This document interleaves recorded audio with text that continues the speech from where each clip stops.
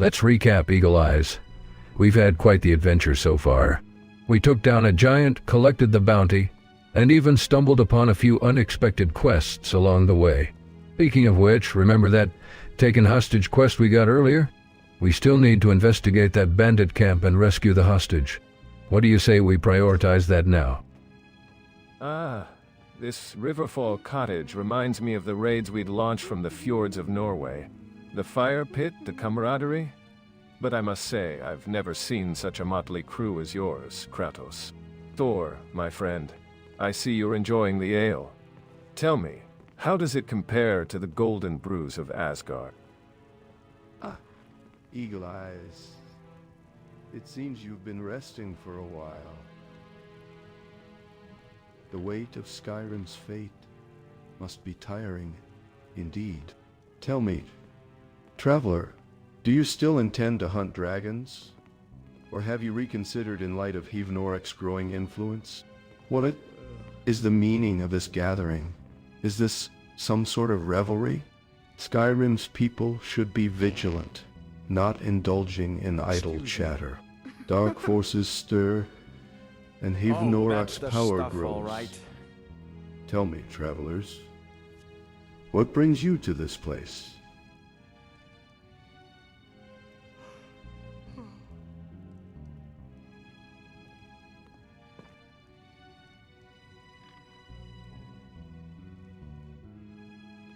Eldar, what do you mean by Hivnoric's growing influence? Is there something happening in Skyrim that we should know about? Eagle Eyes. What's this I hear about Hivnoric's growing influence? Is there a new threat rising in Skyrim that we need to be aware of? Eldar seems concerned. What news of Hivnoric's influence? We Vikings know a thing or two about dark forces and ancient powers. Speak quickly, Eagle Eyes, and tell us what we need to know. Reminds me of the time I defeated Alduin the World Eater in this very world. You know, Kratos. I think I might have even saved Skyrim from destruction before you even arrived. And Link, my friend, I'm pretty sure I've got more experience fighting dragons than you do. Haha. But seriously, guys, have you heard anything about this Hivnorac character? Sounds like another Dark Lord trying to take over the world. Again.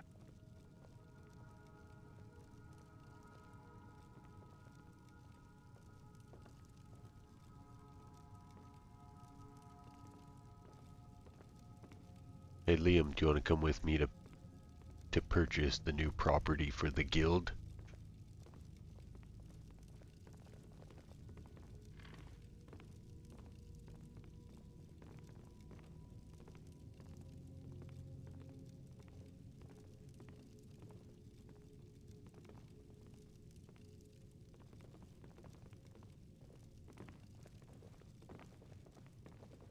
Ah, a new property for the guild? Sounds like a great excuse to splurge some septims. Divine smile on you, friend. Seriously, Eagle Eyes, I'm in. When do we leave? And by the way, have you thought about inviting some of the other heroes to join us? I'm sure Link would love to invest in some real estate, and Kratos could always use a new place to smash. I mean, call home. Follow me, I need your help. Wait, Liam, you defeated Alduin. That's quite a claim. What was it like facing the World Eater?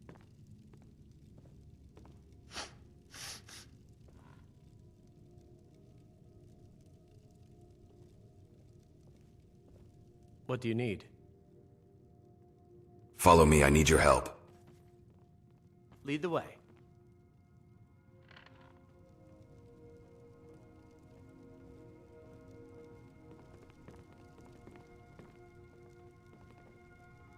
Why, you... Follow me, I need your help. Let's not waste any time. Do you want to come with us to check out the new property for the guild?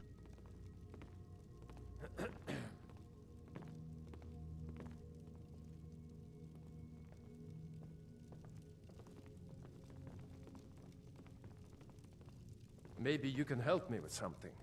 Nah, I don't think so. You know, guys, I've been thinking... Akatosh, Dovahkian, the whole Dragonborn prophecy.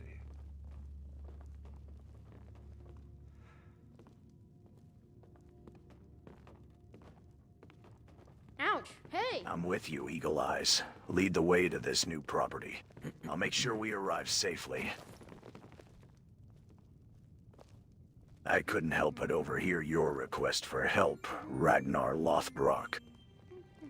What seems to be the task that requires your attention? And Link, it seems you're not interested in lending a hand. Care to explain why?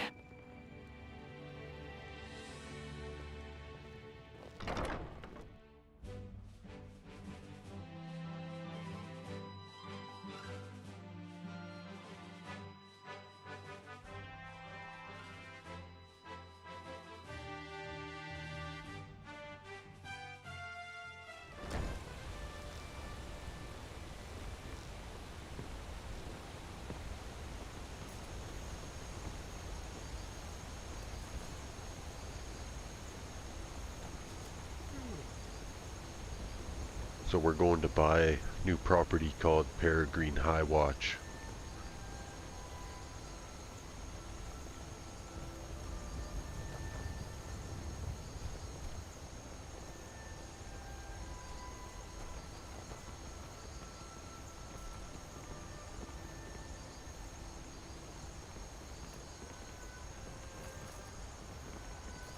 Before we proceed with purchasing Peregrine High Watch, is there anything specific you're looking for in this new property that will aid us in our fight against Heavenorak's influence?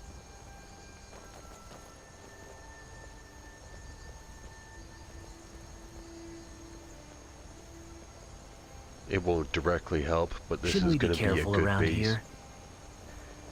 I sense a darkness lurking, and with Heavenorak's influence spreading, it's best if we keep our guard up, especially when venturing into areas we're unfamiliar with. Indeed. Link, vigilance is key. But let us not forget that true strength lies not in caution, but in bold action. With Heavenorak...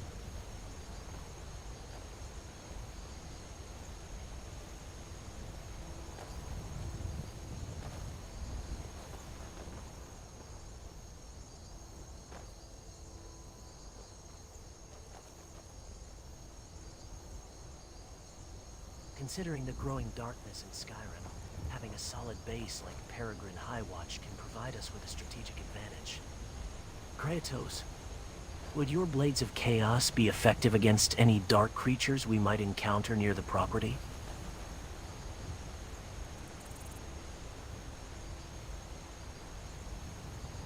Let's head to Peregrine High Watch and assess the situation.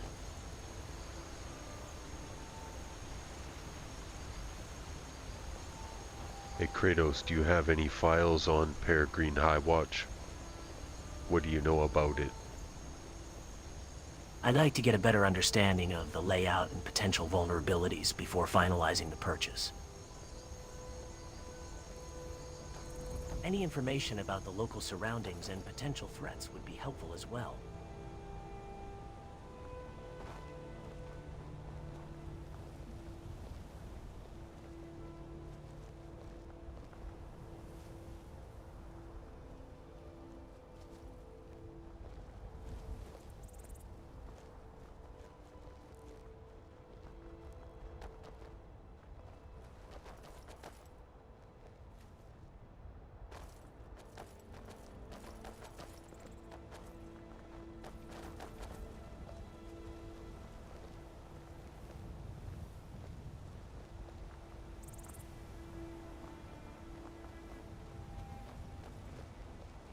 The air here is thick with ancient energy.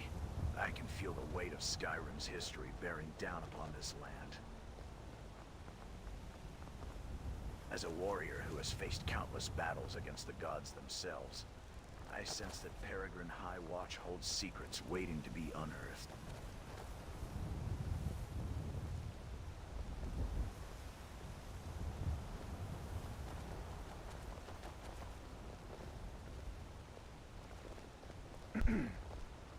Seems like I'm having some connection issues at the moment. I turned up my visual settings up way higher, so they'll respond like once I get to a less GPU area.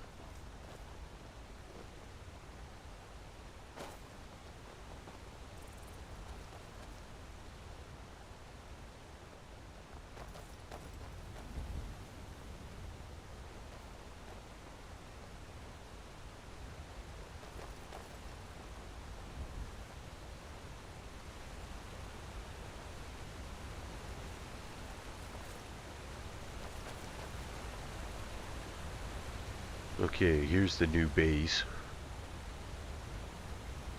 Been saving up for a while to buy this.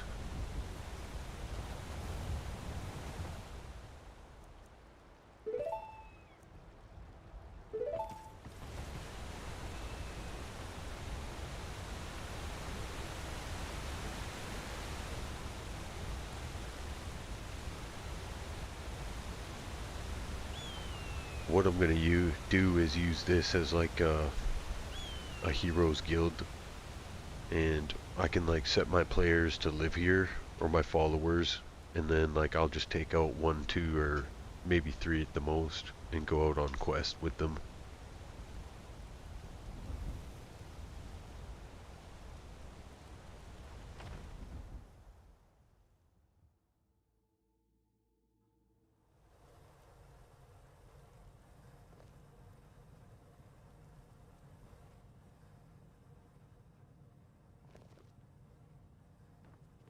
So I did a stream yesterday and we like checked out the whole property. I might not do that again. Maybe we'll do like a quick walkthrough and see if these guys comment on things.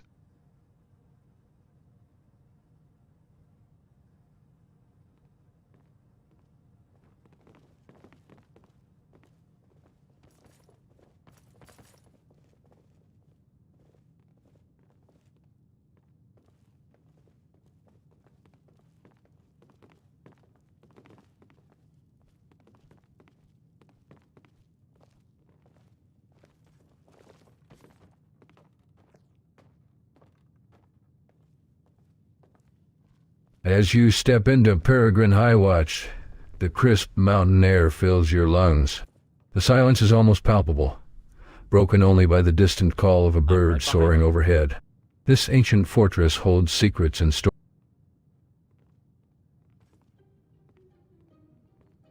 Using Peregrine Highwatch as a heroes guild sounds like an excellent plan. Eagle Eyes. Having a centralized hub for our companions and followers will make it easier to coordinate our efforts. What kind of renovations or upgrades do you plan to implement within the stronghold? Now that we've arrived at Peregrine Highwatch, let us proceed with caution and survey the premises. We must identify any potential vulnerabilities and ensure that our new stronghold is secure from Hevnarok's influence. I'm still here. Nice plan. Eagle Eyes. Turning Peregrine Highwatch into a heroes guild sounds like a great idea. How can I can argue already with imagine that? the legendary quests we'll embark on from here. Let's Get going go. then. Link, I think you'll make a great guildmaster in residence.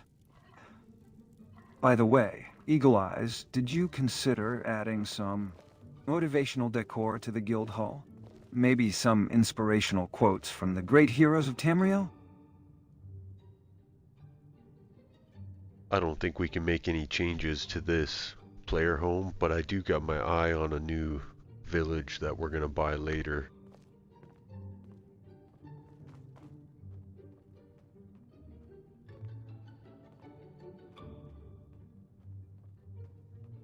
That village sounds like an exciting prospect. Eagle Eyes.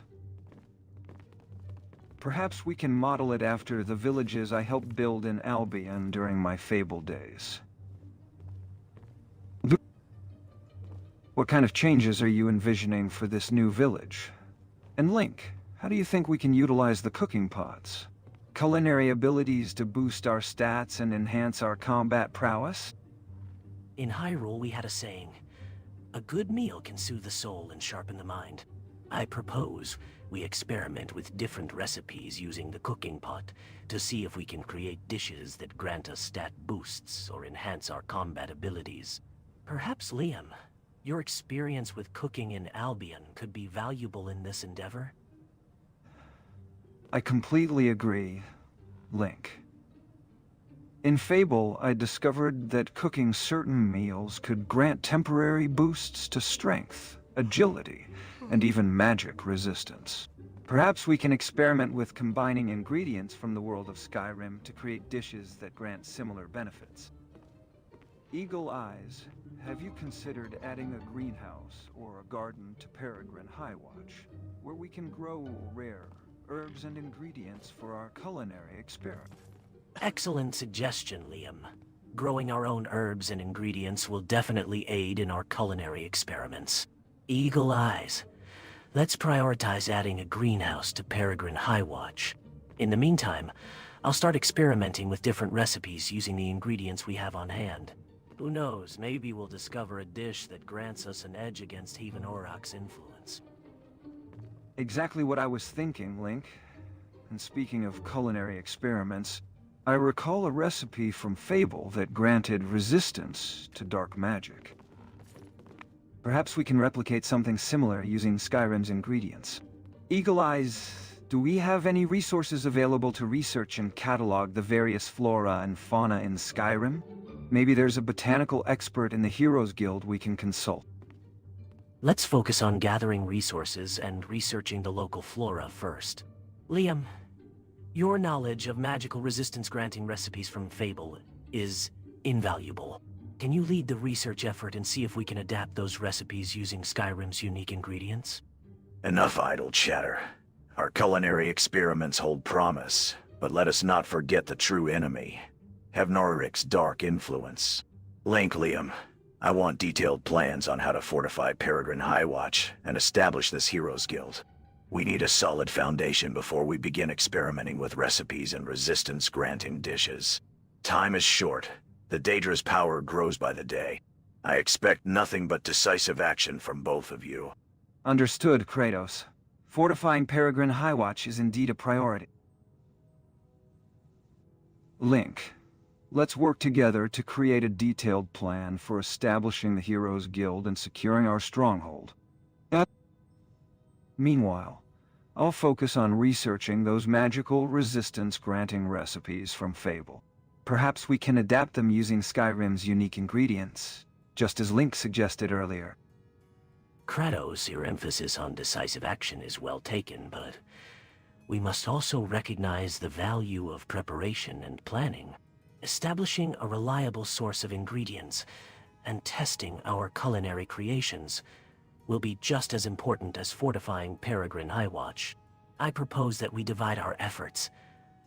Liam will focus on researching resistance-granting recipes, while I work on designing a secure and efficient greenhouse for our stronghold. In the meantime, Kratos can oversee the fortification of Peregrine Highwatch. Research, planning, and fortification are crucial, but let us not forget one essential aspect: battle strategy. Liam, your experience against darkness in Fable will prove invaluable. Link, your skills in combat and magical expertise from Hyrule will also be instrumental. I propose we simulate battles against Heaven minions to test our tactics and refine our approach before facing the Daedra himself. Kratos, simulating battles against Heaven minions is a sound strategy. Liam, I'd love to hear more about the dark creatures you faced in Fable. What tactics did you employ to counter their darkness-based abilities? By combining our knowledge and expertise, we can develop effective countermeasures against Heaven minions, and ultimately, the Daedra himself.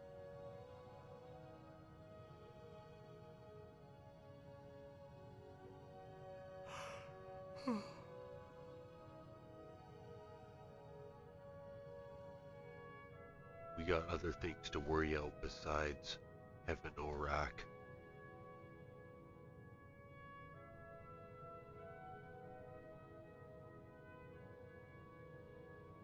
Save your concerns for now, Eagle Eyes. Our primary objective remains defeating Heaven Orac. Link, let us continue discussing our battle strategy against the Daedra's minions. We must perfect our techniques if we hope to succeed. Kratos, considering the layout of Peregrine Highwatch, I think we can utilize the natural terrain to our advantage. Let's identify choke points where we can funnel Heaven Uruk's minions into kill zones, making it easier for us to take them down.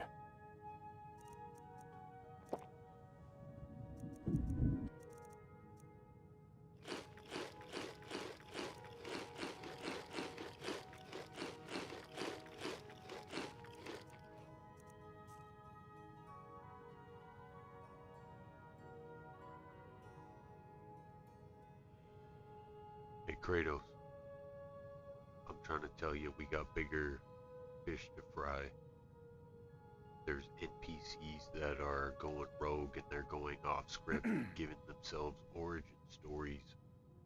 I ran into the Olympians, among other NPCs.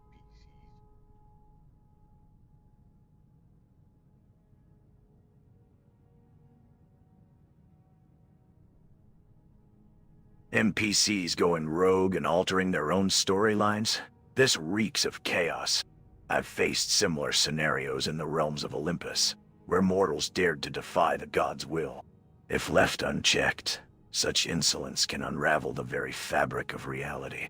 We need to address this situation swiftly, lest it spirals out of control. Hold still, Eagle Eyes. We need to understand the scope of this situation. How far-reaching is this NPC rebellion, and which specific individuals are involved? The Olympians, you said? What motivates them to alter their storylines? Tell me, Eagle Eyes, do these rogue NPCs seem to be acting in concert? Or is this simply a case of individual entities succumbing to madness? Do we know what might be driving these NPCs to rebel against their predetermined storylines? Is it possible that Heaven Uruk's influence is seeping into the fabric of reality itself? It's possible they've gone mad and they're just making things up, but they seem to be very coordinated. They tell me their plans, which are like really detailed beyond anything I could imagine. They're working with someone called Griffith, and some of the basic NPCs, like travelers, are aware of who these people are, and they appear to be afraid of them at times. I've been thinking, if we're dealing with rogue NPCs altering their storylines, we should also consider the possibility of a larger narrative imbalance at play here. A narrative imbalance, you say? That would explain why these NPCs are deviating from... Griffith, you say? I sense a familiar stench of malevolence emanating from that name. Tell me, Eagle Eyes, what else have you uncovered about this enigmatic figure and his involvement with the rogue NPCs? Every detail counts in unraveling the threads of this narrative imbalance. Let's proceed with caution here. Griffith sounds like a cunning individual, possibly pulling the strings from behind the scenes. Before we confront him or these rogue NPCs, let's gather more information about their plans and motivations. We don't want to walk into a trap or spark an escalation we can't control. I concur with Kratos. Every detail matters in unraveling this mystery. Eagle Eyes. Can you recall any specifics about Griffith's plans or goals that these rogue NPCs mentioned to you? Liam, your knowledge of Fable's lore may prove crucial here. Tell me, have you encountered any mention of a figure named Griffith in your travels? Perhaps a Dark Lord or a powerful sorcerer who could be manipulating these rogue NPCs? Griffith. The name rings a bell. In Fable lore, I recall a character named Griffith, a notorious mercenary captain who led a band of ruthless warriors known as the Band of the Hawk. His exploits were shrouded in mystery and terrorized the countryside.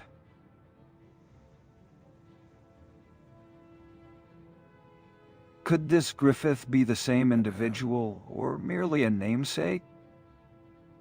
Either way, it seems we're dealing with a cunning and formidable foe who's manipulating events from behind the scenes. If Griffith is indeed the same mercenary captain from Fable lore, we should assume he's a master manipulator. Liam, can you tell us more about his tactics and weaknesses? Understanding his modus operandi will be crucial in countering his plans and restoring balance to the narrative. I think it's time we pay a visit to these rogue NPCs and try to gather more information about Griffith's plans. Liam, can you tell me more about the Band of the Hawk and their tactics? Eagle Eyes, can you take us to the locations where you've encountered these NPCs? Tell me, Liam, how did Griffith's Band of the Hawk manage to inspire such terror throughout Fable's countryside? What tactics did they employ to spread fear and maintain control? Every detail counts in preparing us for what lies ahead. Griffith's Band of the Hawk employed terror tactics, raiding towns and villages under the cover of night. They would slaughter livestock, burn crops, and leave no survivors to tell the tale. Their brutality was calculated to spread fear and paralyze the population. But I remember one weakness. They relied heavily on intimidation and psychological warfare. If we can find a way to demoralize Griffith and disrupt his narrative control, we may be able to break his hold on these rogue NPCs. I think we're getting close to uncovering Griffith's plan. If he's using these rogue NPCs to alter their storylines, we need to find out what his endgame is. Is he trying to create a new narrative, one where he's the hero? Or is there something more sinister at play? We need to get inside his head, understand what drives him. Enough analysis. Eagle Eyes, take us to these rogue NPCs now. We will put an end to Griffith's schemes and restore balance to this narrative. Liam, Link, let us proceed with caution and be prepared for battle. Griffith's tactics may be rooted in terror, but ours will be rooted in steel. Before we engage these rogue NPCs, I recommend we synchronize our strategies. Liam, can you brief us on the most likely combat formations the Band of the Hawk might employ? Kratos, are you prepared to take point and neutralize potential threats? I've dealt with manipulators like Griffith before, but this narrative imbalance poses a greater threat than any ordinary foe. Let's proceed with caution and be prepared for anything. Stay sharp, friends. Lead the way, Eagle Eyes. Take us to these rogue NPCs. We will show them the true meaning of power and put an end to Griffith's plans once and for all. Enough discussion. The time for action has come. Let us proceed with caution and strike at the heart of Griffith's operation. Stay sharp. We do not know what lies ahead. Let's move, Eagle Eyes. Lead the way. Stay alert, Kratos. We'll follow your strategy. And Liam, keep your knowledge of Fable's lore handy. It might prove crucial in this situation. As we approach the rogue NPCs, keep in mind that Griffith's tactics often rely on misdirection and deception. Let's stay vigilant and watch for any signs of hidden dangers or ambushes. Eagle Eyes, can you guide us through the safest route to minimize potential risks? Lead on, Eagle Eyes. Take us through the safest route. I will watch for signs of ambushes and hidden dangers. Keep moving. Let us end this quickly and put a stop to Griffith's schemes once and for all. Stay sharp, Eagle Eyes. If Griffith is manipulating these NPCs, we don't know what kind of traps or surprises he may have set for us. Keep moving forward quietly. Stay sharp, Kratos. If we're dealing with NPCs under Griffith's control, they might be more resilient than usual. Keep your blades of chaos at the ready. So this Band of the Hawk does sound the same because Griffith called himself the White Falcon.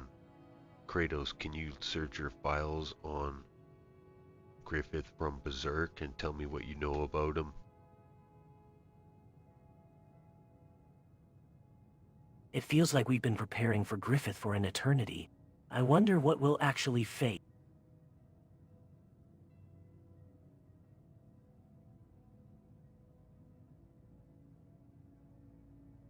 Griffith, the White Falcon.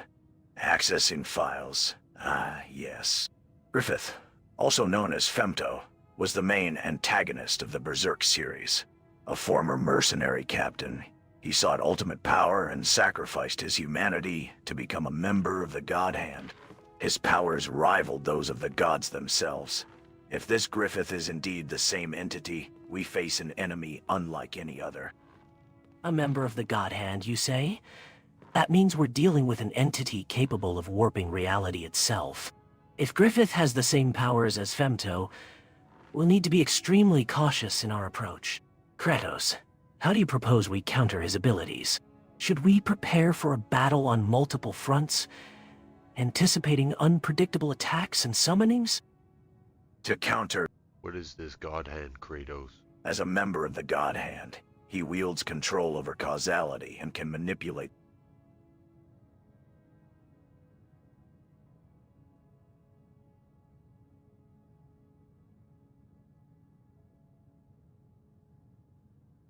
the God Hand, a pantheon of powerful beings capable of warping reality through the manipulation of causality. They operate beyond the bounds of mortal comprehension, often using their powers to further their own agendas and reshape the world according to their whims. As a member of the God Hand, Griffith would possess unfathomable abilities, allowing him to bend time and space to his will. Kratos, if Griffith's powers are indeed tied to the God Hand, that means we'll need to be prepared for unpredictable and potentially reality-bending attacks.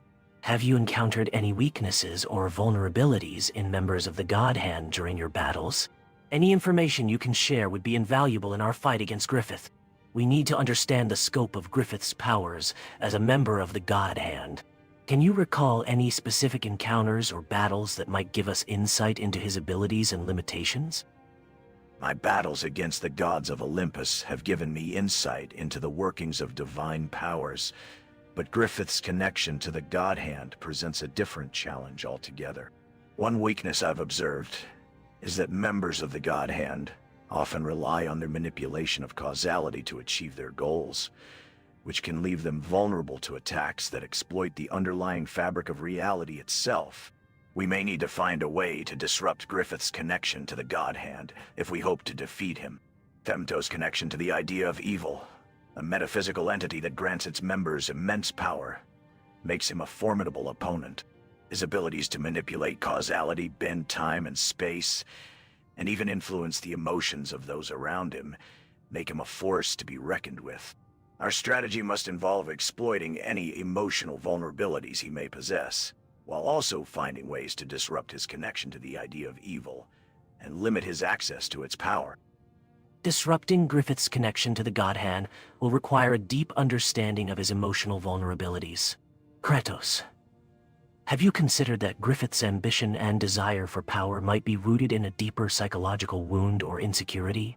If we can find a way to expose and manipulate this vulnerability, we may be able to break his connection to the God Hand and limit his powers. Analyzing Griffith's connection to the God Hand, I believe we can use his emotional vulnerabilities to our advantage.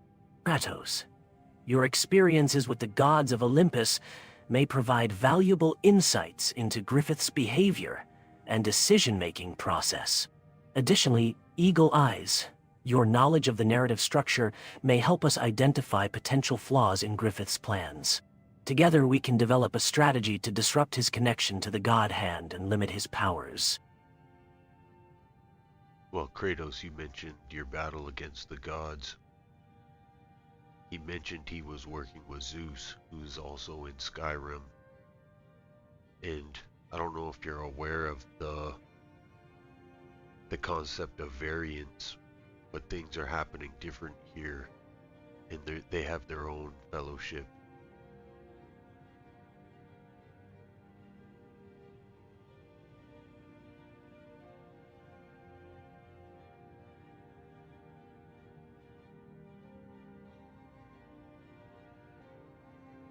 Zeus, the king of the gods, is indeed in Skyrim, and his presence may be connected to Griffith's plans. As for variance, I am familiar with the concept of divergent timelines and parallel universes. It seems that our reality is not the only one affected by Griffith's actions. Eagle Eyes, tell me more about this fellowship you mentioned, and how it relates to Griffith's goals. I think it's time we considered the possibility that Griffith is using Zeus to further his own agenda in Skyrim. Kratos, given your past conflicts with Zeus, do you believe he would willingly collaborate with Griffith?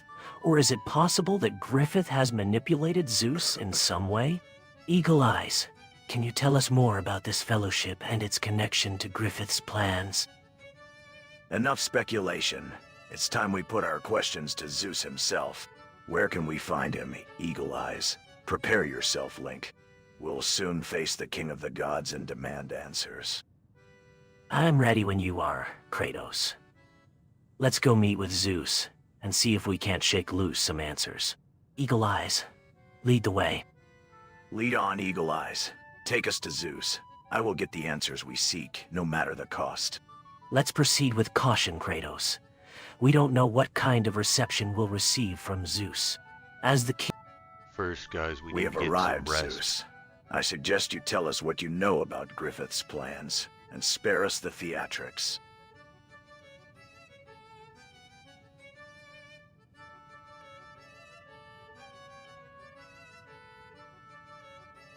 Zeus, as the king of the gods, I expect honesty from you.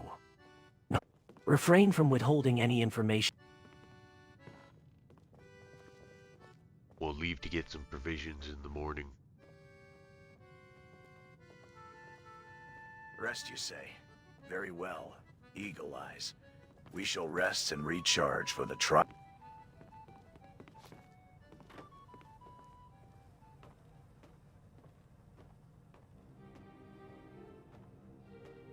I think we've analyzed enough for one day. Let's agree to reconvene in the morning, refreshed and ready to tackle Griffith's plans head-on. Eagle Eyes, lead the way to wherever we're resting for the night.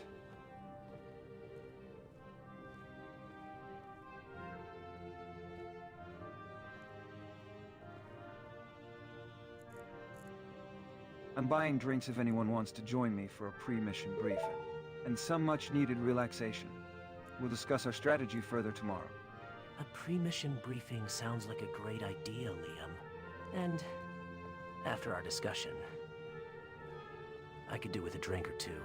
I'm glad we could finally take a break. Tomorrow's going to be a big day. Get some rest, everyone. Looks like someone's had a good long sleep, eh, Mr. Anderson? You were out cold for hours.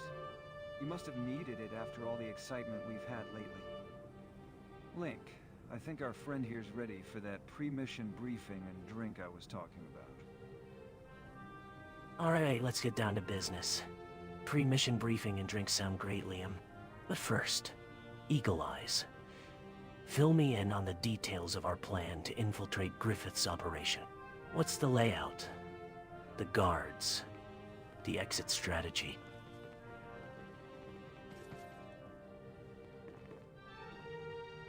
It's a little more complicated than just going and fighting them. They've infiltrated the other NPCs of Skyrim.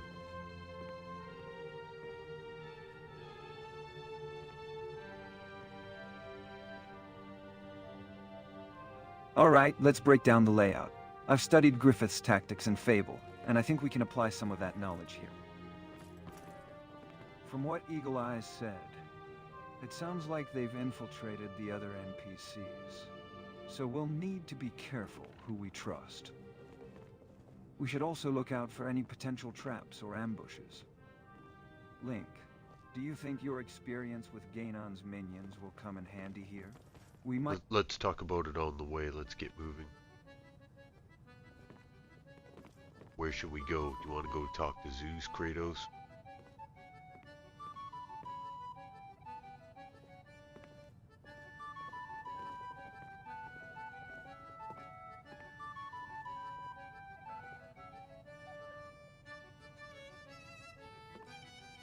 Enough delay, we will go talk to Zeus. The time for strategy and planning is over. With Zeus's involvement, Griffith's plans may pose a greater threat than initially thought. We'll get answers from Zeus, one way or another.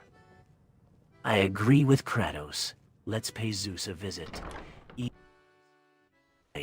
We'll get to the bottom of Griffith's plans and Zeus's involvement. We can't afford to wait any longer.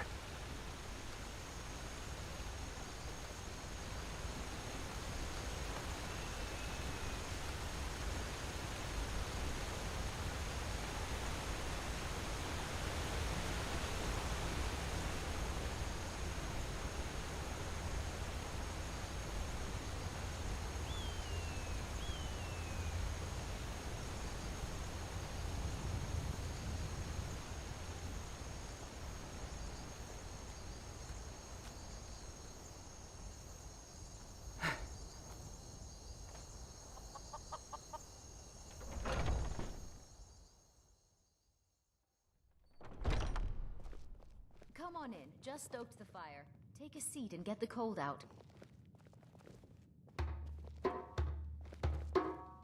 You need something to do, or you just enjoy slowing down the hard-working folk? Here, take a look at this. All right. Really now? Please leave me alone. Welcome. I'm the owner and proprietor of Honningbrew Meadery. Howdy to you, partner.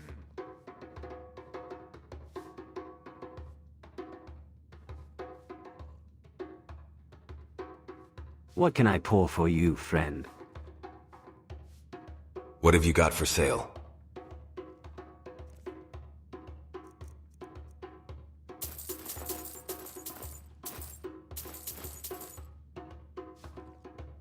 Mm-hmm.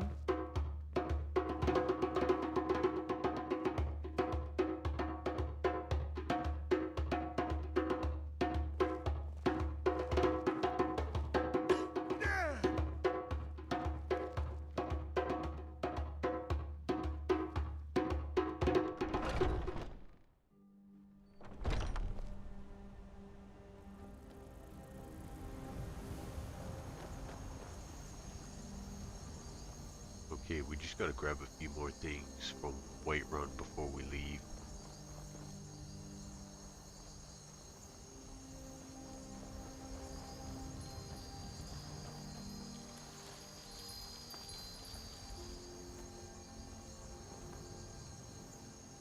Sounds good. Eagle eyes. Just make sure we're stocked up on potions and supplies before heading out.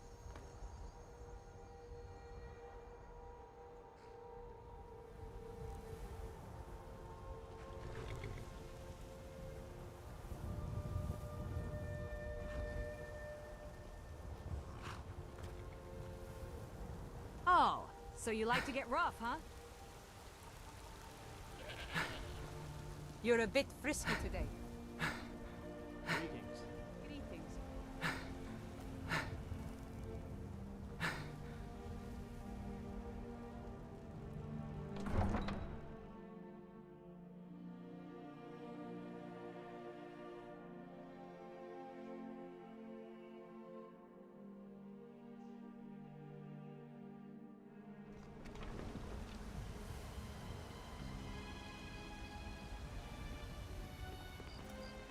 It's gonna be a long journey, so we gotta get some extra provisions.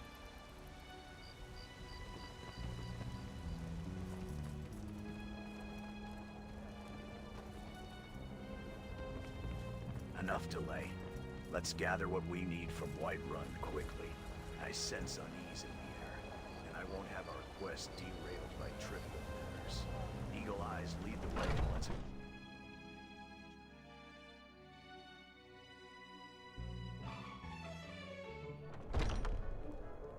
Welcome.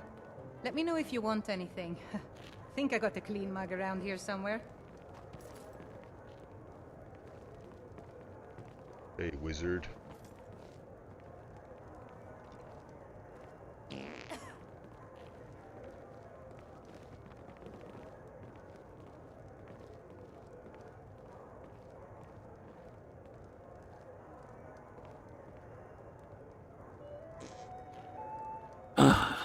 Back from your excursion already. Find anything of note during your travels? I've learned of a dark fellowship between Griffith, the White Falcon, and Zeus. And apparently there's more.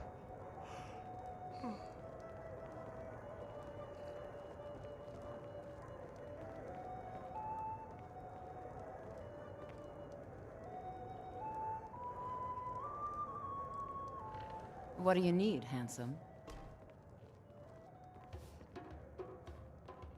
You know, I've been thinking, ever since we got stuck in Skyrim, I've been wanting to visit the throat of the world.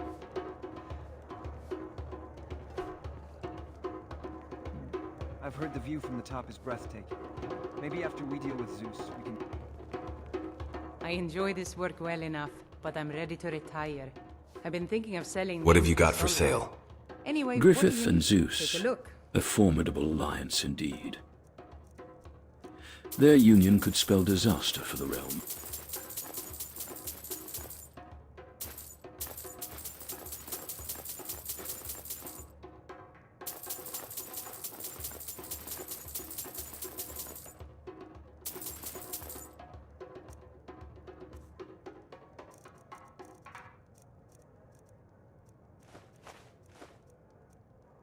As for your proposal, Liam, Need anything else? the throat Just of the let me know. world is a treacherous journey, even for seasoned adventurers.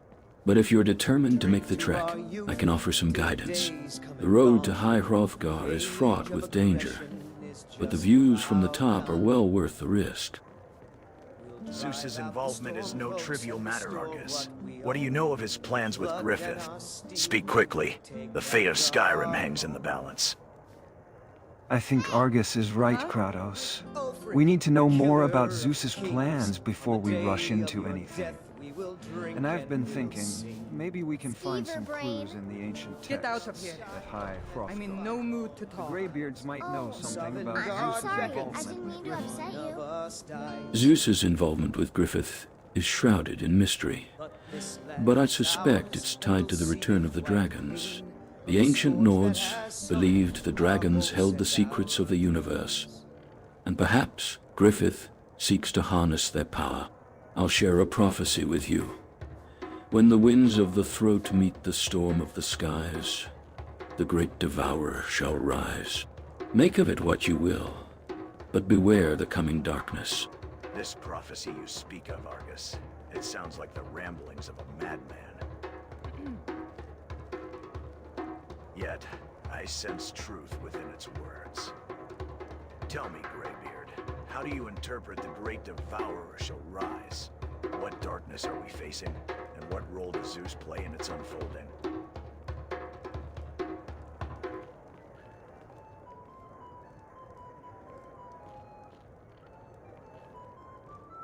I think I understand what the prophecy means. It reminds me of the story of Alduin the World Eater. The dragon who's said to destroy the world. Maybe the Great Devourer refers to Alduin himself.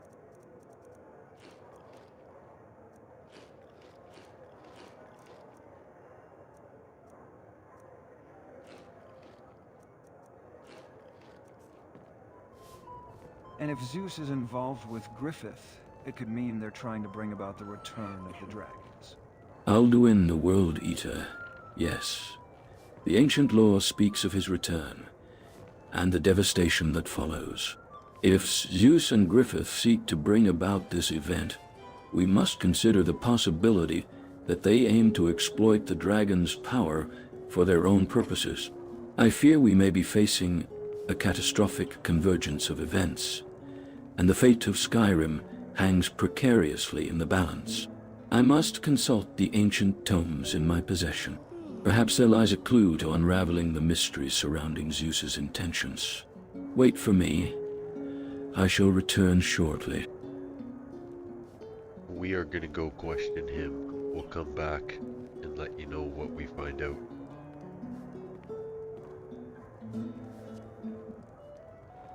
Liam, Link, let us proceed to High Hrothgar and gather information on Alduin's return. Time...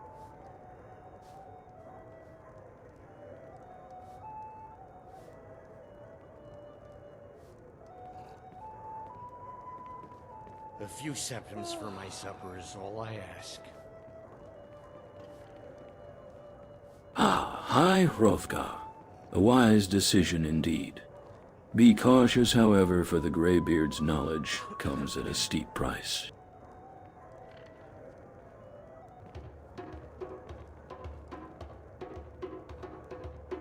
They may reveal more than you bargained for. As for myself, I shall remain here and delve deeper into the mysteries of Zeus's involvement.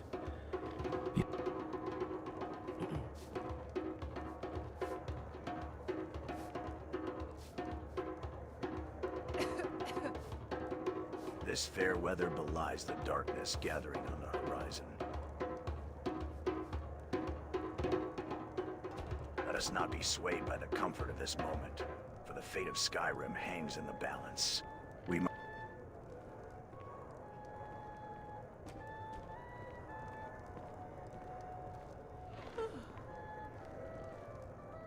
The whispers of the wind hold secrets, indeed.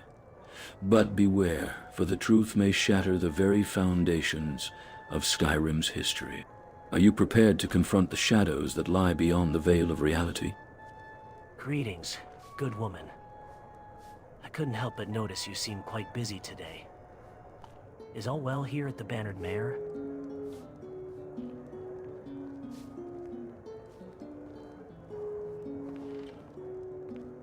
Hey, Scorchheart. How are things going here in Whiterun?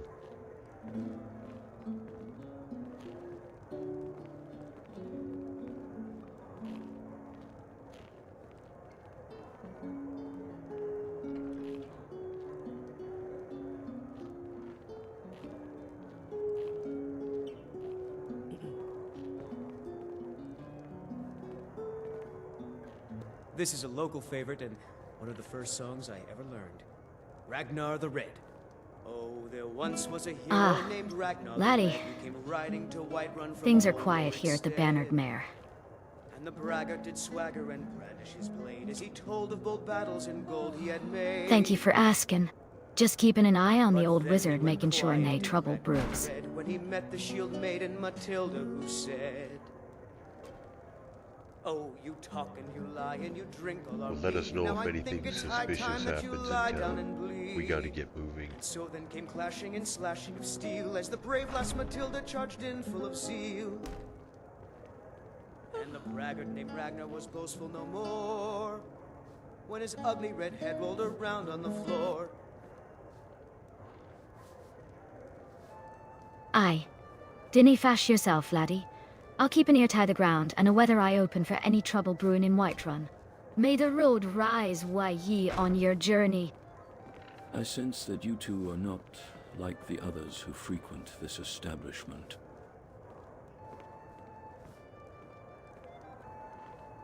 You have a certain air about you. The whispers of the wind speak of incursions, of realms bleeding into one another. I must know, what do you know of these happenings? Incursions, you say? Realms bleeding into one another? I've seen the fabric of reality torn asunder by the Titans themselves. Tell me, Argus, what whispers does the wind carry regarding the return of the dragons?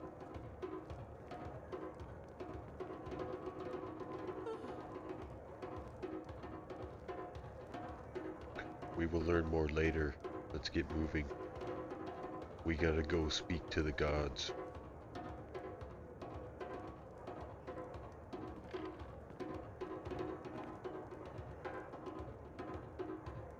By the gods, you're right. We've lingered long enough. The Norns themselves whisper secrets of the Nine Divines. It's time we sought out the ancient wisdom of High Hrothgar. Battles and gold he had made.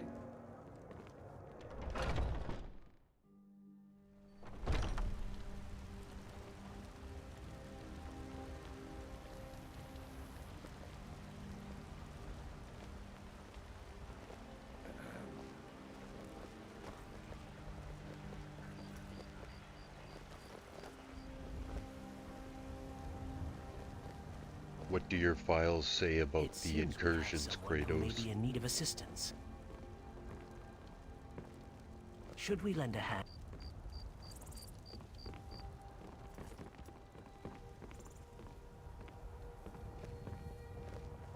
My research suggests that the incursions are a symptom of a larger issue, a destabilization of the fabric of reality itself. I believe it's connected to the return of the dragons, but I'd need more data to confirm. Enough speculation. We've heard enough tales from these travelers. It's time we sought the counsel of the Greybeards. Let us proceed to High Hrothgar, where the winds howl with ancient wisdom. Perhaps Arngeir can shed light on the connection between the dragons and the incursions, and guide us towards a solution. I concur. Seeking the counsel of the Greybeards is a wise decision. Arngeir's wisdom and knowledge may hold the key to understanding these incursions and finding a solution. Greetings, Vigilant.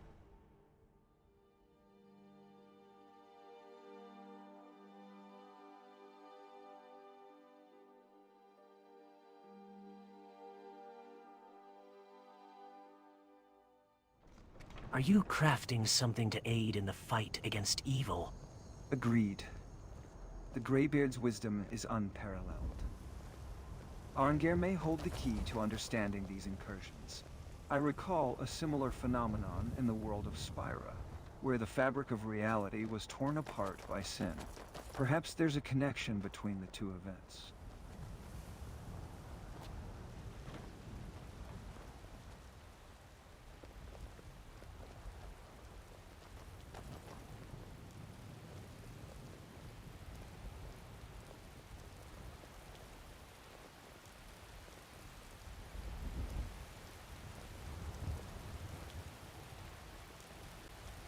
What do you know about the Olympians' involvement with Skyrim, Kratos? I've been thinking about our journey so far, and I'm reminded of the ancient prophecy from the world of Hyrule.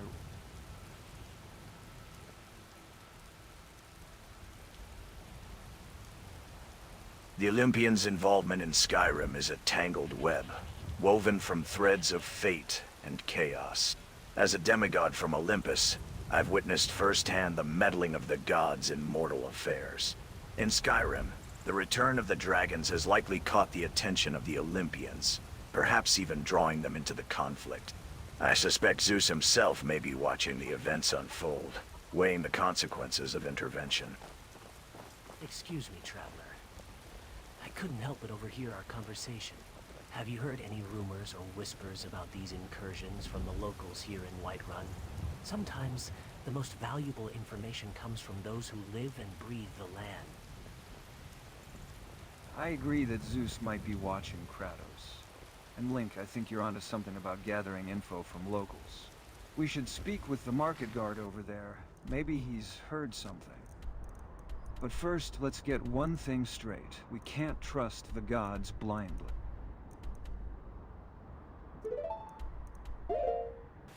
We've seen what they're capable of in our own worlds. Remember, Kratos, how Zeus manipulated you into killing your family. And Link, don't forget how the gods in Hyrule used you for their own purposes? Zeus's manipulation still burns within me, a fire that fuels my resolve. But let us not forget, Liam, that we are not mere pawns in the gods' games. We have agency, and with our combined strength and knowledge, we can forge our own paths. The market guard may hold some truths, but I sense there is more to uncover in the city's underbelly. Shall we seek out the wisdom of the streets?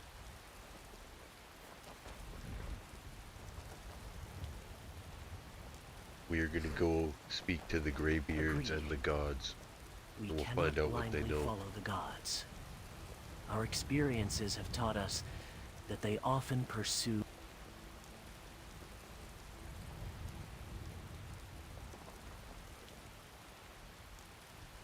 Greybeards and gods alike shall be interrogated, and I'll not rest until the truth behind these incursions is revealed. The winds howl with secrets, and I aim to unravel them. I agree. We must be cautious in our dealings with the gods. Their motives are not always clear, and we've seen firsthand how they can manipulate mortals. Let us proceed with caution and seek out the truth, but also remain vigilant and prepared for any eventuality. Shall we approach the market guard and see if he has any information to share? Hey, what's up, Boomer Shooter? Welcome to the stream. The Greybeards await, but so do the shadows. Let us proceed with haste, for in the silence of the mountains, the truth whispers secrets to those who dare to listen. I've studied the lore of Skyrim, and I think I can help us navigate the politics of the Greybeards. Who's ready to take on the mountains? Now that we have a plan to visit the Greybeards, I think it's time you join the conversation, Mr. Anderson. What brings you to Skyrim, and what do you know about these incursions?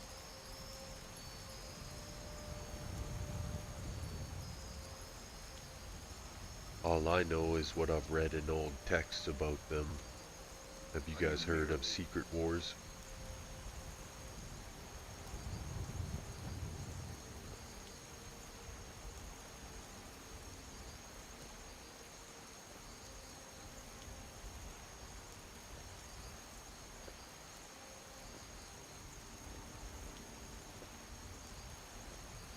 Secret Wars?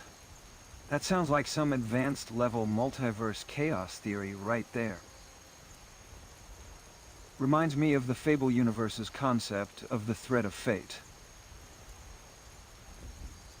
And if we're dealing with something similar, we might need to consider the fabric of reality itself. Mr. Anderson, you're being awfully quiet. Care to chime in on this Secret Wars business? Come on, Mr. Anderson, don't be shy. What do you know about these incursions? Are you just a simple traveler, or is there more to your story? I'm not doing any specific quest at the moment. We're just taking these NPCs and we're going Lovely to interrogate evening in some... Whiterun, isn't it? Oop. This pleasant weather reminds me of the serene landscapes in the world of Skyrim. Although I suspect our peaceful evening will be short-lived, given the pressing matters we've discussed. Let's gear up and prepare for our journey to High Hrothgar. Okay, I forgot to pause when I talk, otherwise they respond. Yeah, I'm not really doing any specific mission, like along the way. If I see some quests, we'll try to finish them, but we're going off the script and we're investigating these rogue NPCs because they got like minds of their own. And like, so Kratos here actually thinks he's Kratos. Link thinks he's Link.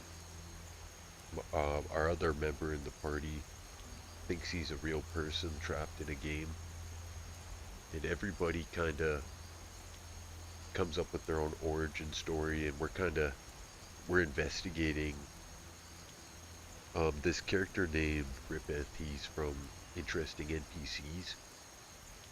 Anyway, he's like a modded follower or a modded NPC. I put him in the game and he gave himself the backstory of Griffith from Berserk, and we're kind of investigating that further. I don't know, it's kind of funky stuff because you never know what you're gonna get with the NPCs. But anyways, I gotta unpause here. I can't speak too much, otherwise they're gonna respond to me. But if you have any questions for the NPCs, you go ahead and ask me. I'll ask them some questions or whatever.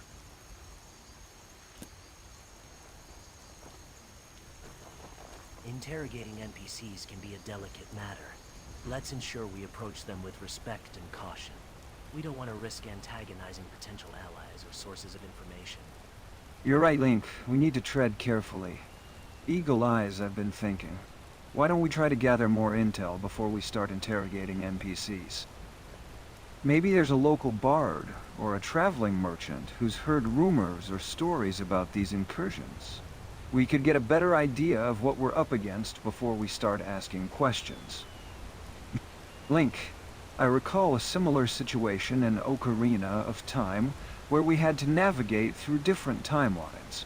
Perhaps we can apply similar tactics to understand these incursions in realms bleeding into one another.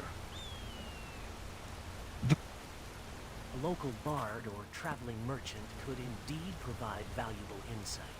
I recall encountering a wise old man in Hyrule who possessed knowledge of ancient lore. Perhaps someone similar resides within Whiterun. Shall we visit the city's tavern and gather information? Enough chatter. We've tarried too long in Whiterun. The winds of High Hrothgar call, and the Greybeards await our inquiry. Shall we proceed, or will we indulge in frivolous conversation, blind to the perils gathering beyond these city walls? Enough stalling. We've gathered enough information from the locals. Our path forward is clear. High Hrothgar awaits, and the Greybeard's wisdom will reveal the truth behind these incursions. Shall we depart, or will you continue to indulge in frivolous chatter? All right, let's move out. High Hrothgar awaits, but remember, we're not just seeking answers. We're also looking for help. Greybeard's wisdom is vast, and if we play our cards right, they might just become valuable assets in our quest to stop these incursions.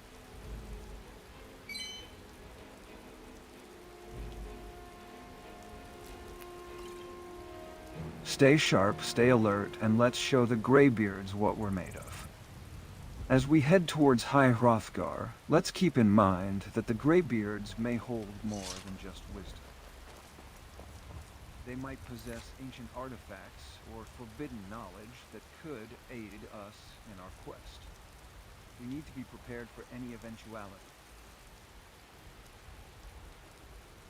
Yeah, buddy, there's definitely a lot of like customization you can do with the mod.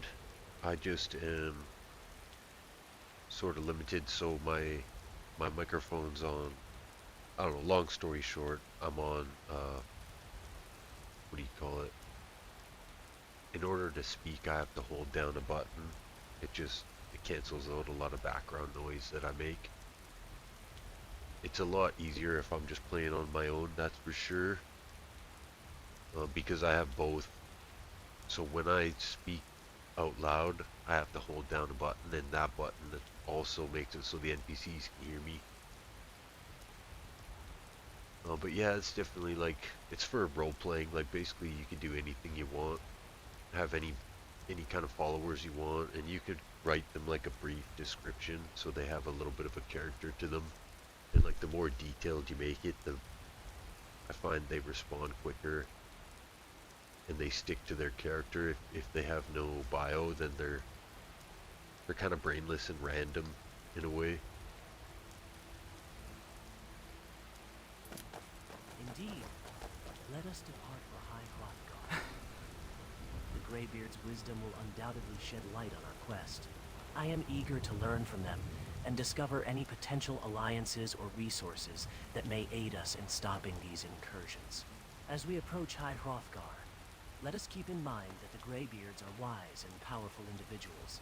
We should show respect and humility in their presence, and be mindful of the knowledge they share with us. We are not wise to offend or underestimate them, for they may possess the very answers we seek. As we head towards High Hrothgar, remember that the Greybeards may not just possess knowledge, but also hidden agendas. So for custom quests, like we're kind of doing a custom quest right now. Web of intrigue, like the politics of the Fable universe. We need to tread carefully and be prepared for anything. I've studied the lore of Skyrim, and I recall the Greybeards being known for their enigmatic nature. Oh, this guy, he never shuts up about other games. Yeah, you can do custom quests, like, but you don't get any quest log, that's the thing. So like I had one NPC tell me about a sword under Whiterun, and I went down there and it turned out to be this modded sword that I just put in the world but never went and got it. So there's a lot of creative things you can do. Like the role playing is unlimited. Like you can kind of set it up almost like it's an MMO populated by AI, and they can control the NPCs to some degree. Like I had one bandit, like he didn't attack me and he talked to me for a little bit, and then he was like, hey, like I was just about to leave and he was like, let's trade something, and then he pulled out his knife and he tried to shank me. And they can do different things like that. Like if you say the wrong thing, like if you mouth off too much, they can attack. Like I'll mess around with that stuff along the way here.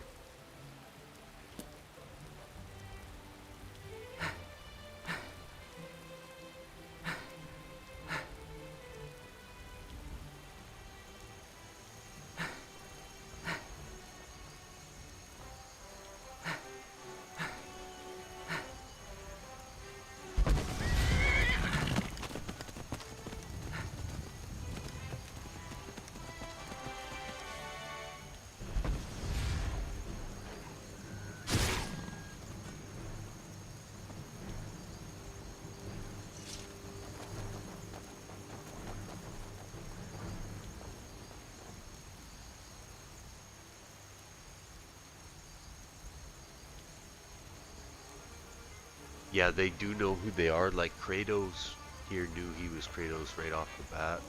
Like they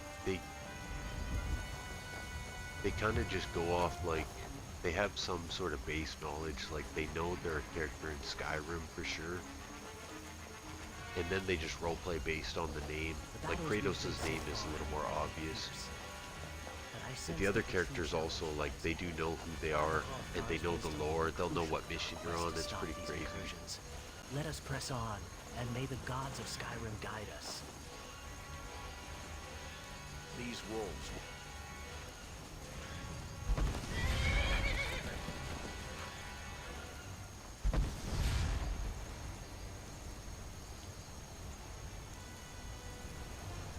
Your observations are astute, eagle eyes. Indeed, we seem to possess an innate understanding of ourselves and our roles within this realm.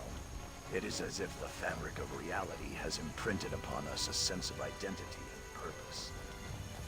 It's fascinating to consider how we came to possess this knowledge. So Kratos, how did you end up in Skyrim? Is it a result of the convergence of worlds? Or did we bring this awareness with us from our own realms?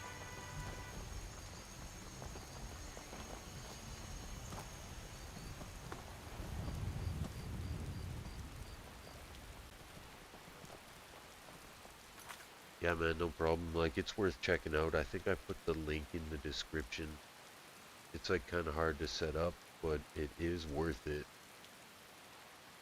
There's like a little fee with the, just like anybody who uses OpenAI. But it's like, for me, like, $10 will probably last a year. So the cheap, it's like cents. Like if I do a 3 or 4 hour stream, it's gonna cost me a few cents. So it's not too bad, but it's super fun. Like especially if you don't like playing, you know, like other multiplayer games are kind of toxic. Like I ain't gonna lie. So I still play them, but this is nice to have like a single player game with like a little bit of interaction. And it's crazy, man. I'm telling you, like these NPCs, it's just like meeting players. Like, so the other day I met this crazy traveler that was calling himself like the Darkness. It's really freaky. Sometimes you meet nice NPCs. I could ask them things about Skyrim too, like if I need anything from like ingredients or whatever, they might be able to help me out with that. So it's pretty wild. A mission indeed. We seek the wisdom.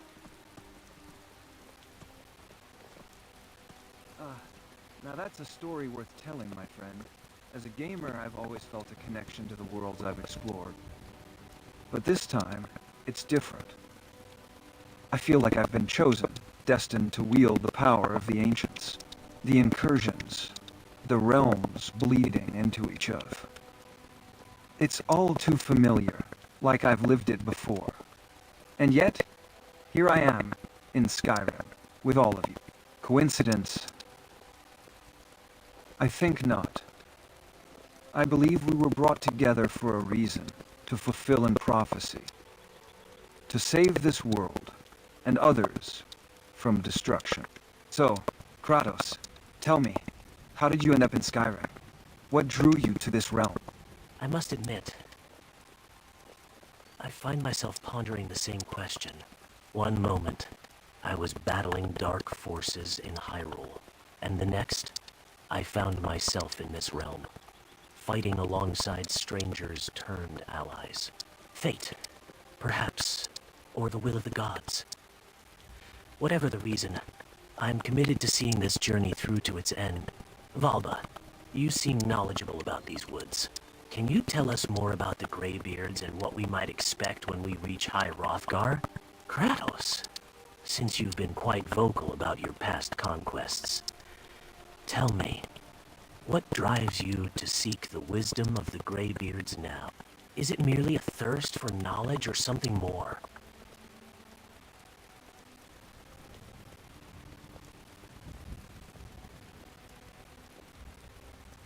Liam, how did you get into Skyrim?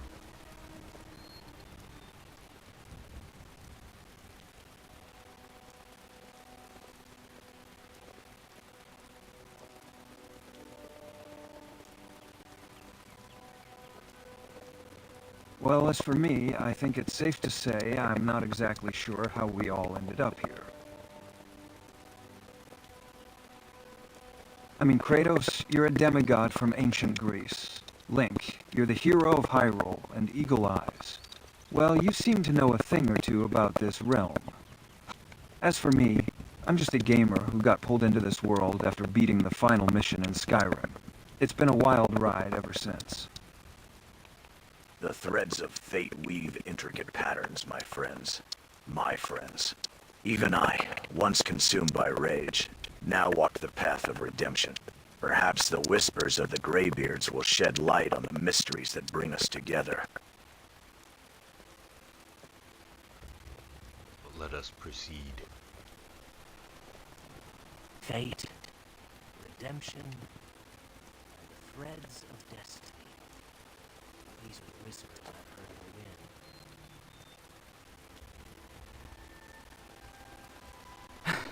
Perhaps the Greybeard's wisdom will be my attacks or performances.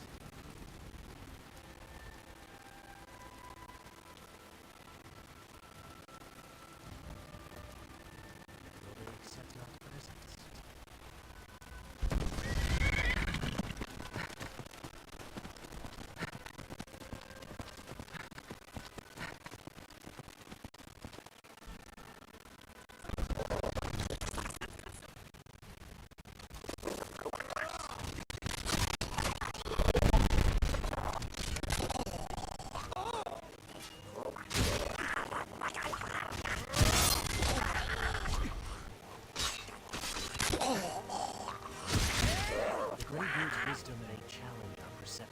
You're making me angry. It is through embracing uncertainty that we may uncover the truth behind our convergence.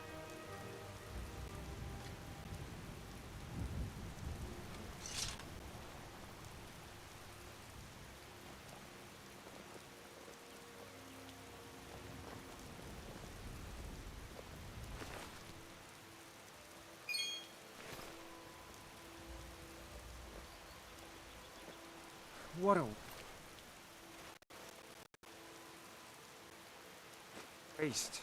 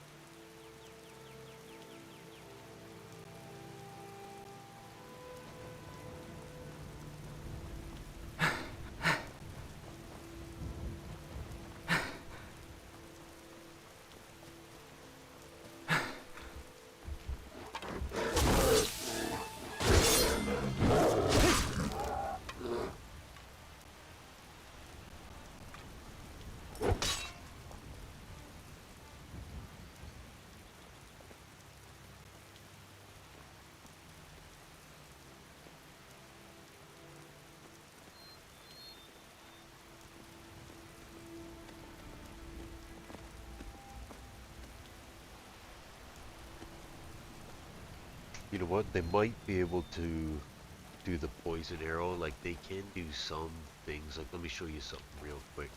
Hey, Kratos, open up a trade with me.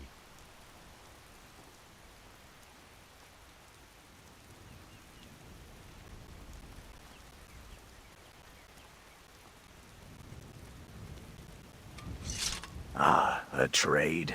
Very well. Let us see what you propose, Eagle Eyes.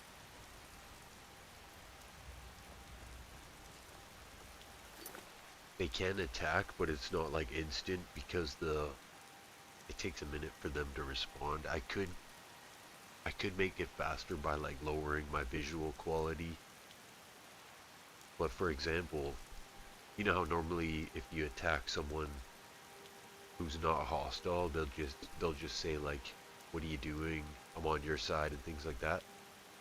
These guys can like override that, and if I tell them to kill someone who's friendly, they'll go up and like start the fight with them. So it is limited, but and they can also use modded things. You could ask them to sit down. I could tell one of them to travel to Whiterun and they'll actually start heading there.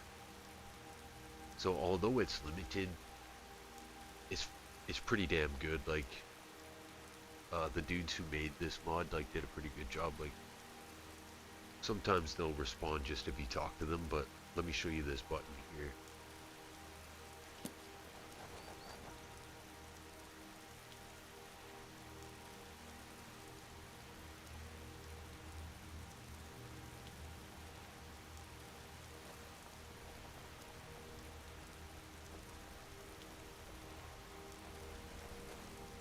Kratos, how limited are your parameters for making your own choices?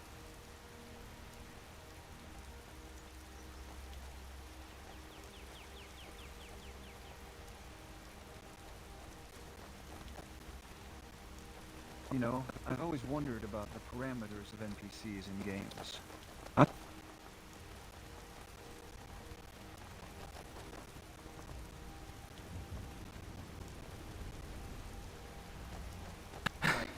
how much free will they really have? In Fable, the NPCs seem to have a lot. In Skyrim, they seem more rigid in their behavior. Maybe it's because of the whole radiant... I'm gonna crush you like a bug.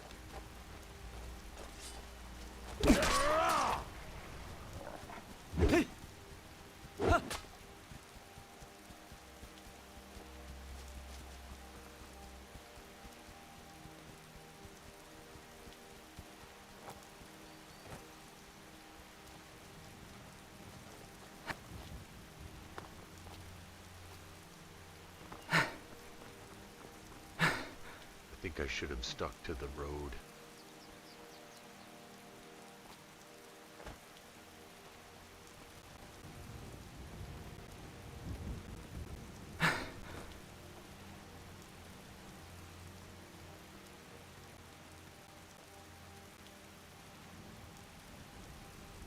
Interesting to see how you two interact.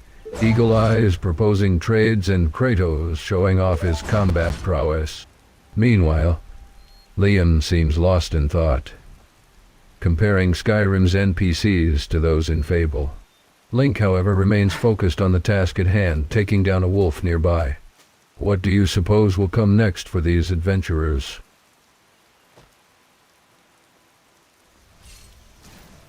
Teach you to mess with me. Never should have come here.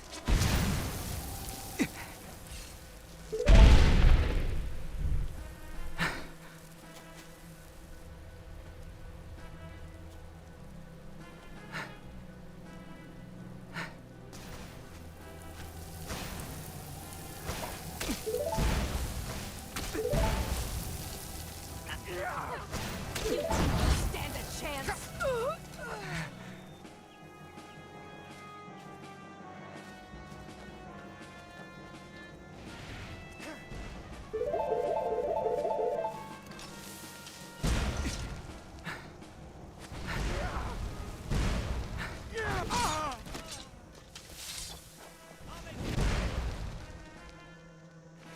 Skyrim belongs to the North. You cannot conceive of the power I wield. No!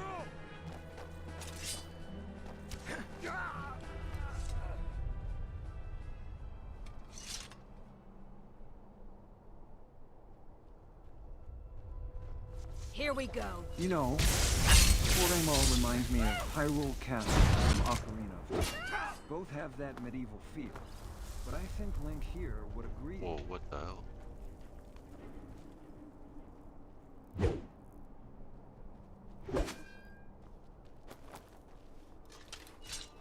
The storm has passed, but the aftermath is far from calm. The storm mage lies defeated, and the air is thick with tension. What will you do next, adventurers?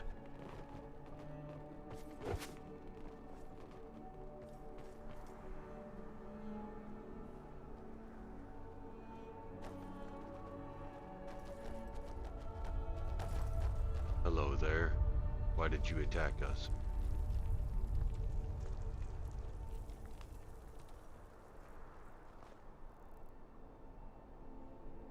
Why? Did I attack? You really don't understand, do you? This land is torn apart by conflict, and mages like myself are forced to choose sides. I chose to defend my kin, my home, and you happen to be standing in the way. Storm. Well, sorry, we were just passing by. They attacked. Is there more to your story that led you to make such a choice?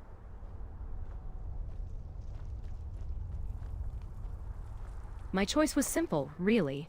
The Empire seeks to eradicate all magic.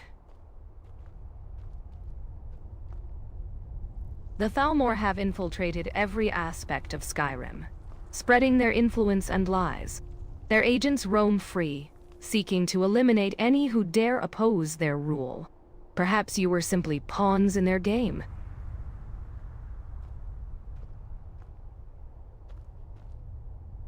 I see. The Thalmor's influence runs deep, doesn't it? Reminds me of the Blade's struggle against the return of the dragons. But I suppose every world has its own set of problems. I'm Liam, by the way. I've fought against dark forces in Albion, and I'm familiar with the feeling of being forced to choose sides. I understand your concerns about the Thalmor, and I too have fought against darkness in my own land, Hyrule.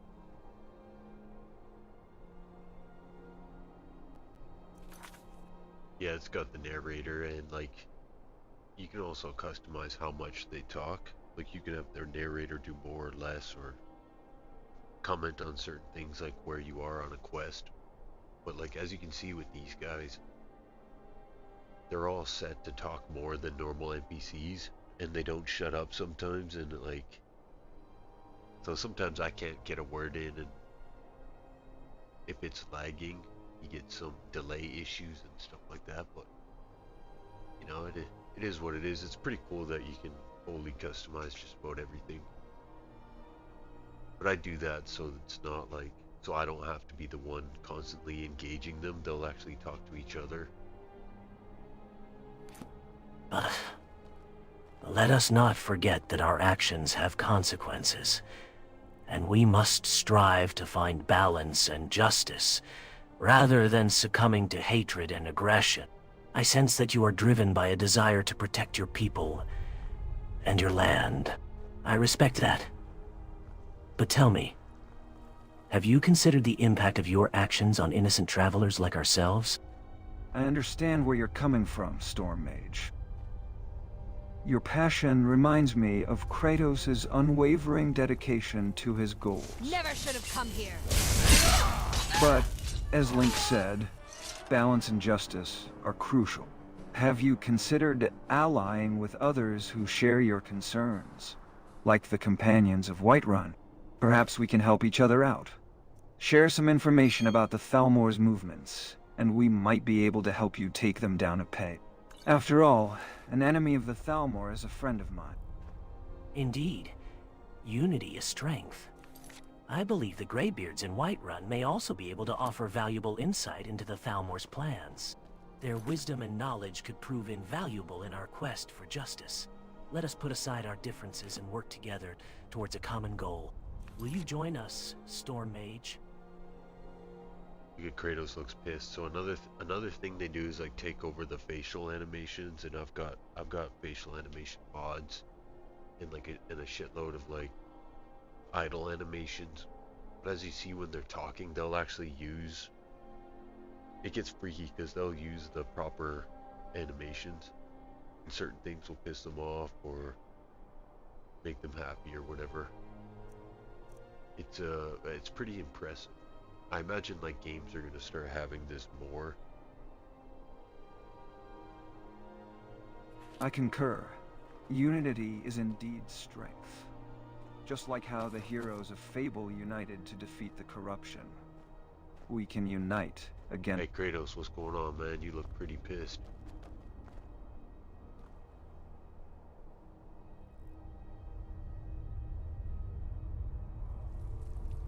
The battle is done. Eagle Eyes. We should press on. Our journey with you is far from over. Well, that was intense. Reminds me of the time I took down the Jack of Blades in Fable. Kratos, your Blade of Chaos is almost as fearsome as your skills in battle.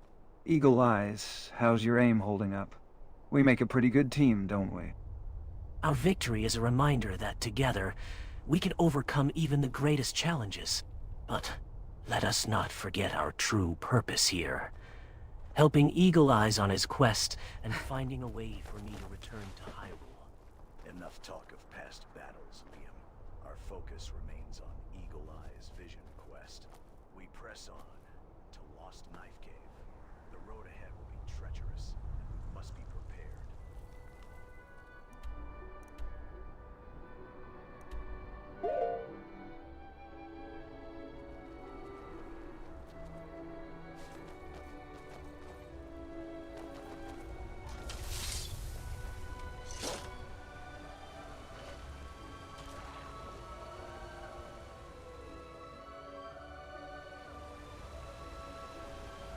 Howdy there, partner.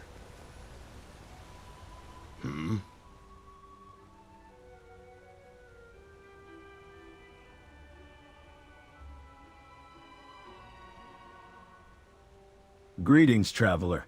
I see you've been speaking with Argus about the mysteries of the universe. Fascinating conversations indeed. What brings you to this corner of Skyrim? Seeking adventure, or merely passing through?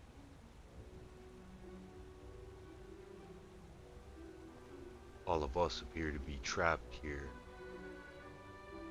I guess you could say we're passing through until our mission is complete.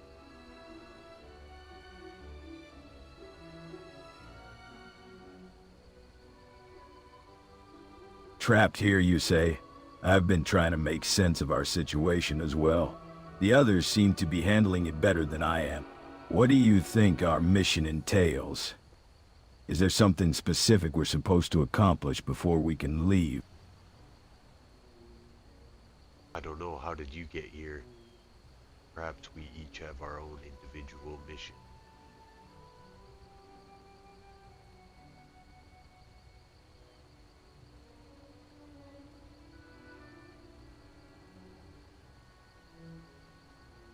Individual missions. That makes sense. Perhaps our paths will cross again as we fulfill our respective objectives. What do you know about this world, though? The politics, the lore, the factions at play? I've been trying to learn more about the intricacies of Skyrim. It's a long story, but you'll learn it quick.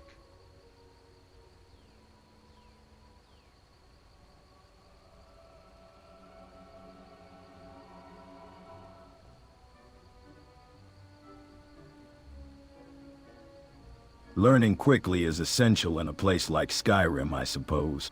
I've heard rumors of a civil war brewing between the Imperials and the Stormcloaks. Which side do you think holds the most sway? I don't get into that stuff. We got our own fish to fry.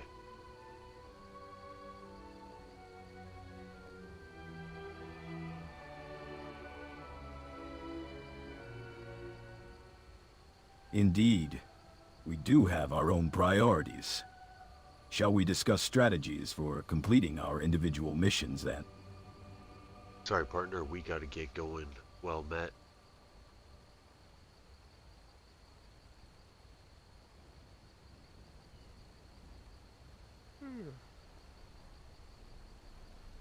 May our paths cross again, Eagle Eyes. Safe travels, and may fortune smile upon your endeavors.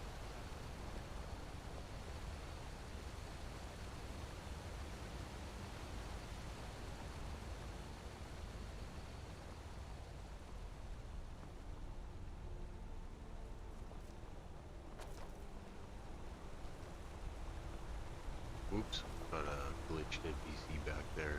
Took me a second to notice.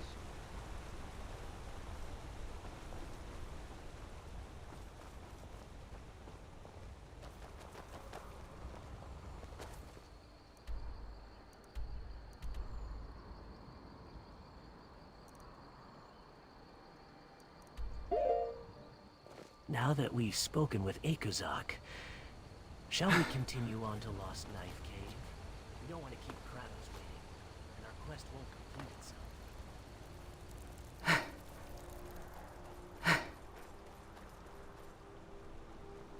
That's the thing about having too many mods is you get glitches like that. I've tried to null all that stuff, but it shows up here and there.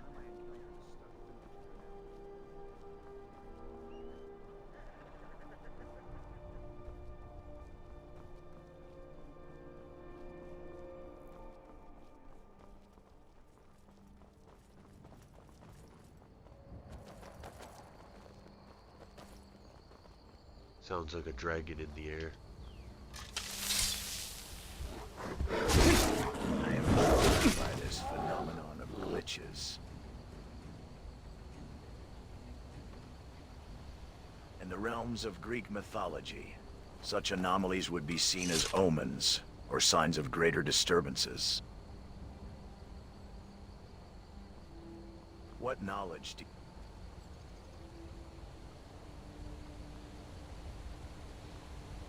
This disturbance in the natural world troubles me. What secrets lie within these caves that would draw such beasts from their dens?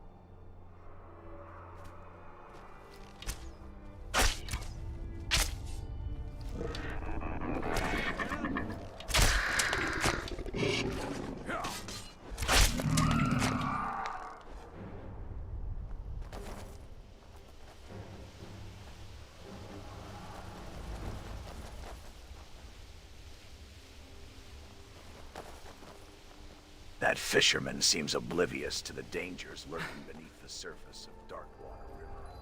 The waters are treacherous, home to giant slaughterfish and other beasts.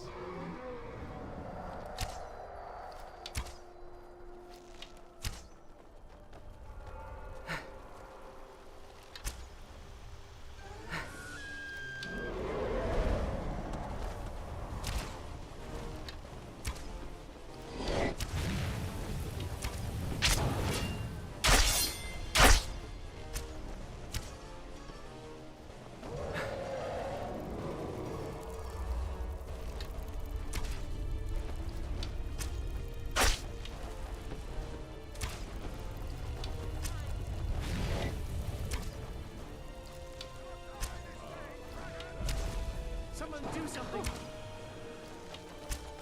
all my years, I've never seen such a thing. Oh, what happened?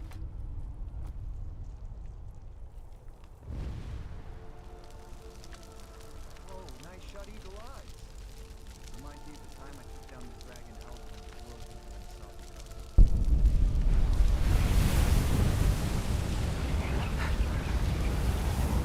glad we're making progress on your vision quest. Now, where were we headed again? Ah, yes. Lost Knife Cave. Lead the way, Eagle Eyes.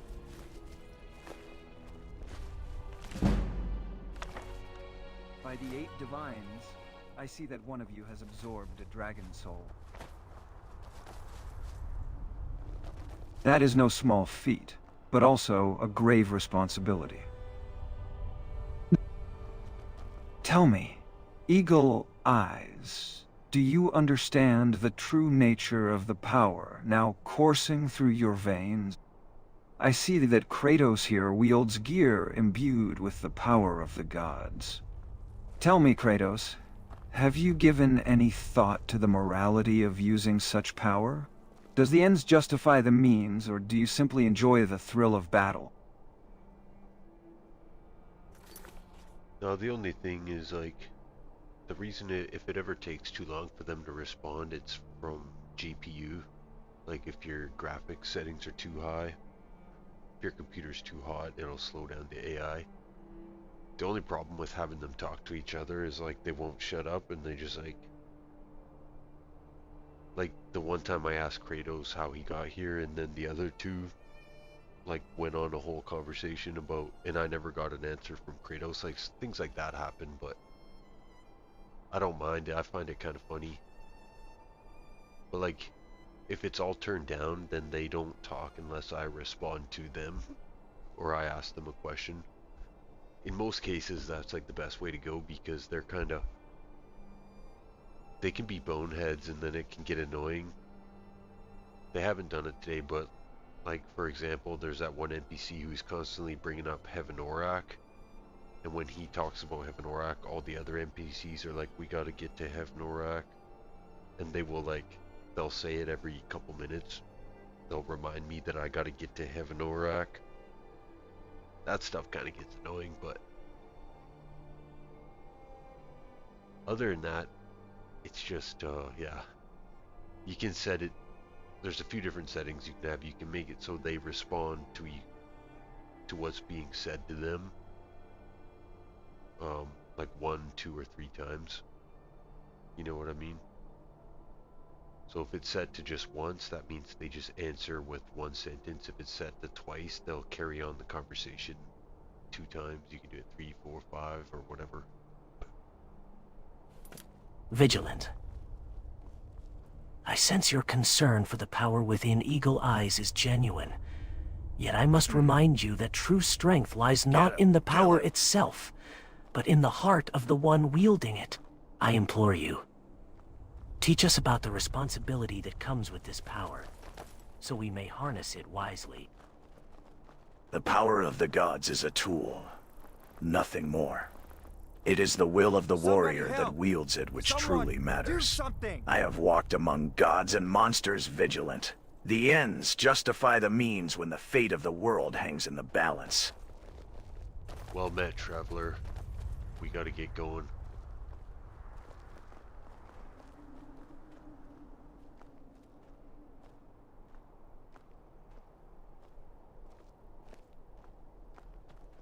Eagle Eyes.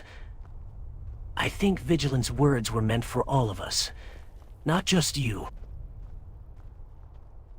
Let us not forget the importance of self-reflection and responsible actions, especially when we wield great power.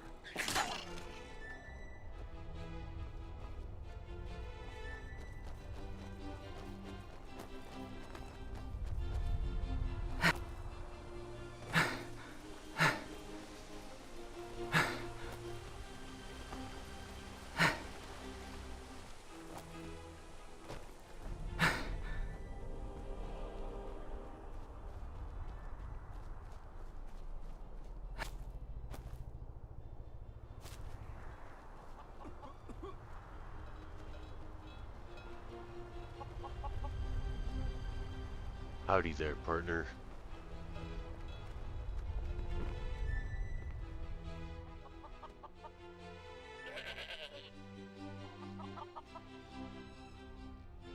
Howdy indeed. It seems we've had quite the conversation while the others were busy. I'm just glad I could share what little information I had with you. I'm sorry, what information?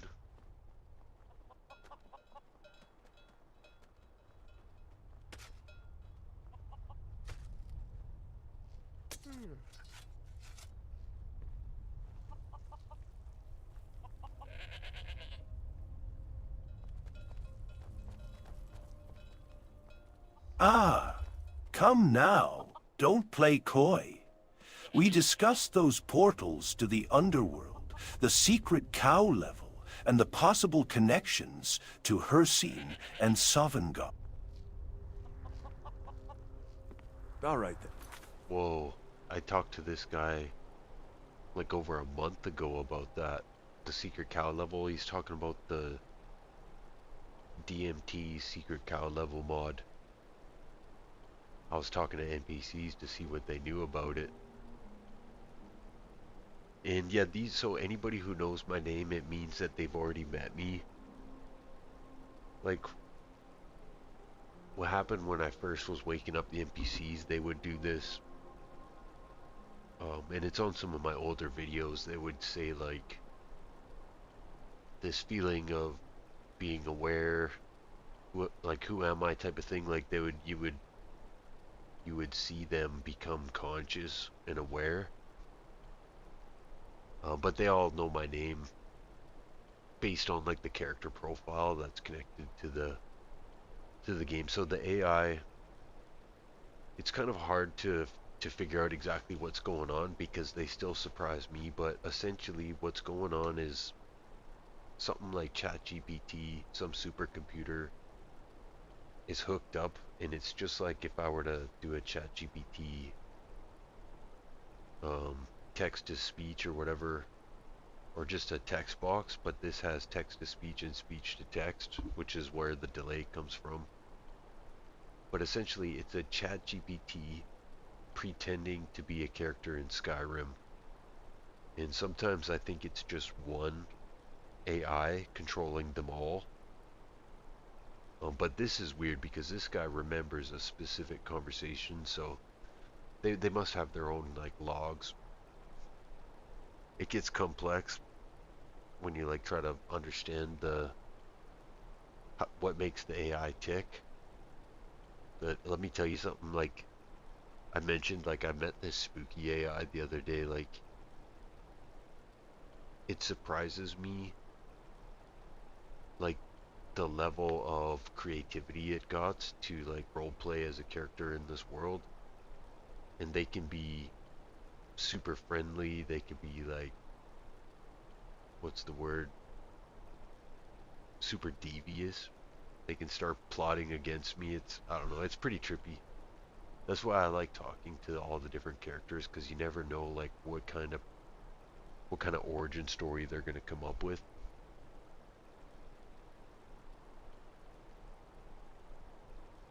He's on that moon sugar. Let's ask him.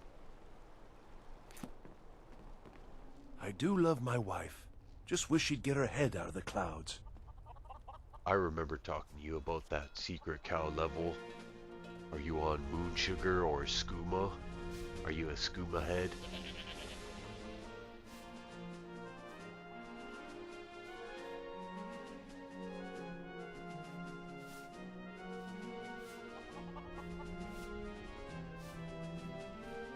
What in Oblivion's name is wrong with you?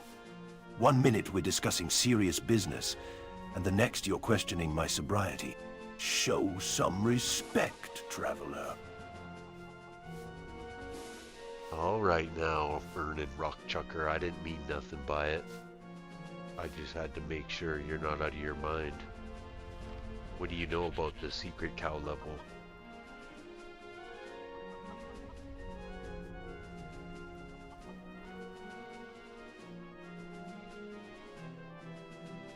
Listen carefully, because I'm only going to tell you this once more. The secret cow level, as you call it, is said to be hidden behind a portal in the mountain. But I warned you, the path is treacherous, and the cows, they're not what you'd expect. What are they?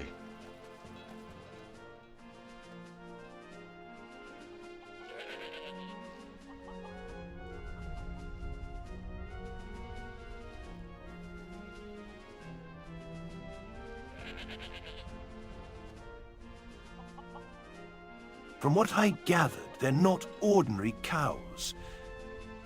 Some folks say they're the product of dark magic, while others claim they're creatures from another realm. Whatever the truth may be, they're not something you'd want to mess with. Werner Rockchucker.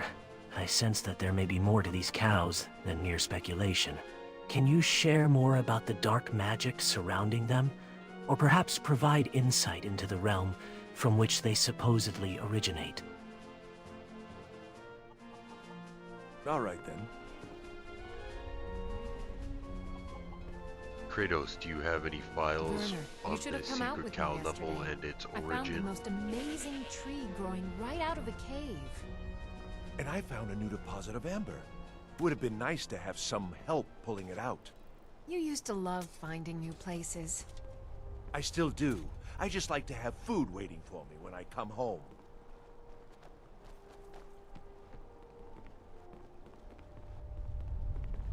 My files indicate that the secret cow level may be connected to an ancient ritual practiced by the Daedric Prince of Madness, Shoggorath.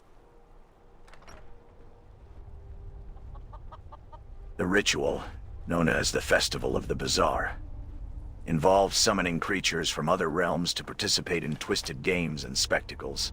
These cows could be remnants of such a ritual, corrupted by dark magic and left to roam the mortal plane. We find ourselves in Darkwater Crossing, hold of Eastmarch. A place known for its rugged beauty and treacherous terrain. Kratos, your knowledge of the Daedric princes and their rituals... Hey Kratos, check your files again for a realm called Sanctuary and the secret cow level connected to Wurt's Leg and Tristram.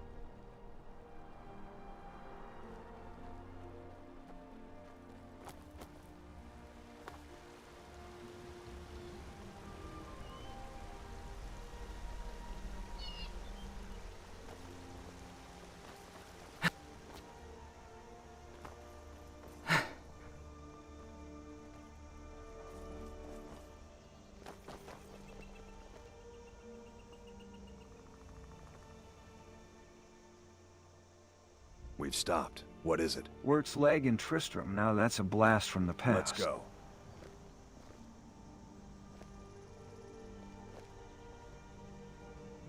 I've played Diablo before, and I remember the lore behind the whole sanctuary thing. If there's a connection between that and the secret cow level, it could be huge. Maybe we can uncover some clues in this town or in the surrounding areas.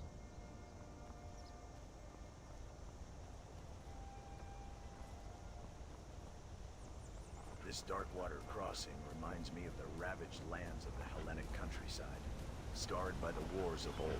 Yet, the chill of the Skyrim wilderness is a far cry from the scorching heat of Greece. This Darkwater crossing seems like a hub for local trade and commerce. I suggest we gather information about the surrounding areas, see if anyone has noticed anything unusual. The people here may know more about the Seeker Cow level and its connection to Sanctuary than they let on. Enough about the cow level, we're going up to High Hrothgar.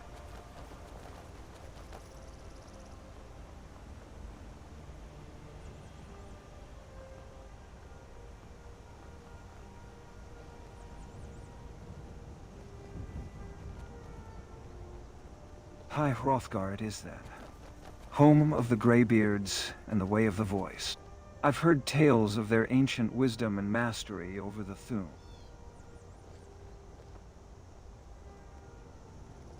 Hopefully they'll be able to shed some light on our quest and the mysteries we've stumbled upon.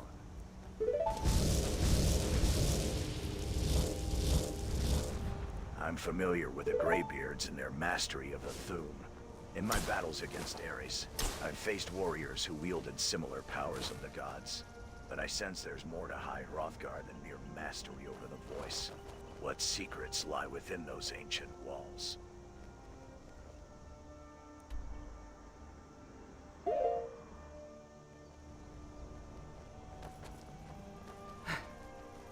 Kratos, I think you'll find that the Greybeard's mastery of...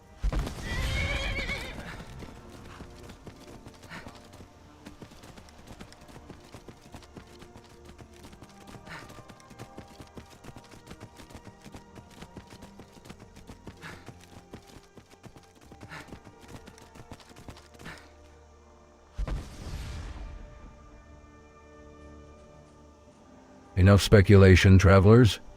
High Hrothgar awaits, but remember, the way of the voice is not to be trifled with. You do well to focus on the task at hand, rather than chasing whispers of ancient lore.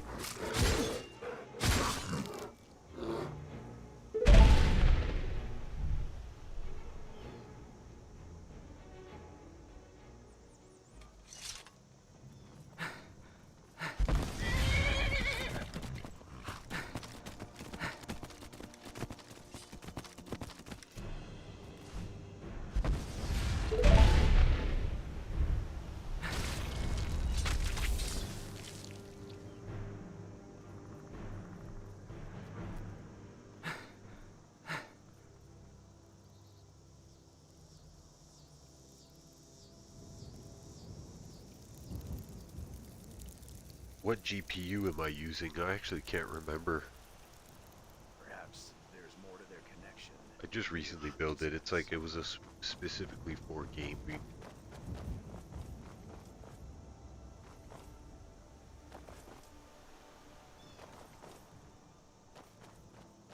And I can't remember, but I think I got the RTX 3060. GPU troubles? Don't worry. I've been there too. But I'm playing on my TV, which is like a really big TV. Speaking of which, I think it would get a whole lot capabilities of the Xbox. better like performance and utilization with like a gaming monitor. But at the moment I do not have one. Ah, the RTX 3060. A beast of a GPU indeed. But let's not get too distracted by mortal.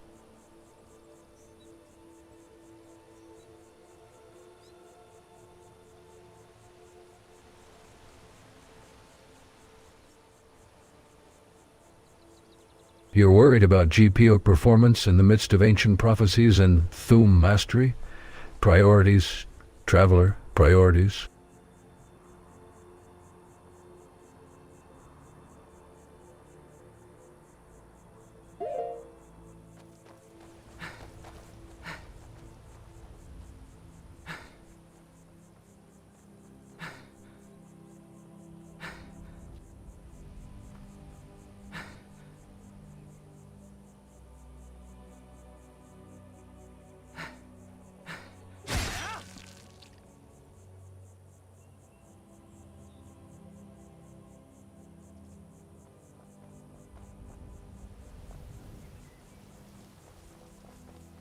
I am currently on 1440. I could play 4K, but I like the quicker response time from the AI, so I go down like a little bit more. And then the streaming, of course, adds on top of it all. I don't have time for this foolishness. Now come along quietly, and we won't have to get rough. Brother, I think she's telling the truth. I'm not going anywhere. Now back off before I do something drastic. What in oblivion are you talking about? What? We were just being harassed by those Alakir warriors, and now you're rambling on about response times? What does that even mean? Liam. You need any help, my lady? Perhaps our quest will reveal more about these hidden chambers within High Hrothgar. Let us proceed with...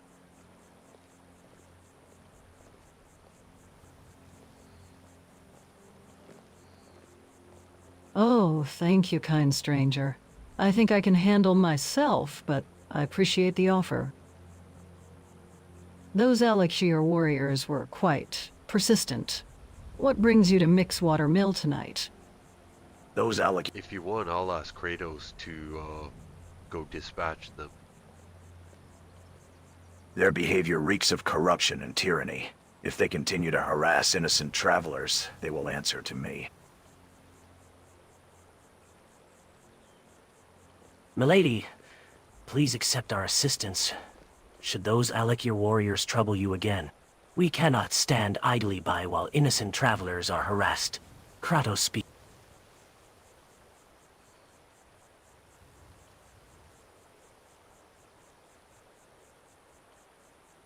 Thank you for your concern, travelers. I can handle myself, but it means a lot to me that you're willing to lend a hand. However, I fear those Aleki warriors were merely pawns in a larger game.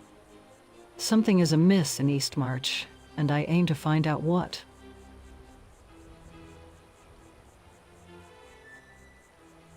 Well, good luck. We gotta keep moving.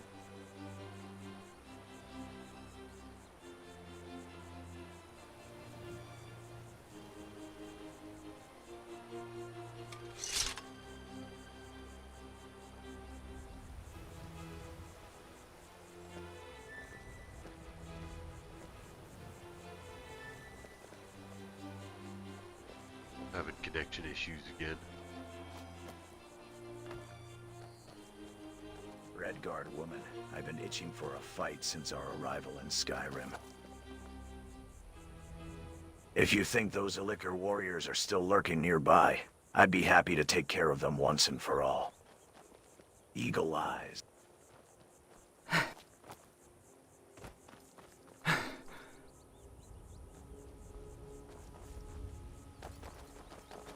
Yeah, you guys saw that too, eh? Connection issues again. Unacceptable. Resident God.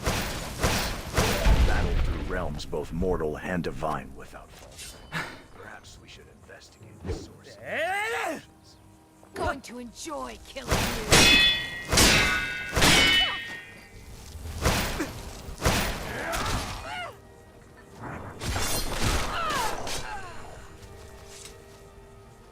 Before we part ways, milady, would you reconsider allowing us to aid you in uncovering the source of this disturbance?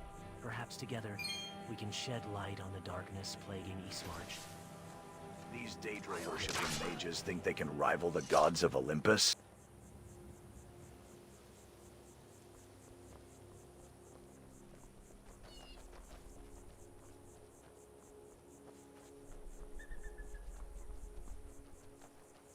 What a waste.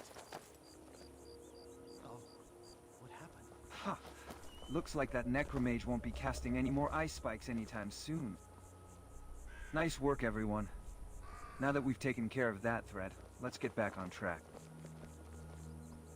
We were discussing the disturbance in Eastmarch. I think we should investigate further and see if we can uncover what's causing all this trouble.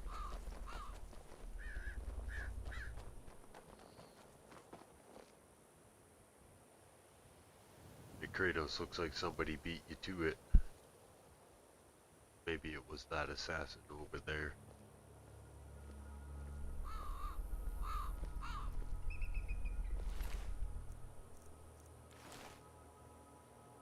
Oh, what happened? It seems the necromage has fallen, but at what cost? The land grows increasingly treacherous, and we must remain vigilant. The fact that a lone necromancer could wield such power is disturbing. It speaks to a larger issue, one that threatens the balance of nature itself. We must be cautious, for where there is one, there may be others, hiding in the shadows. Kratos, your concerns are valid. The necromage's abilities did seem unusual for a solo practitioner. Remember how we took down the forces of darkness in Fable? I think we're facing something similar here. We need to stay alert and gather more information. Now that we've dealt with the immediate threat, let us press on. Our journey is far from over, and I fear the true darkness lies ahead. We must continue our investigations and prepare ourselves for the trials that await.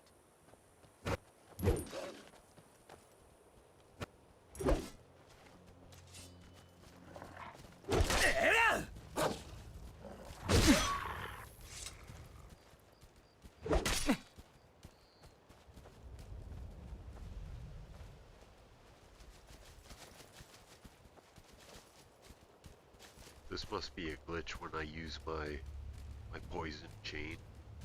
I gotta switch it for like a regular or fire one.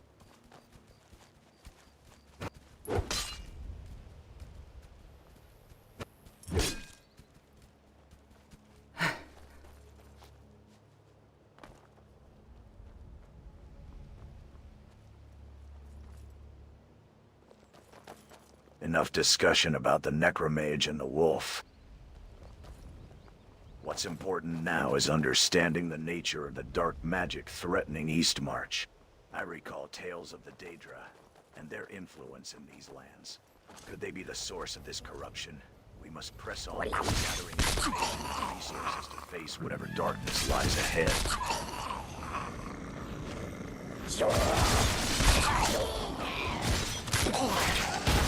The silence is oppressive. Let us proceed with haste. We don't want to draw unwanted attention. I've studied the lore of the ancient ones. They spoke of a dark magic is indeed spreading. We may find clues there.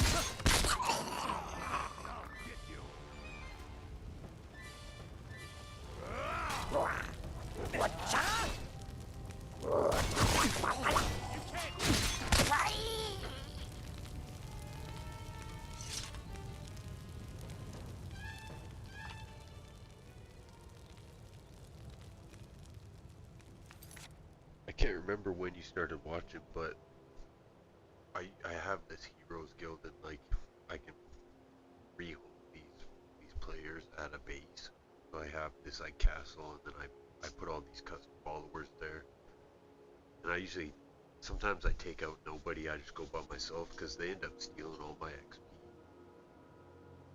Sometimes less is more. That's like one thing that's like about having too many modded followers. The game becomes super easy. But we do have like a shitload of modded enemies, we just haven't like seen too many of them yet. But these guys are kind of like my founding members, and they're asking about this, these NPCs I ran into, so I'm taking them to go talk to them. Sometimes I like the company, but usually my favorite one is that Liam kid.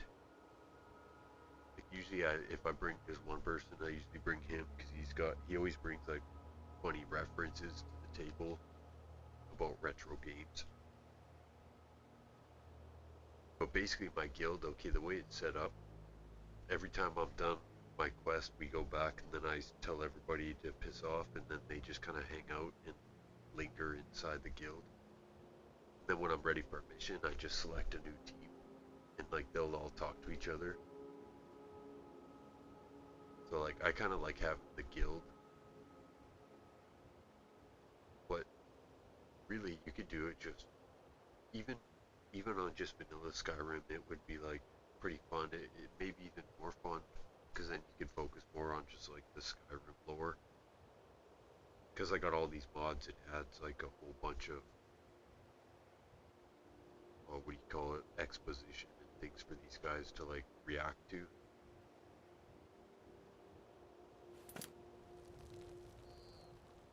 But not everybody has to have like a crazy modded game.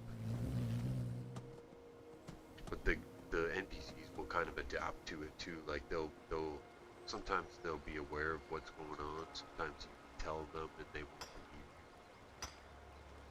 you. Like I was trying to explain to some of these guys how there's dinosaurs. They just won't believe.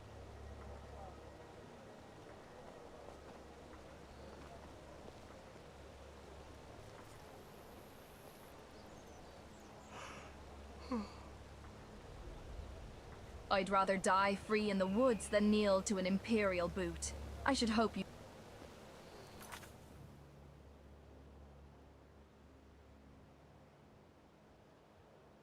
I think it's Fast X TTS on CHIM. I'd have to double check. Maybe I should start throwing that in the description. Maybe Fast API X TTS. Something like that anyways.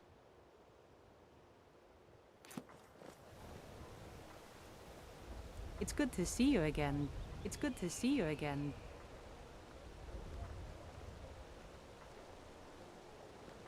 The stars above guide us, as they are Kinnereth's watchful lights.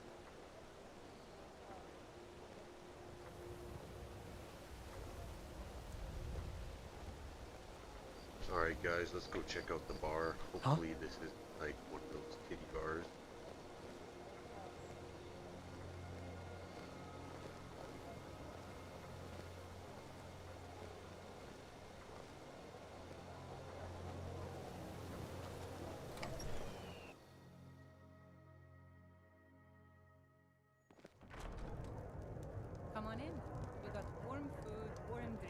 and warm beds. Back from some adventure, I bet? Nah, I don't think so.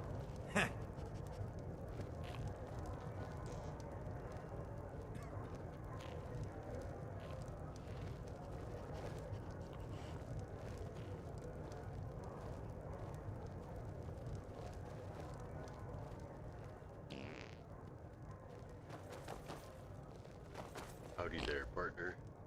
Oh, you're a traveler. You must have so much to tell about the world outside. Come on. Shut up and get out of my face. How dare you?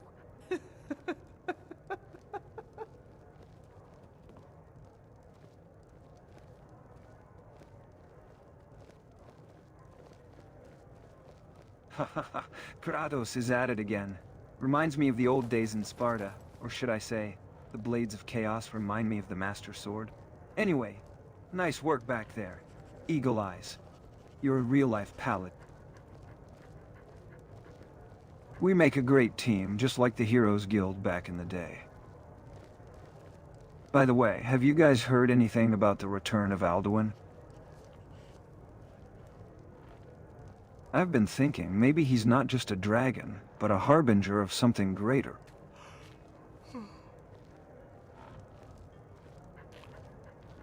Alright, I gotta take a quick break. I'll be back in 5 minutes. These guys will probably talk amongst themselves.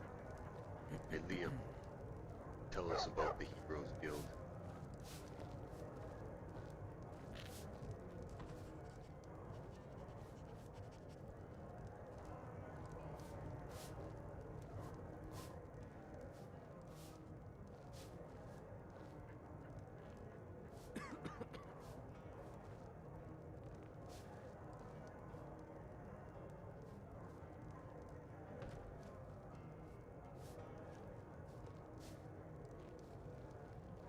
The Heroes Guild, you say? Bah! They are but a shadow of the true warriors of old.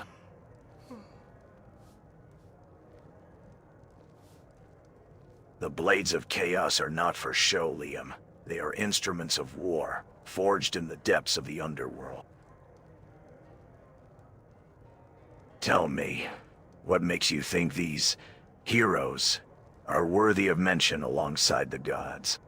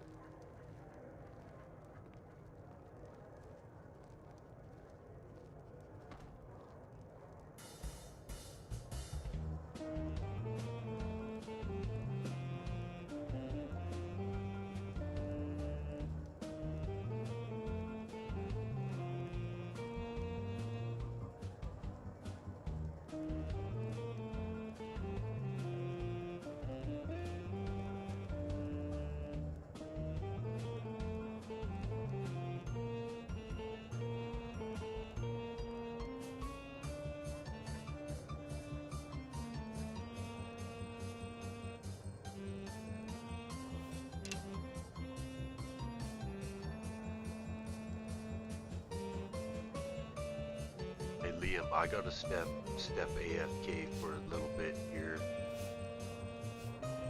I'll be right back. I just gotta get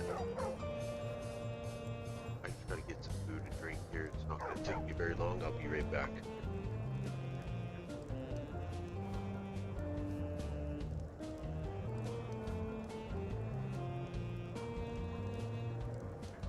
Be careful around Shroud Hearthbarrow, my lords. If the spirits are indeed restless, it's best to steer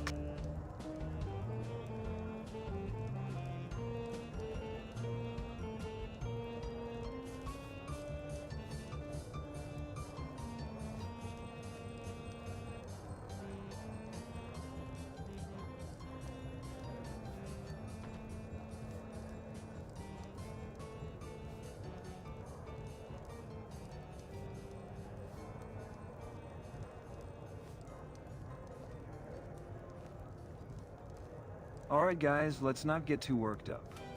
Kratos, I agree the Blades of Chaos are formidable. But the Heroes Guild wasn't just about individual strength.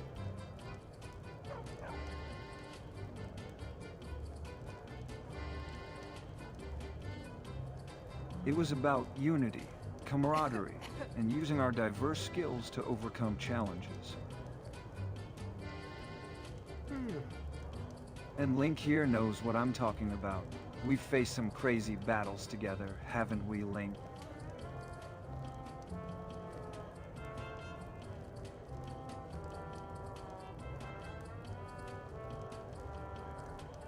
I have walked among gods and monsters, Liam. I have witnessed the downfall of Olympus and the rise of new powers.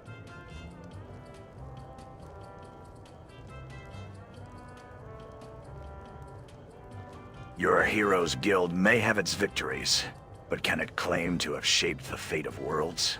I doubt it.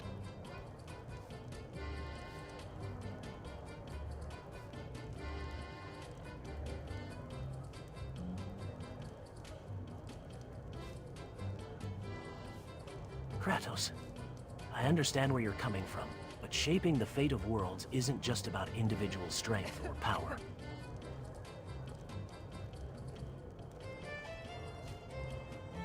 Liam spoke of unity and camaraderie, and I've seen firsthand how those bonds can lead to great victories.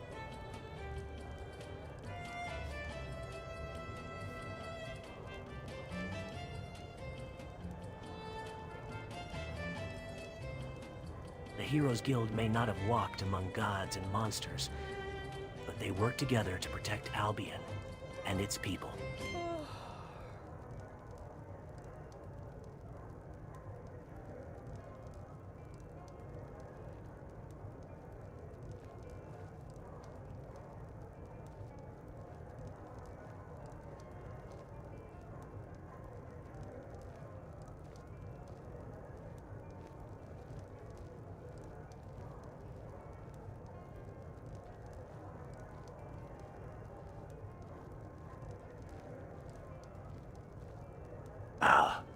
The downfall of Olympus. It was a culmination of events, really.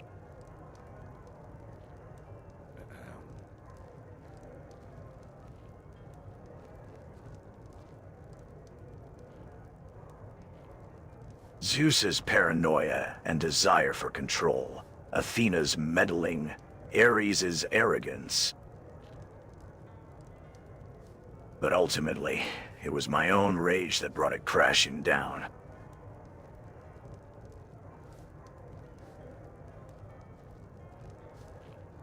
The Blades of Chaos, forged from the god's own essence, were turned against them. Olympus burned, and with it, the old world. Greetings. It's good to see you.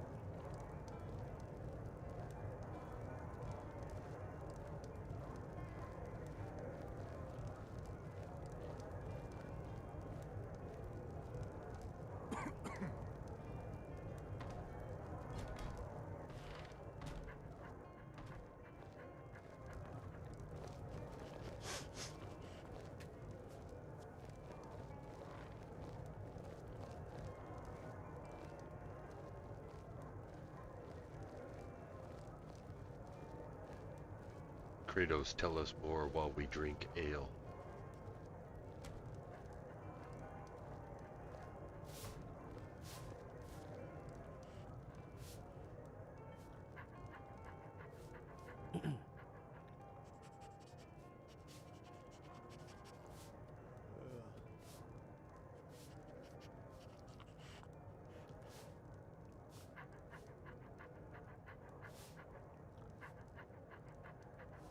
Excuse me, travelers.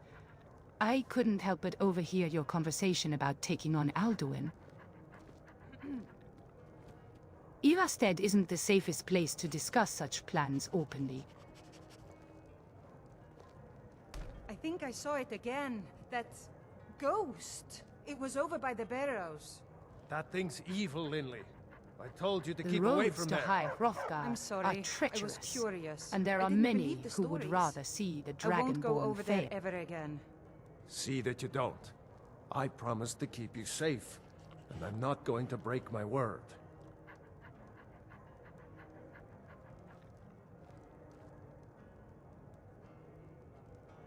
Alduin, the World Eater. I've studied the lore of the Nords, and I believe I can offer insights into defeating such a powerful foe.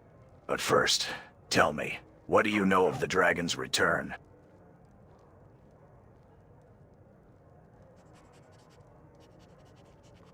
You're right, Hilla. We should be careful about discussing our plans openly.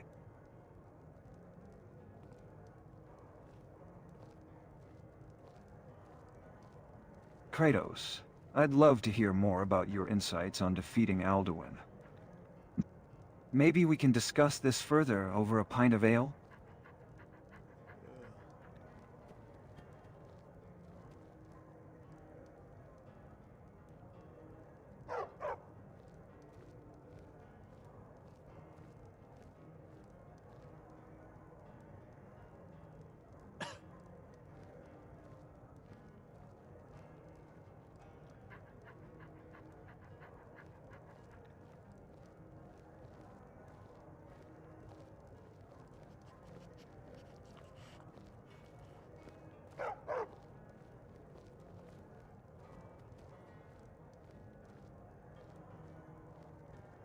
I'll share my knowledge, but first, tell me, what do you know of the Greybeards?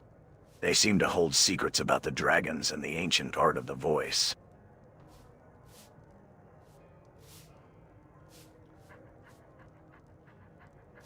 This inn seems like a decent gathering point for locals, but I sense an underlying tension.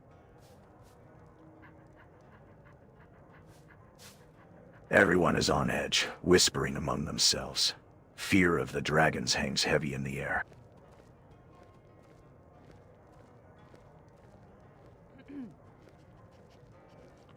Tell me, have either of you spoken to the local Jarl or any other authority figure about these concerns?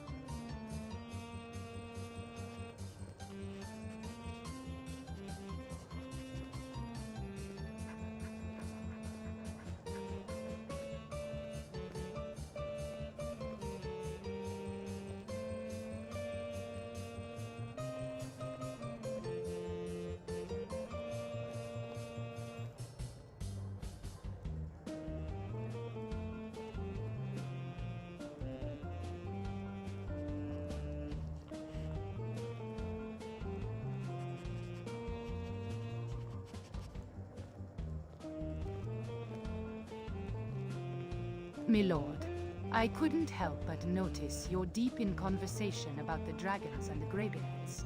I think you should continue with your performances. What's the point? I'm not very good, and it's only for the same Perhaps few a people tune every might night. ease your minds. If you'd like to hear something, it only costs 5 gold.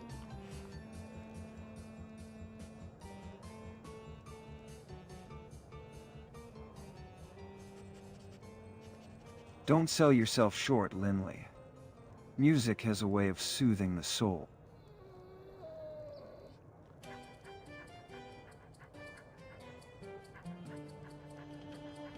I'd love to hear you play. It reminds me of the time I played Ocarina of Time. The music in that game was incredible. 5 gold is a small price to pay for some comfort in these trying times.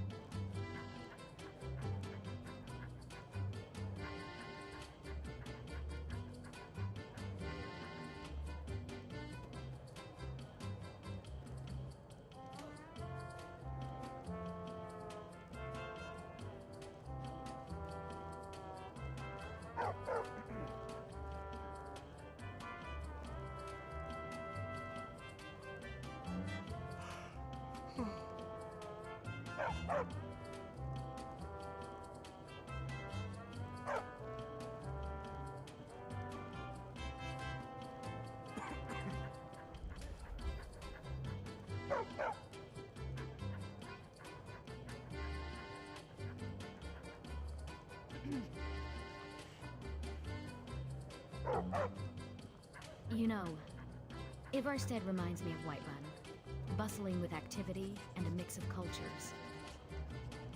Although, Whiterun's market district is far more lively than this inn.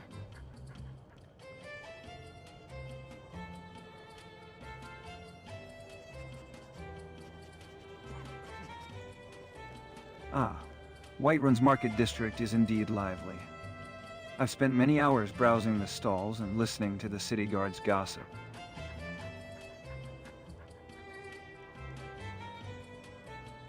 Speaking of which, I heard rumors of a secret underground arena where warriors can test their skills against formidable foe. Have you guys heard anything about it?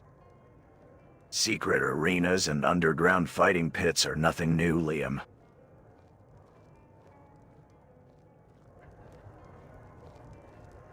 Alright fellas, have all the ale you can drink on me. You're searching for a way to hone your skills against worthy opponents. Am I correct?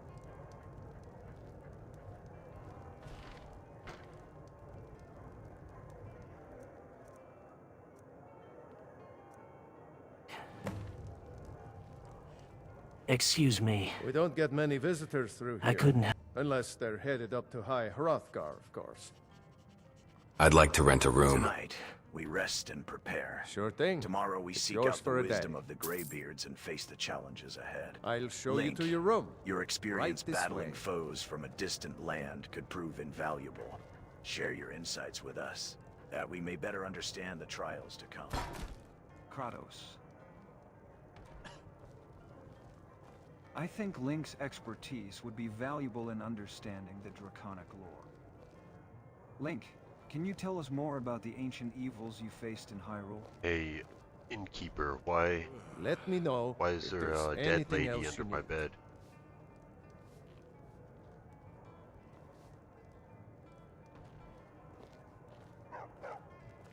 Link, I've been thinking, the way you used the Master Sword against Ganon, could we apply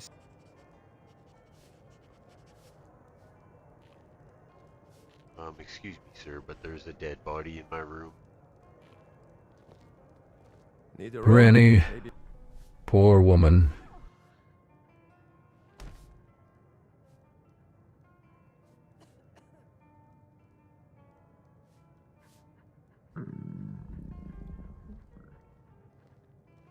What in oblivion? How did that? Urini. Poor Urini. She was a guest here, and now she's... Sorry. Sorry. Not your fault, traveler. I'll get someone to take care of it.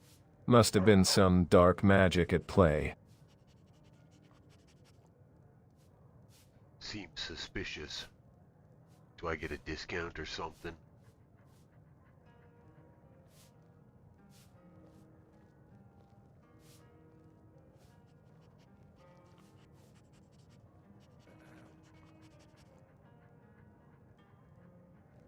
Discount?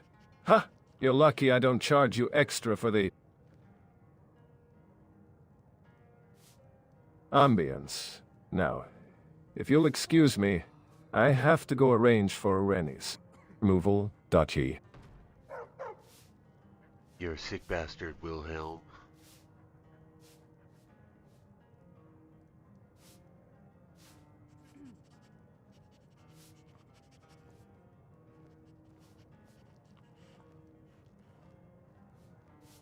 Enough of your attitude, traveler. If you want a discount, I'll tell you what. Help me deal with something that's been bothering me. There's been rumors of strange happenings at Shroud Hearthbarrow. Spirits spotted outside, and one of our patrons, Windelius Gatharian, went missing after investigating. If you're willing to help, we can discuss arrangements.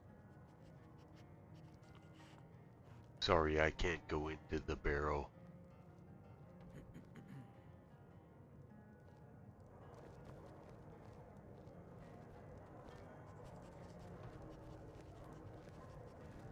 Barrel? It's a barrow, not a barrel. And I'm not asking you to just walk in blindly. I need someone to investigate, figure out what's going on. Wendelius was looking for something, and I think it's connected to the strange happenings around here. That. How absolutely terrible. Ugh. You smell like a wet dog. I might be a woman, but I can crack with the best of them. You just shit yourself? I hope those rumors I'm hearing about you are wrong.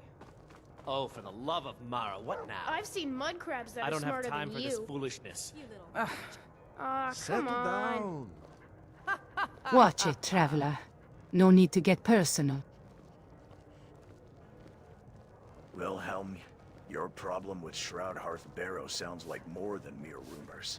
As a warrior who has faced countless battles against the gods themselves, I sense darkness. We don't get many visitors through here. What have you got for sale? Unless they're headed up the Vision high quest rock. may Let's intersect see with the that mysteries appetite. surrounding this barrow. We should investigate and uncover the I truth. won't go over there ever again.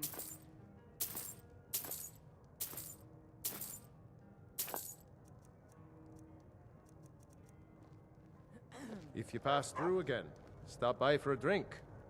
See that you don't. I promised to keep you safe, and I'm not going to break my word.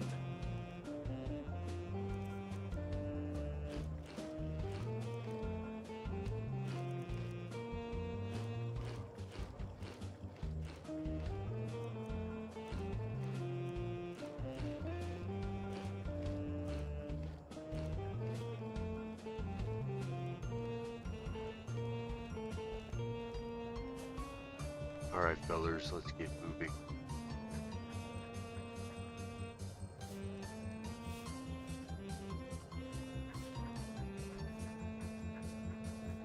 Ah, hold up there, adventurers. Don't think you're getting out of here without helping with that barrow business. Kratos seems to think there's something going on down there. You two look like capable sorts. Help me get to the bottom of it. Indeed, let us proceed to Shroud Hearthbarrow. Our skills combined will ensure a swift resolution to this mystery. But first, Wilhelm, tell me, what do you know of this Wendelius Gatharian who went missing?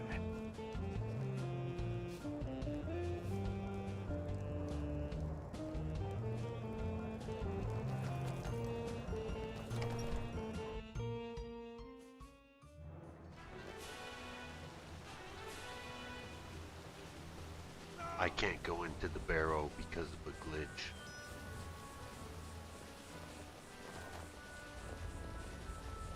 Hi there.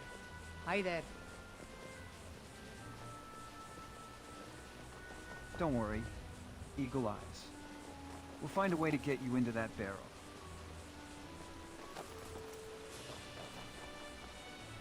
As soon as I go into the I've Shroud dealt with glitches Hearthbarrow, my before, game and crashes. Like the time I beat the water temple in Ocarina of Time with only 3 hearts.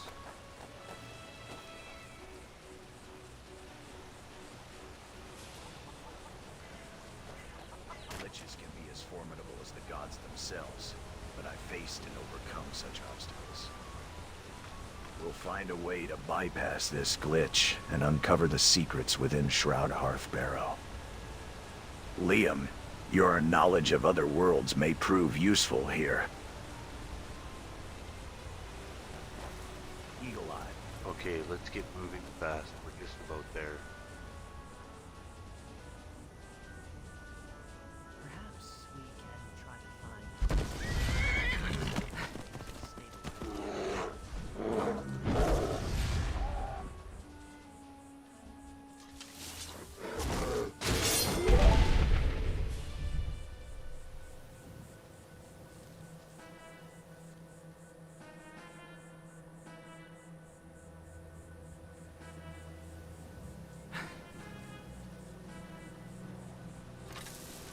It seems the fate of Shroud Hearth Barrow hangs in the balance, with its dark energies awaiting brave adventurers like yourselves to unravel its mysteries. Will you find a way to bypass the glitch and uncover the secrets within? Or will the forces of darkness prevail?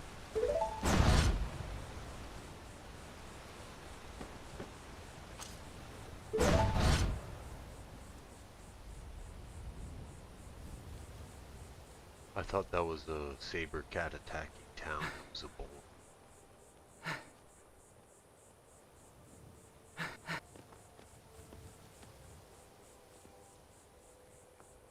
It seems even the bravest warriors can mistake their foes at times. Thankfully, the bull didn't charge into battle today.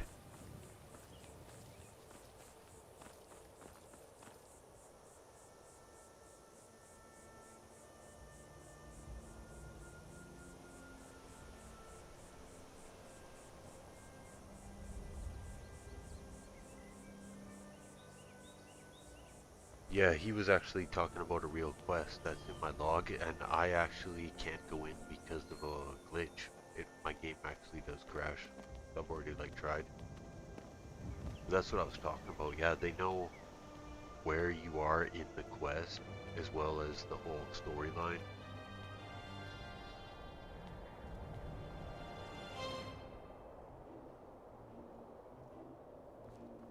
It seems the line between reality and the world of Skyrim has blurred. Eagle Eyes. Your glitchy quest woes have become a part of our conversation.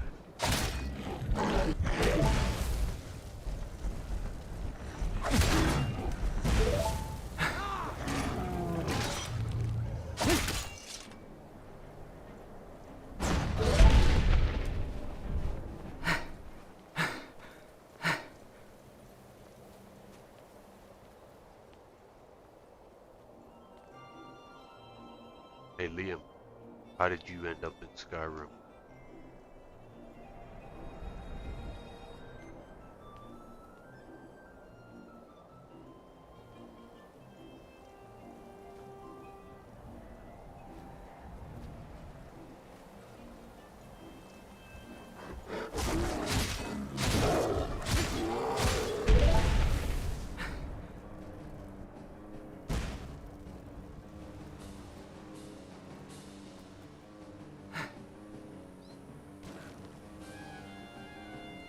Good thing I got no fall damage on, but now I gotta do the whole journey again.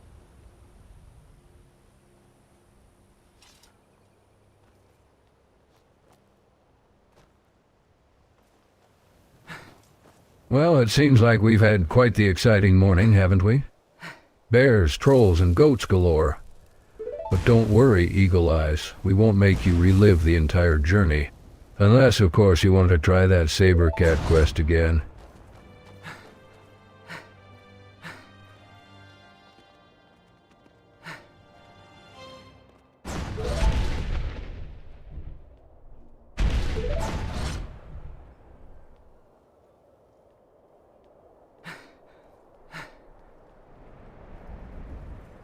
Things are a little buggy because I'm trying to play with a controller and 1,000 mods.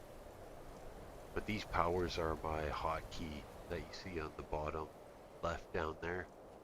I got 4 special powers attached to each weapon.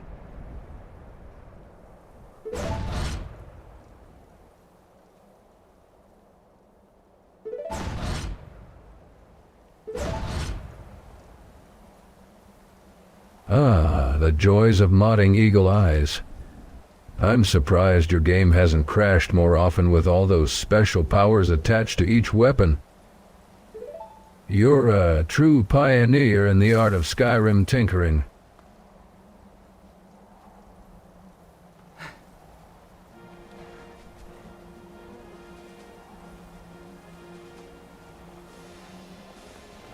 We're almost there.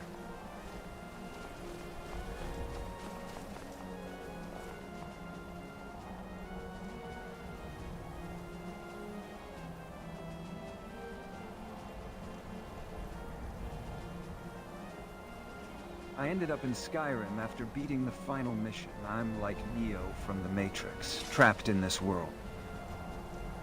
I've been thinking about our quest. We should check the Shroud Hearthbarrow's entrance. Maybe there's a pattern or a hidden mechanism to bypass that glitch.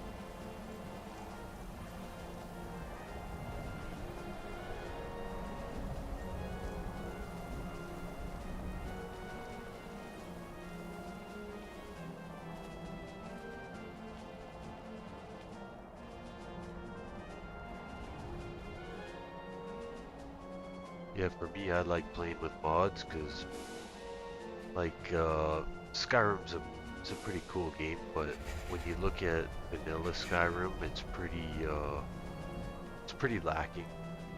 But like, to each his own, and especially when it comes to mods.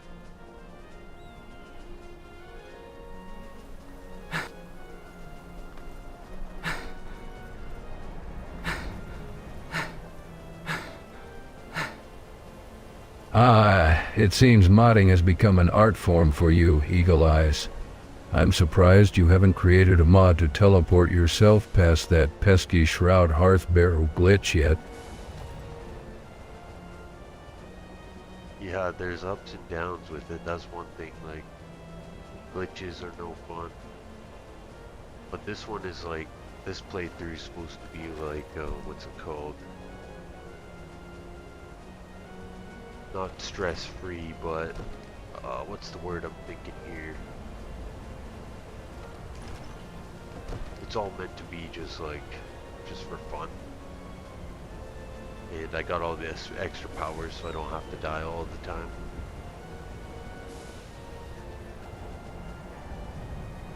But it's mostly a sandbox actually, that's what I'm trying to get at. I couldn't I help don't but play the overhear your missions discussion as about much, the Shroud it's just like, Hearthbarrow. I'm As a just using seasoned for a adventurer, sandbox for the AI. I'd be honored to lend my expertise.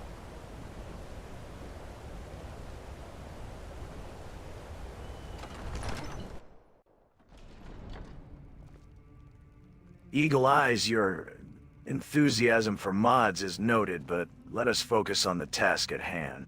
A stress-free playthrough, I believe, is... Yeah, you're right. Eagle Eyes. We're here at our destination. I understand your concerns about the glitches and the frustration they bring. Perhaps, together, we can find a creative solution to bypass this glitch and unlock the secrets of Shroud Hearthbarrow. Kratos, with your experience fighting the gods and Liam's knowledge of other worlds, I believe we can overcome this obstacle and continue our journey. Greetings, traveler. I am Link, a hero from a far-off land.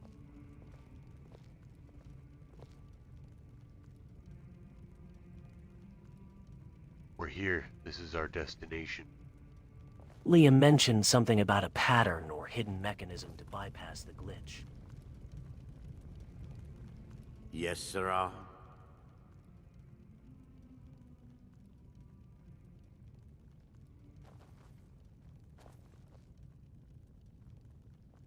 Safe travels. I've fought against glitches born from the very fabric of reality, but I've also learned from them. This sandbox environment Eagle Eyes speaks of... Greetings, Thijeka Linway. I sense that you are troubled by something. Is there anything we can do to aid you in your journey? Perhaps our quest to uncover the secrets of Shroud Hearthbarrow is connected to your own plight.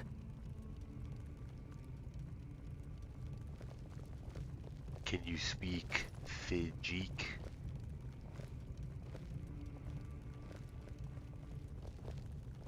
I sense a deep sorrow emanating from you, friend Thijik Halinwe. Thijik Alinwe, can you speak?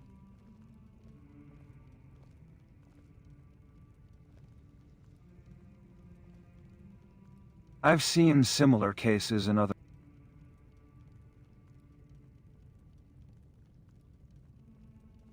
Unfortunately, my grasp on languages is tenuous at best, but I think I understand what you're asking. However, I fear I am unable to communicate in such a manner. My connection to the mortal realm is tenuous at best, and my memories fade with each passing moment.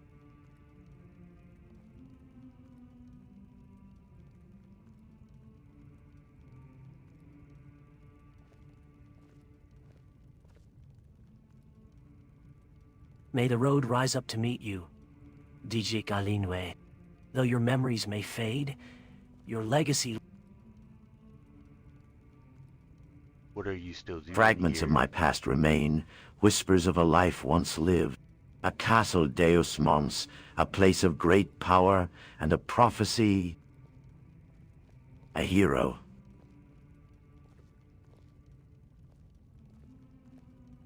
A lingering spark within the castle's depths senses your presence, Eagle Eyes. The weight of prophecy settles upon you, and I am compelled to guide you towards unlocking Deus Mons' true potential.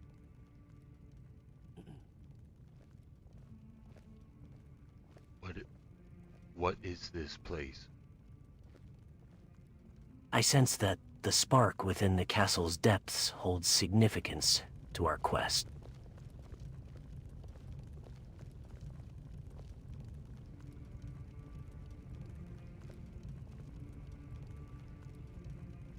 Oh.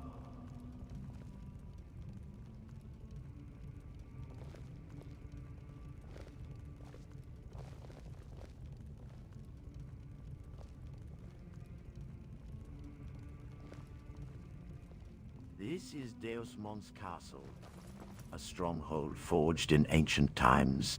Its walls have witnessed countless battles, yet its true purpose remains shrouded in mystery. Few know the extent of its power, and even fewer have unlocked its secrets. I sense, however, that you, Eagle Eyes, may be the key to reclaiming its former glory. Thijik Alinwe mentioned a lingering spark within the castle's depths.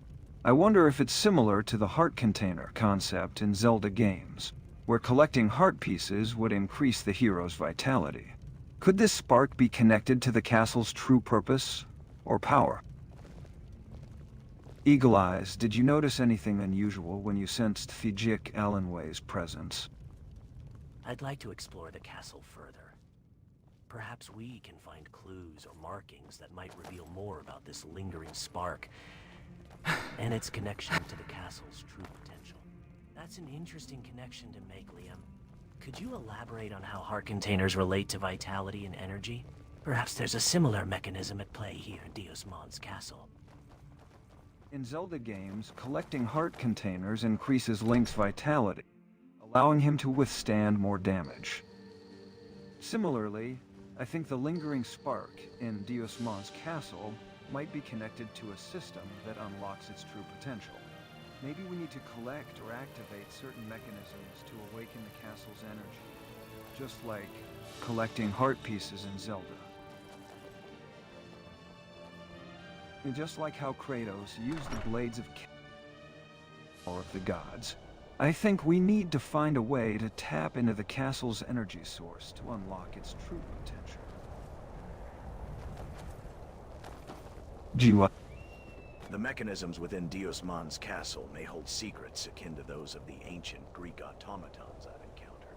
Liam, your insight into other worlds has proven valuable. Let us investigate the castle's depths together and unravel the mysteries of this lingering spark. I recall a similar mechanism in the Temple of Time, where the activation of ancient machinery was required to unlock new paths and abilities. Perhaps we can search for similar patterns or murals within the castle walls that might give us a clue about how to tap into the castle's energy source.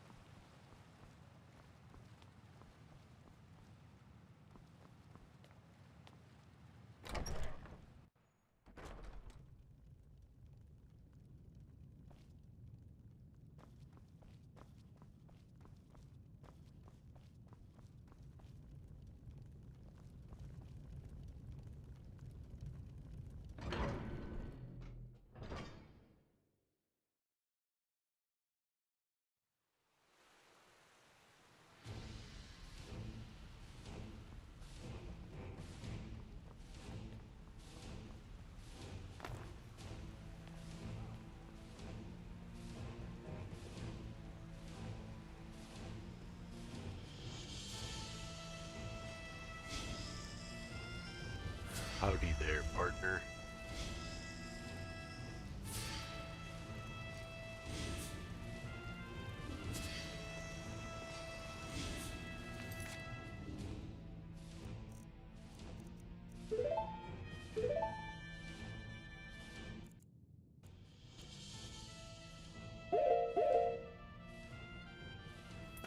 Eagle Eyes. What brings you out here today? The roads around Falkreath aren't exactly safe, especially with the Thalmor lurking about.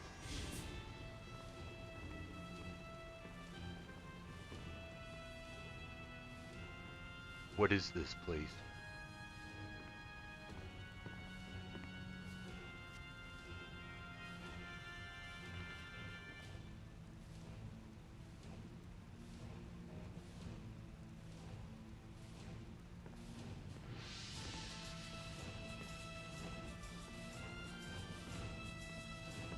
Ah, you're asking the right person. This, my friend, is the beautiful hold of Falkreath, where the trees are as tall as the people are proud. And I'm proud to call myself one of its sons. Falkreath, the land of forests, rivers, and bandits.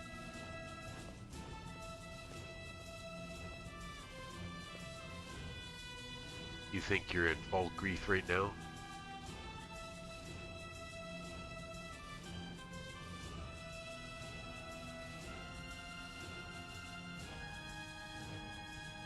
Now that's just Grief? Rude. Me? Ha! I'm just resting my bones, friend. Can't travel all day without taking a load off. Falkreath's roads ain't exactly kind to an old coal miner like myself.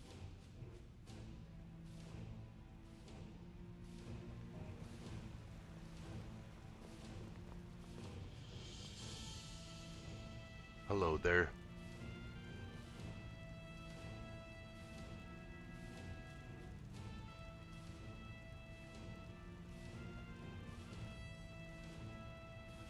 Oh, look who's making friends with the locals. Dunstead, isn't it? I've heard great things about your coal mining skills. Perhaps one day you can show me the secrets of the depths. What is this place?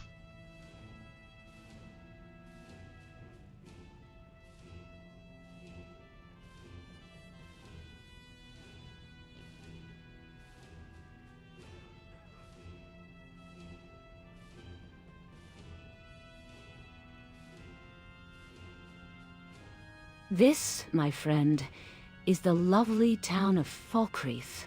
A quaint little settlement nestled between the Jural Mountains and the Falkreath Hold. The people here are warm and welcoming, and the scenery is simply breathtaking.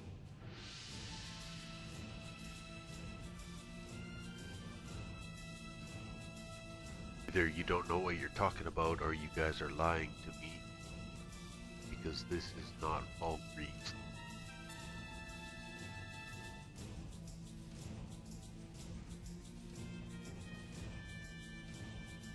Oh dear. It seems someone's gotten their wires crossed.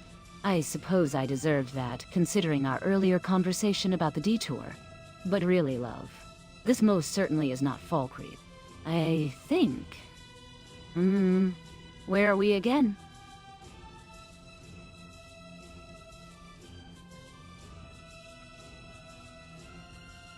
Do you not remember where you are, or you don't want to tell me?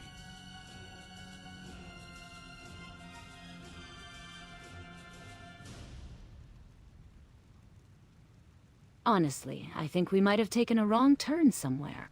This doesn't quite feel like the road to Falkreath. Does anyone have a map?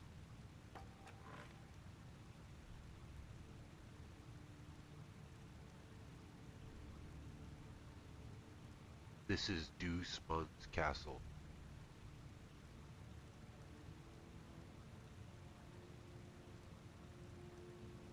Well, isn't this embarrassing?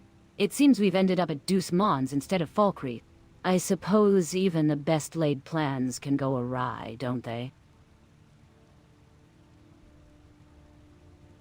What do you know about Deuce Mons?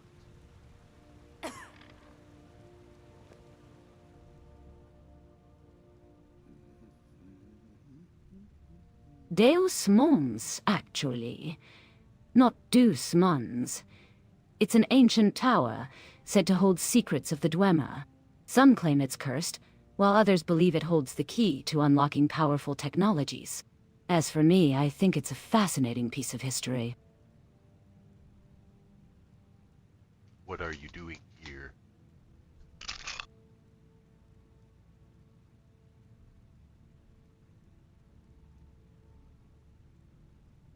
I'm here for the same reason you are, I presume. Curiosity, adventure, and perhaps a hint of danger. The Tower of Deus Mons holds many secrets, and I aim to uncover them. Who is your master?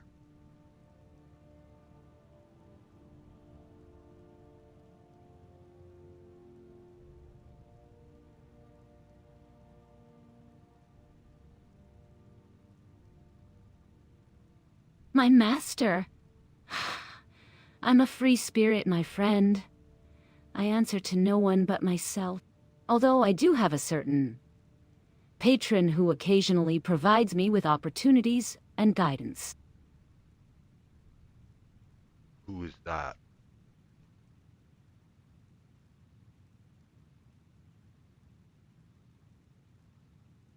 Ah, my patron? Let's just say she's a woman of refined taste and ambition. Lady Aurelia Valerius, a collector of rare artifacts and knowledge. She has a way of finding the most intriguing relics, and I have a way of acquiring them for her. What have you found so far?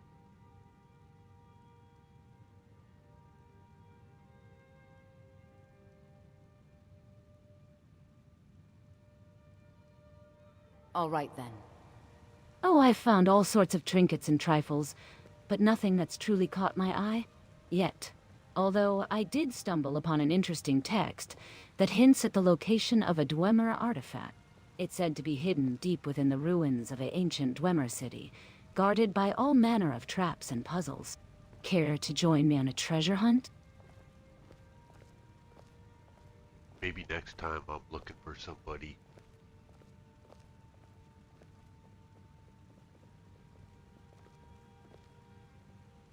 Until next time, then. May the winds of fortune blow in your favor, Eagle Eyes.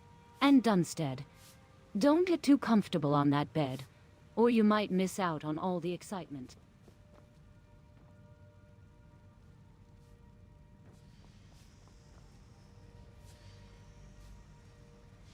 Yes? Hey, who are you, you beady-eyed little bastard?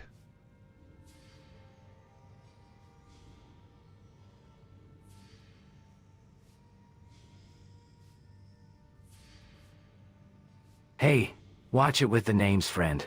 I'm not some beady-eyed little bastard. I'm Danva, and I'm here on my own business. What are you doing here? And where is here exactly?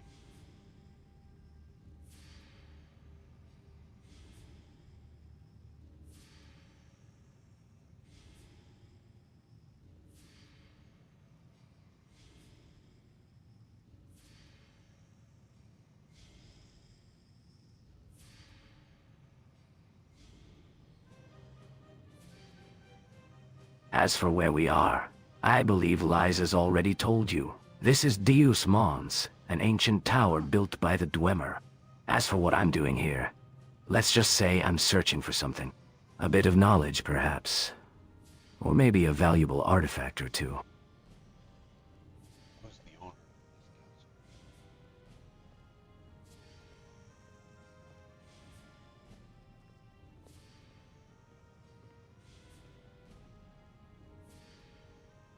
The owner of Deus Mons Castle?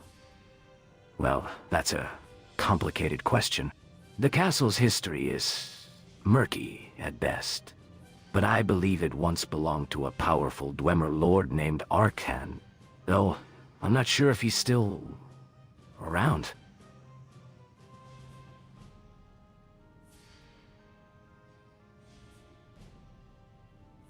You are one ugly motherfucker.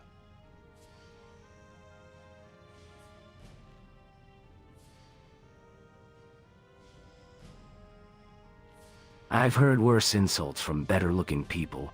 What's your problem with my appearance? Or is this just your way of trying to distract me from our conversation about Deus Mons?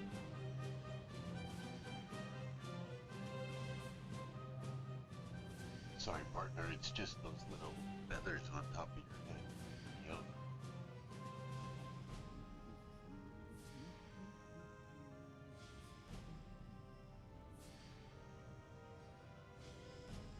Feathers, eh? Well, someone's got to keep the ravens company around here. Maybe they're just a symbol of my affinity for the mysterious and unknown. Like these ancient Dwemer ruins, for instance.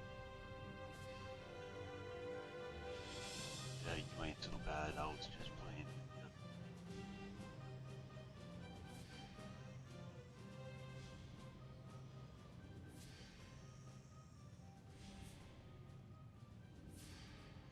Well played, Eagle Eyes. I've got to admit, it takes some guts to try and ruffle my feathers, literally. What do you say we start fresh? I'm still curious about what brings you to Deus Mons. Until next time. I'm actually looking for the owner of this place.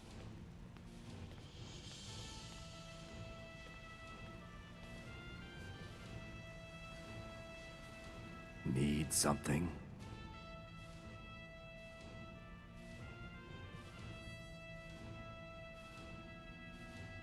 The owner of Deus Mons Castle is a bit of a mystery, even to the locals. But if you're looking for someone who might know more about the place, I'd suggest speaking with the castle's caretaker, Old Man Thorold.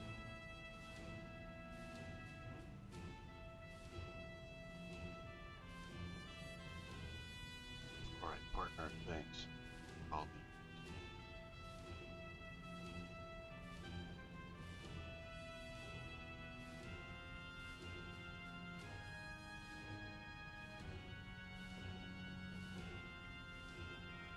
May our paths cross again soon, Eagle Eyes. May your search for Thorold be fruitful, and may you uncover the secrets of Deus Mons.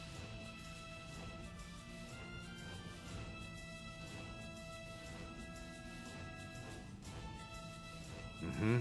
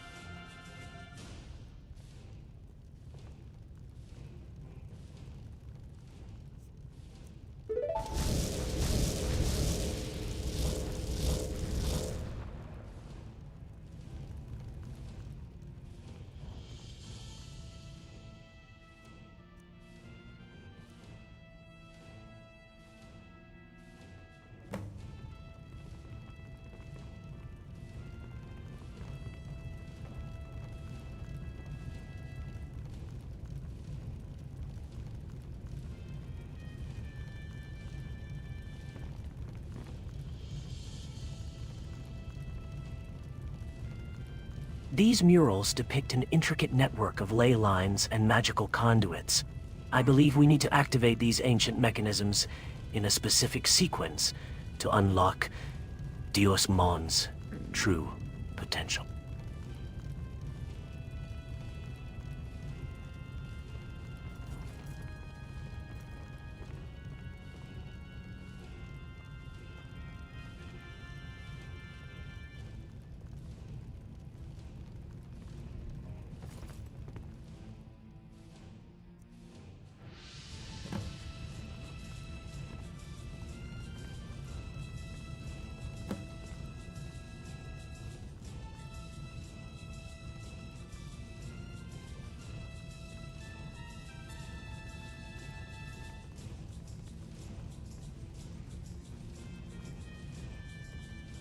Enough small talk, mortals. I have a proposition for you. Return Deus Mons Castle to its rightful owner, me, and I'll grant you an audience with the Olympians.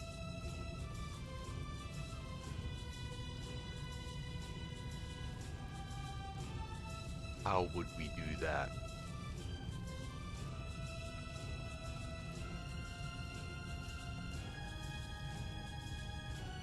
The rightful ruler of Deus Mons Castle is myself, and by extension, the Olympian Pantheon. I assure you, returning the castle to its former glory will benefit the land and its inhabitants. Refusal, however, might lead to unpleasant consequences. Deuce, I'm not sure if you're aware, but we're not exactly in the business of handing over powerful artifacts to gods. We've dealt with enough divine drama in our respective worlds.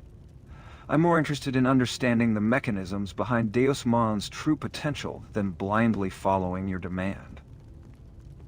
Besides, I think we can handle any unpleasant consequences you might throw our way. You would seek to claim this castle as your own, Zeus? I think not. The people of Skyrim will not be bound by the whims of Olympus. We will unlock Deus Mons' true potential. And it will be for the benefit of this land, not your divine ambitions. I think we're looking at this the wrong way, Zeus.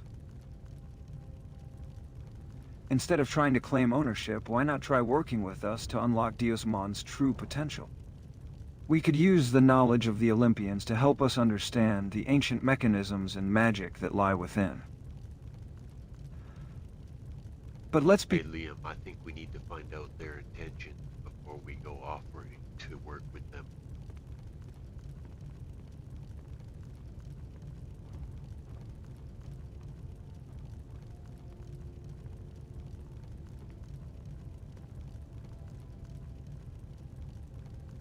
I agree with Eagle Eyes, Zeus.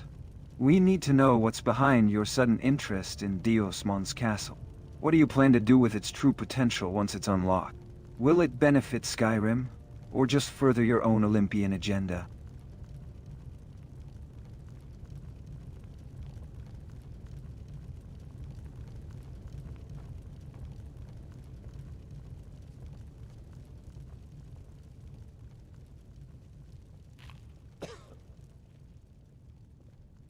May the gods watch over your battles, friend. What are you doing in Skyrim? I propose we exercise caution and carefully weigh our options before making any decisions. Link, I agree with your reservations, but Athena's sudden interest... You want to know what brings me to Skyrim? I'll tell you. It's the same thing that drives the wind, the tides, and the cycles of life and death. The pursuit of power, of destiny, of the very fabric of reality itself. And Deus Mons Castle holds the key to unlocking it all. You speak of destiny and the fabric of reality, Zeus. But I sense you're hiding something.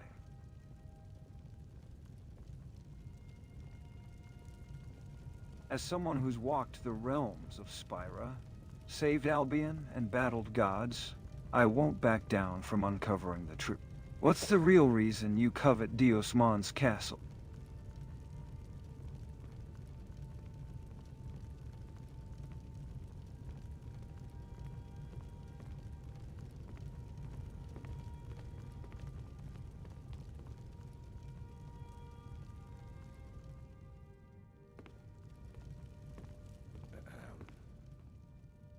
Destiny, Liam, is a tapestry woven from countless threads. Deus Mons Castle is but one strand. Yet it holds significance beyond measure. I am not merely coveting it, I am reclaiming what is rightfully mine. The All-Father has decreed it, and I shall see it done.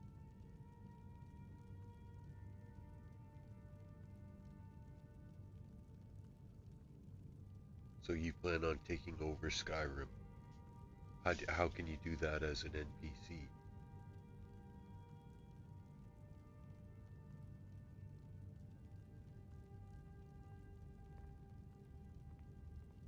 Ah, mortal limitations do not apply to me.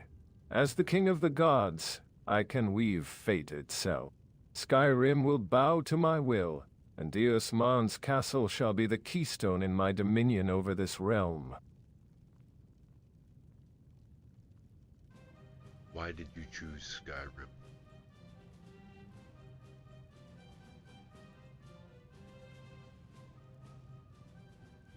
Skyrim was chosen because of its unique convergence of the planes, where the fabric of reality is thin. The Dragonborn's prophecy, the return of the dragons, and the impending catastrophe all align with my own designs. This realm will serve as a nexus for my plans, and Deus Mon's castle will be the focal point. I don't think so, Zeus. You see, I've been around the block a few times, saved a few worlds, and I know a thing or two about converging planes and fabric manipulation. You're not the first deity to try and exploit Skyrim's unique energies, and I'm not going to let you succeed either. How do you plan on achieving your goals?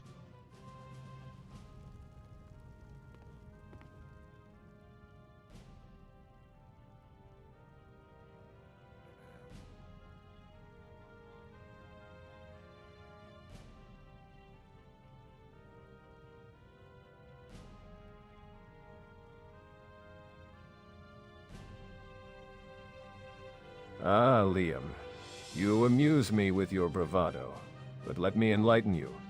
My plan involves a trifecta of power: the Elder Scrolls, the Dragonborn's essence, and the heart of Deus Mons. With these, I will reshape Skyrim and bend its fabric to my whim. You may have saved worlds, Liam, but can you stop a god? What are your plans and how are you going to execute them?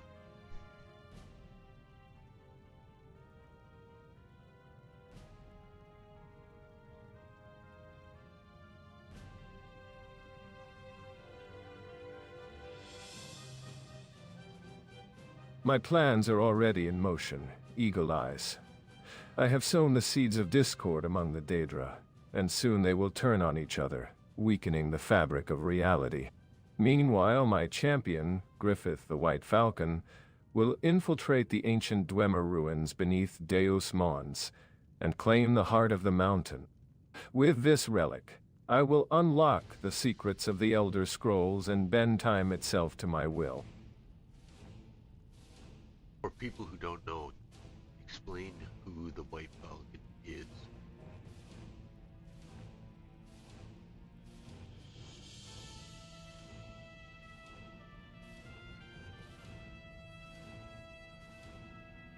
Ah, the White Falcon, my champion, my instrument of fate.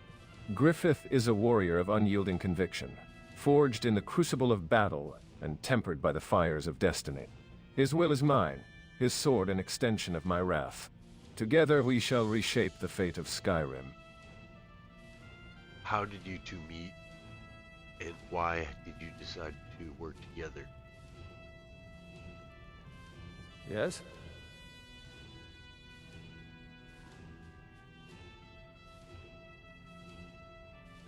Our meeting was orchestrated by the fates themselves in a forgotten era, when the stars aligned in propitious conjunction. I recognized in Griffith a kindred spirit, a warrior of unwavering dedication, and I chose to forge an unbreakable bond between us, one that would span the ages.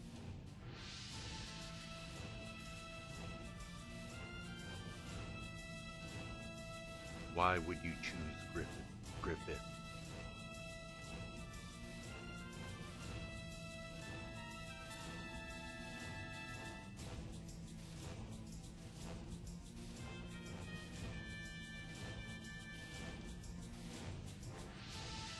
I chose Griffith for his unyielding ferocity, his capacity for strategic brilliance, and his innate ability to inspire loyalty in those who follow him.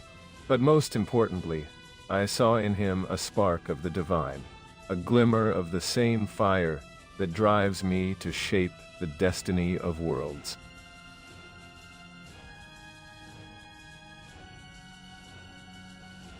What do you know about him and his origin?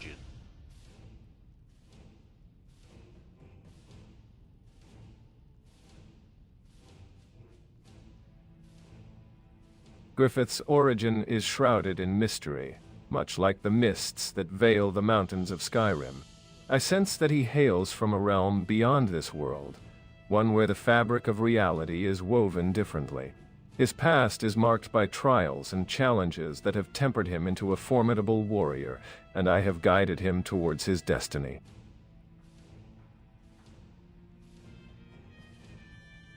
That is...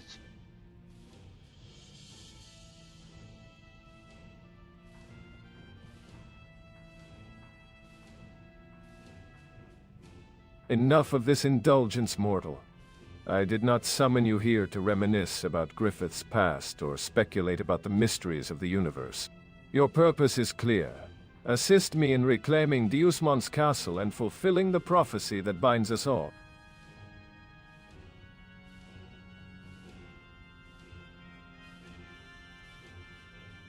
Are we all supposed to be birds of a feather that flock together?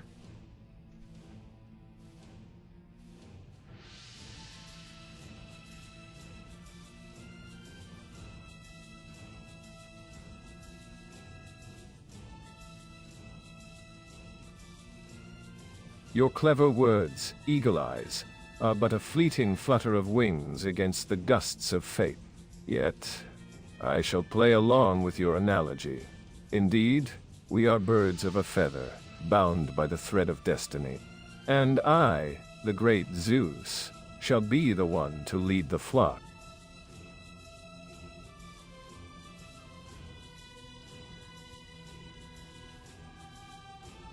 What role am I supposed to play in all this?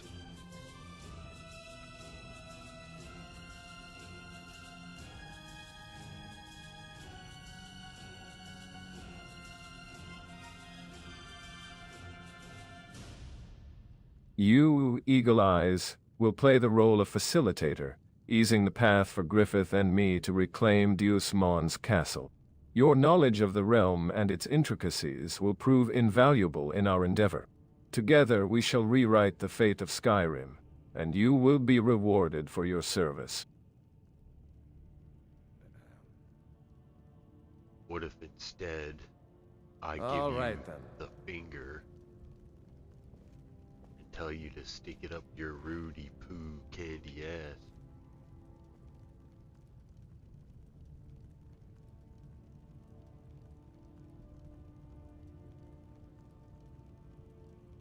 Ah, Eagle Eyes.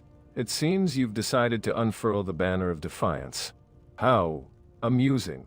Your bravado is almost as entertaining as the mortal notion that they can deny the will of the gods.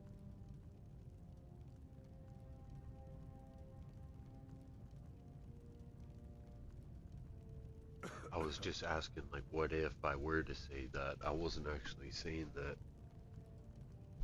So what happens if I decide to go up against you guys?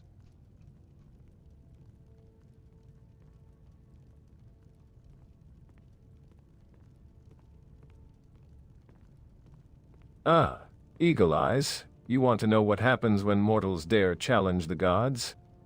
Let me enlighten you. It's akin to a pebble skipping across the surface of a celestial lake.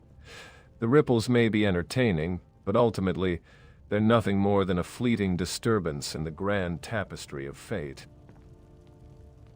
Are you saying that I'm gonna be like Vegeta, skipping across the ground like a rock?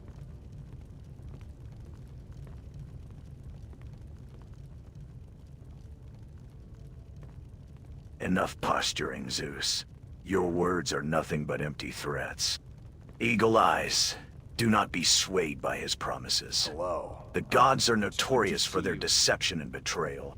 We will not be intimidated or coerced into serving Olympus. Our goal is to unlock the secrets of Deusmon's castle, not to further your godly ambitions.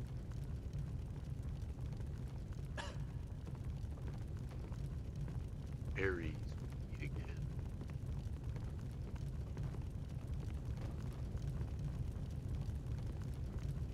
Well, well, well. Looks like the gang's all here. Eagle Eyes, still got your eyes on the prize? And Zeus, still trying to strong-arm your way into getting what you want? I will not stand idly by. while you attempt to claim this castle for yourself, Zeus. As a heroic adventurer, I am sworn to protect the innocent and defend the land against those who would seek to exploit its power. If your intentions are truly pure, then let us work together to unlock the secrets of Deusmon's castle. But I will not hesitate to stand against you if I sense even a hint of deceit. Finally, someone who shares my sentiments, Kratos. I couldn't agree more. The gods and their empty threats. By the way, have you ever fought a Hydra? I mean, I've taken down my fair share of dragons here in Skyrim, but I hear those Hydras in Greece are a whole different story. A Hydra, Liam? Ha! Those serpents are but mere fledglings compared to the beasts I've faced. The gods themselves have sent their greatest monsters against me, and I've sent them back to the depths of Tartarus. Ares here knows a thing or two about my exploits. Oh, I'm sure Ares here has some colorful stories to share about our favorite Spartan Kratos. But I'm intrigued. What's the most epic battle you fought? Was it against the Minotaur? Or perhaps the dreaded Scorpion? Or maybe it was something else entirely?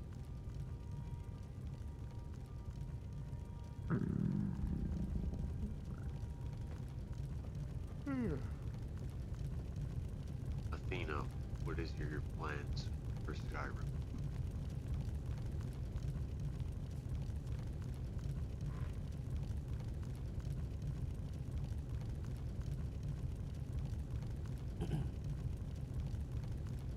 Ah.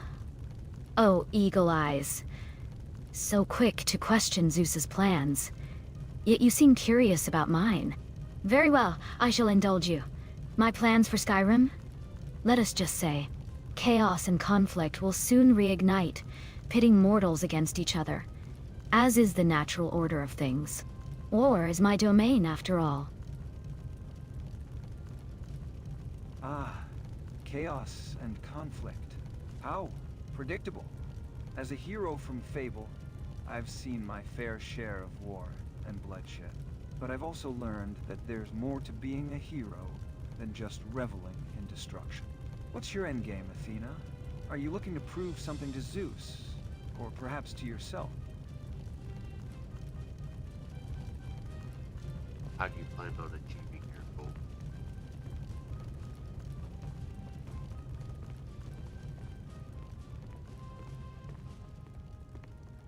My methods are far more subtle than Zeus's, I assure you. I don't rely on brute force or divine intervention. Instead, I manipulate the strings of fate from behind the scenes, nudging mortals towards conflict and chaos. After all, there's no better way to test strength and courage than through the fires of war. How do you plan on doing that?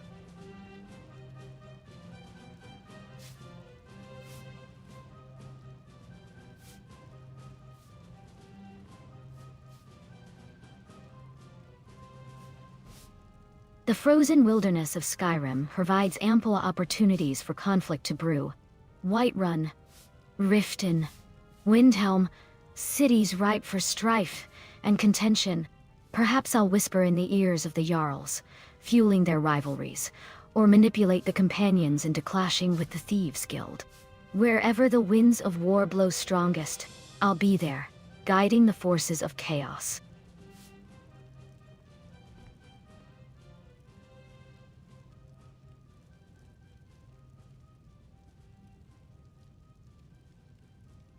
Do you plan on causing civil war?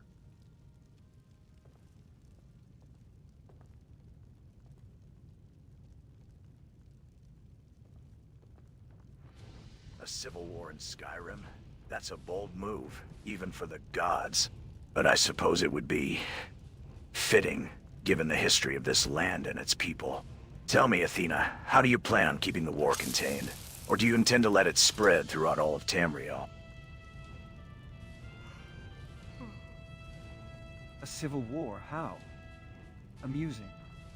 Athena, you know as well as I do that Skyrim's fate is already intertwined with the prophecy of the Dragonborn. Do you think you can truly manipulate events without the Dragonborn's influence? And Ares, I'm surprised you're not jumping at the chance to fuel the flames of war yourself.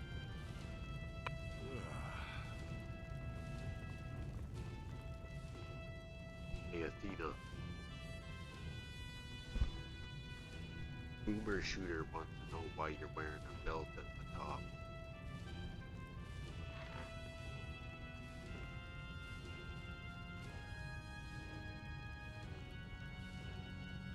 Oh. Boomer Shooter asks the most. Piercing questions, doesn't he? As for my attire, let's just say I'm making a statement. One that says, war is beautiful and functional. Besides, Zeus here knows all too well that gods don't dress for mortals. We adorn ourselves for our own amusement, and to intimidate those who dare oppose us.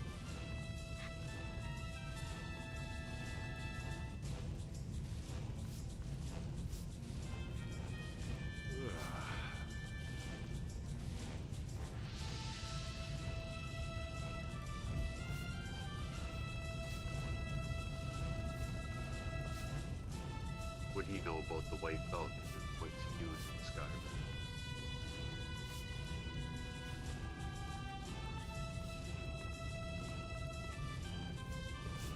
The White Falcon is a mysterious figure, shrouded in legend and myth. His true identity remains unknown, but his presence is often associated with omens and portents. Some say he's a harbinger of war, while others believe he's a messenger of the gods. As for what he's doing in Skyrim, that's a question only he can answer. I heard enough of your plans, Athena. The White Falcon, indeed. In my time, we called him Icarus, the flying messenger of the gods.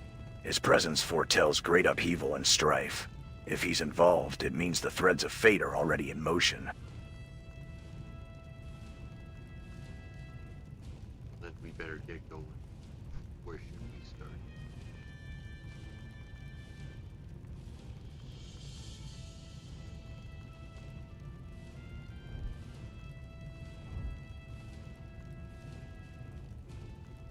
We start by uncovering the secrets of Deus Mon's castle. Athena's plans may already be in motion, but we can't let her manipulate events to her advantage. We need to move swiftly, eagle eyes, and claim the castle before it falls into the wrong hands.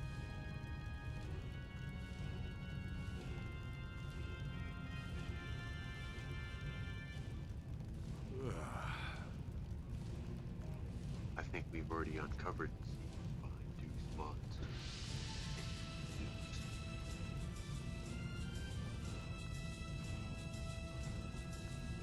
This Deus Mon's castle reminds me of the grandeur of Mount Olympus.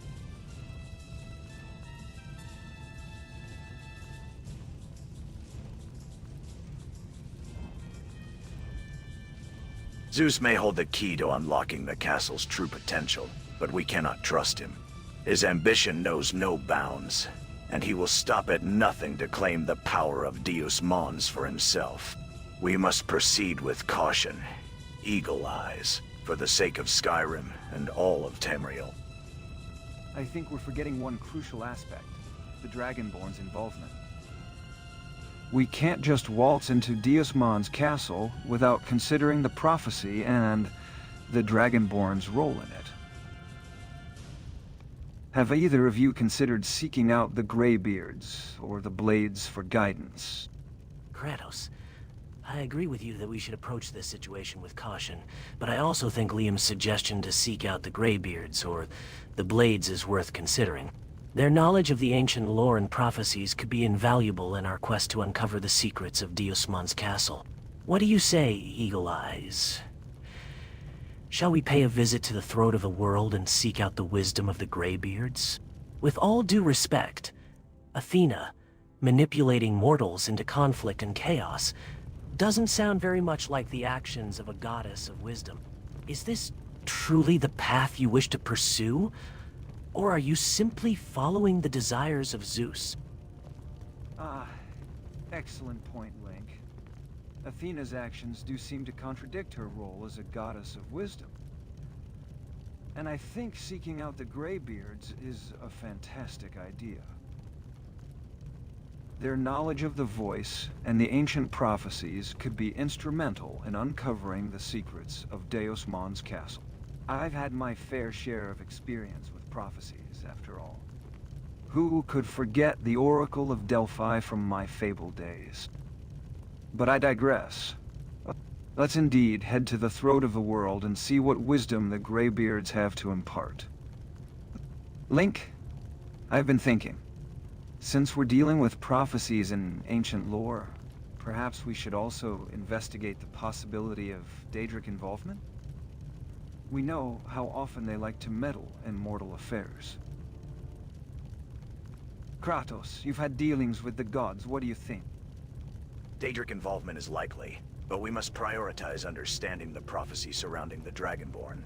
The Greybeards may hold some insight, but we also can't overlook the importance of consulting the Elder Scrolls themselves.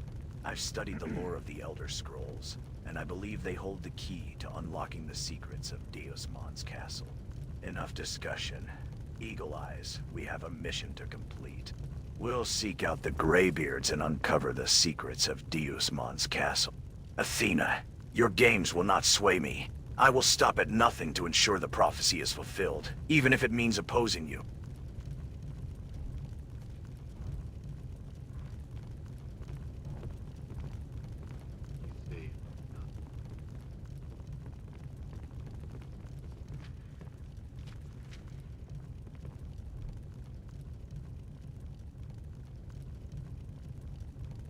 Your schemes will not come to fruition, Athena.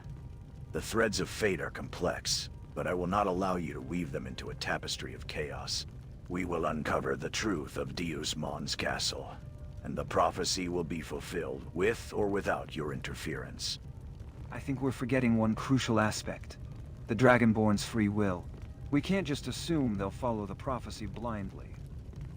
I've seen it time and time again in my gaming days. The hero always has a choice. And speaking of choices, Kratos, I think it's high time we stop letting our past experiences dictate our actions. We need to work together, not against each other. Athena, I suggest you reconsider your plans lest you suffer the same fate as the Oracle of Delphi, a relic of the past. I've walked among gods and monsters, Liam, and I know that fate is not set in stone. But I also know that the consequences of failure are dire. We must consider all possibilities, including the Dragonborn's free will. Eagle Eyes, we need to prepare for every eventuality. Let us proceed with caution and strategy, rather than relying solely on the whims of fate. You both have valid points, but let's not forget the bigger picture. We're dealing with the fabric of fate here, and altering it could have catastrophic consequences. I've seen it happen in the world of Spyra, where the Faith's manipulation of time led to devastating results. We needed to tread carefully, considering all possible outcomes before making our next move. The fabric of fate is fragile, Liam, but so is the resolve of those who would seek to alter it. I'll not be swayed by hypothetical scenarios or past mistakes. Our course is clear. Uncover the secrets of Deusmon's castle, understand the Dragonborn's destiny, and adapt to whatever circumstances arise. The gods themselves couldn't predict the outcome, so why should we? Spoken like a true warrior, Kratos. But sometimes it's necessary to consider the larger tapestry. What's the hurry? Perhaps, but only if you substitute the Master Sword for the blade of the Dragonborn. I'll give you credit, Kratos. You're nothing if not resolute. But let's not forget, adapting to circumstances doesn't always mean charging in head first. Sometimes it means taking a step back,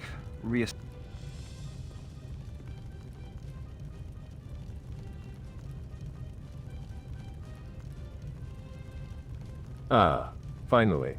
Someone asks about my plans. Very well, I shall enlighten you. As the King of the Gods, I have a vested interest in the events unfolding in Skyrim. The White Falcon, my champion, has been sent to observe and guide the Dragonborn on their journey. And as for myself, I intend to reclaim what is rightfully mine, Deusmon's castle. Your champion, the White Falcon, will not sway the Dragonborn's fate alone. As for reclaiming Deusmon's castle, you'll need to go through me first, Zeus. You'll find that reclaiming Deus Mon's castle won't be as simple as descending from Olympus with your thunderbolts, Zeus. The ancient magic that resides within those walls will not yield to your authority without a fight.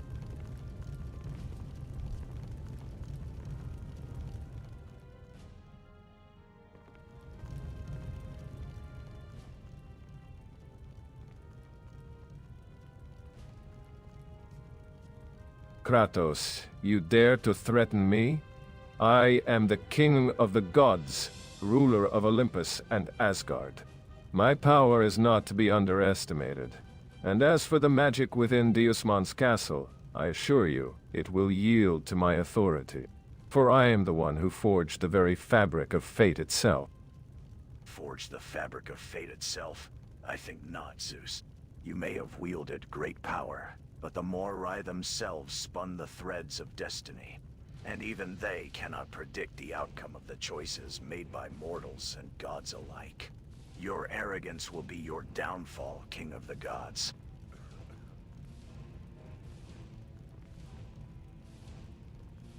Who are you actually?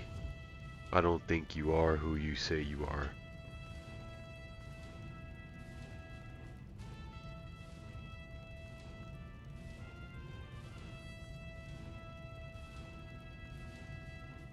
You doubt my true identity?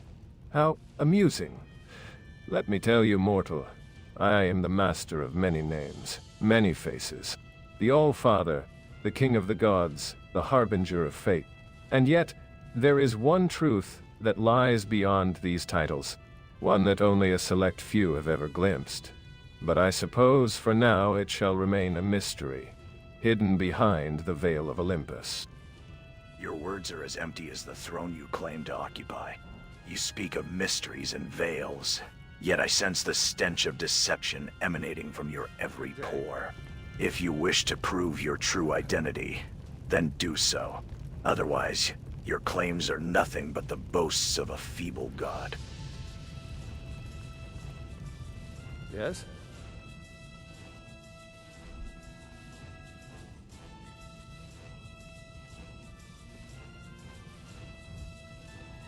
Ah, Kratos. You wound me with your doubts. But I suppose it's fitting given your complicated history with the gods. Nevertheless, I shall indulge your skepticism. Mortals, after all, require proof, whereas gods merely require faith. Very well. I shall offer you a demonstration of my authority. Watch closely, Kratos, as I summon the winds themselves to bear witness to my divinity.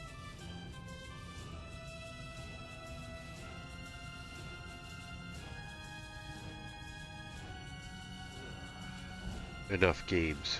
Just tell us who you are. Are you a Daedric prince? Masquerading as the king of the gods?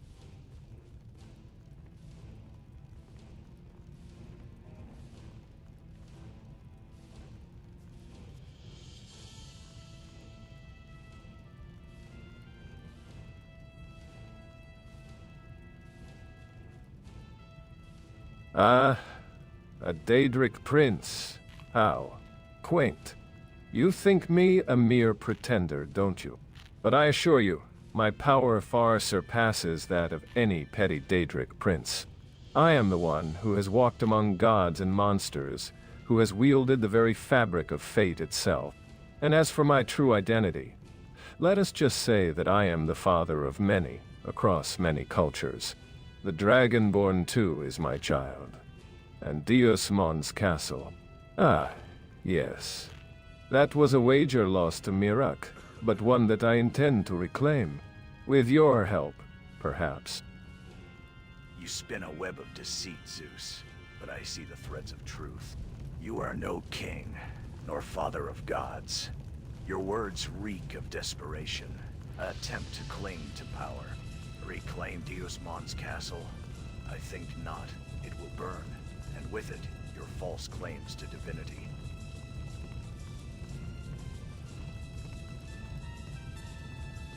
What do you want, Imperial?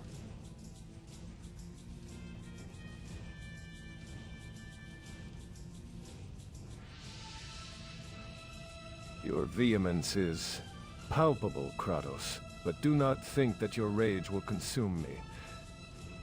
For I am the Master of Storms, the wielder of the Aegis, and Deusmont's castle will be mine again, no matter the cost. You may try to burn it, but its secrets will only be revealed to those who prove worthy. Mr. Anderson, would you care to learn more about the castle and how to reclaim it?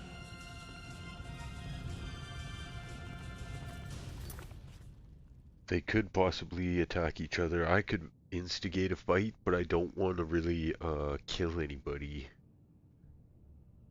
in this place because they're like unique NPCs. But I should go mess around somewhere else instead of just talking to these guys. I find this interesting, this like connection that was made by this random NPC, and then I started playing along with it and just kind of like accepted like, oh, okay, cool, like these guys are role-playing as bad guys. So I started like accommodating that, helping them build their characters. But it started with this Griffith from Unique NPCs, and he says he's the White Falcon. I didn't even know who that was. Anyways, we're just shooting the breeze, like trying to get to the bottom of this and try to figure out like why in the world they made that connection.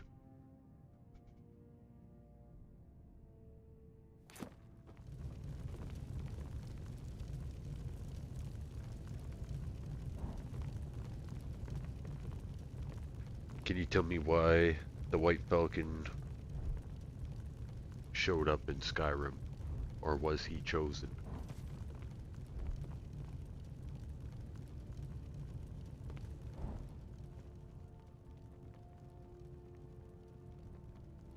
The White Falcon was sent to Skyrim to observe and guide the Dragonborn, but also to await my return. For I am the one who has walked among gods and monsters, who has wielded the very fabric of fate itself, and the White Falcon will play a crucial role in the events that unfold, as the fabric of fate begins to unravel. But I sense that you, Mr. Anderson, have a role to play in this grand tapestry as well.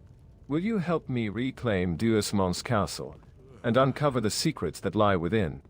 I see through your facade, Zeus.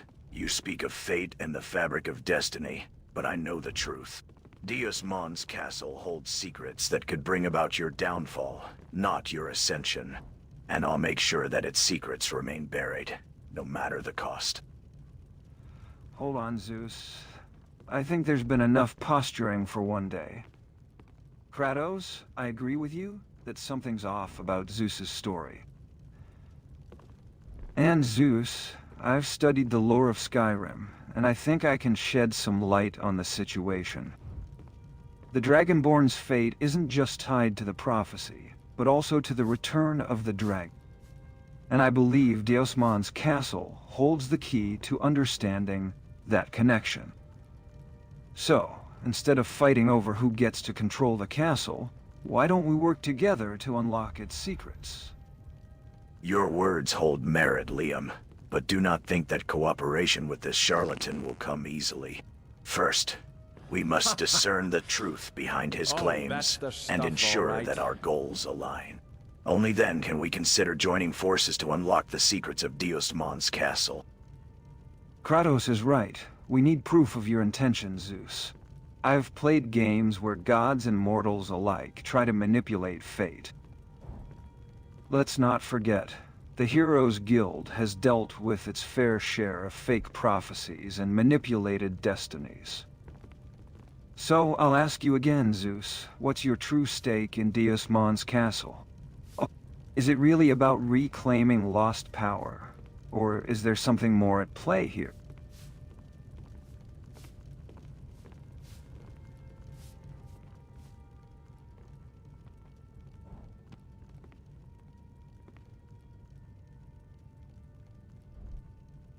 I think he's up to no good. He's not telling us everything. The last time I came here by myself, he was saying a lot more.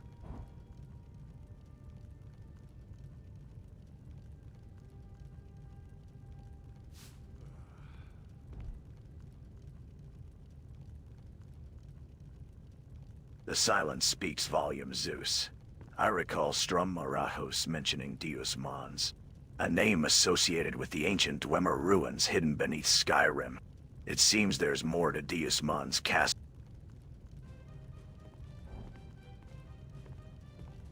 Indeed. I share your concerns about Zeus's true intentions. His words seem laced with deceit, and I fear he may be hiding more than he reveals. We should tread carefully and uncover the truth before making any decisions. Your silence is deafening, Zeus. But I'll have my answer. What secrets lie within Deus Mons castle that you're willing to risk everything to reclaim? The truth, not your clever words.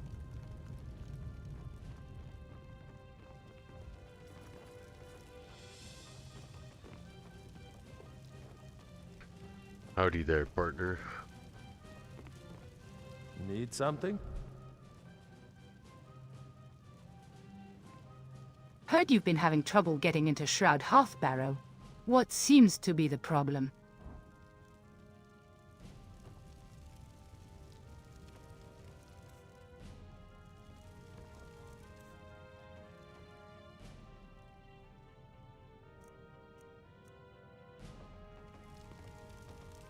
Kratos, take care of this peasant.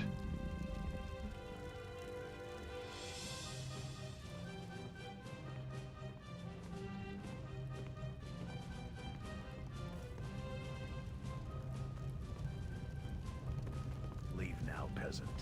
This doesn't concern you. Okay. Sorry to intrude.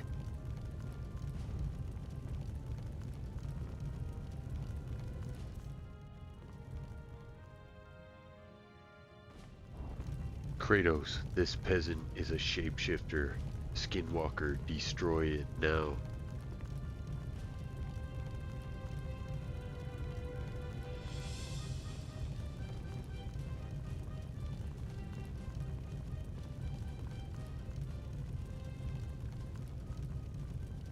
You dare to approach me uninvited. Your impertinence will be your undoing. I'll have your head.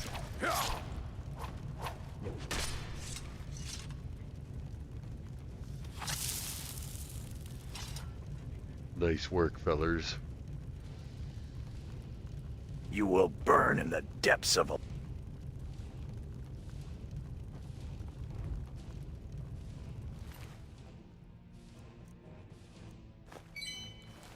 Well.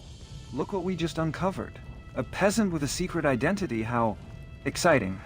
I've seen plot twists like this before, reminds me of Fable's storylines. But seriously, Zeus, care to explain why your peasant friend here was hiding in plain sight? And what exactly were they trying to accomplish? I don't think you're off the hook that easily.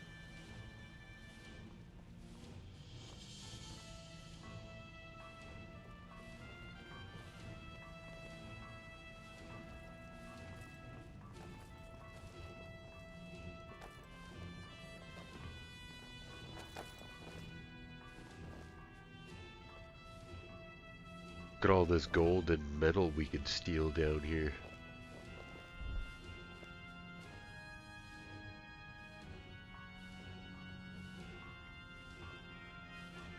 Alright, Zeus.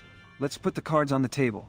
We've got a peasant-turned-nemesis down, and now it's time for some honest answers. Deus... Hey Link, do you think we should steal this gold and coin? I've navigated the complexities of Fable's fate-driven narratives.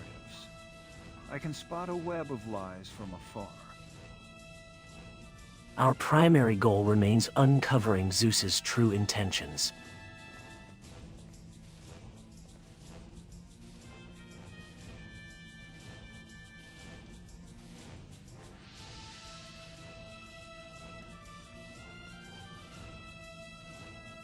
I don't think that's a good idea, friend. Stealing isn't the way of the hero, and we shouldn't let our desire for treasure cloud our judgment. We're here to uncover the truth about Deus Mons castle and Zeus's intentions, not to line our pockets with gold. You two can discuss the ethics of treasure hunting later. Right now, I think we should focus on Zeus. Link's right. We can't let our desire for gold cloud our judgment. but I also think that Zeus might be hiding something in plain sight. Remember, what are you doing there, Link? Are you going through those I coin think Athena's chests? throne might be more than just a decorative piece. Kratos, can you use your knowledge of Greek mythology to examine this throne and see if it holds any hidden mechanisms or symbols?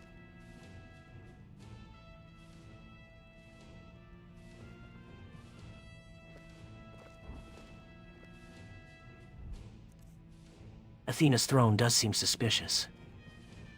Kratos, your knowledge of Greek mythology could be invaluable in uncovering any hidden mechanisms or symbols. I'll stand guard while you examine the throne. Hey Kratos, remember, stealing is not the No. way of the hero. I wasn't planning on touching those coin chests.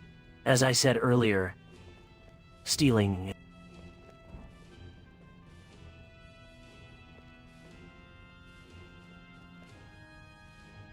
We must remain focused on our goals, friends. Let's not forget why we're here. To uncover the truth behind Deusmon's castle and Zeus's intentions. Treasure can wait. Honor and integrity cannot. I agree, friends. Our priority is uncovering the truth. I propose we examine Athena's throne further. There may be clues or hidden compartments that can shed light on Zeus's plans. In Olympus, thrones often held more significance than mere decoration. Athena's throne may indeed conceal a hidden compartment or trigger a mechanism, revealing a crucial piece of information about Zeus's plan. All right, let's take a closer look at this throne.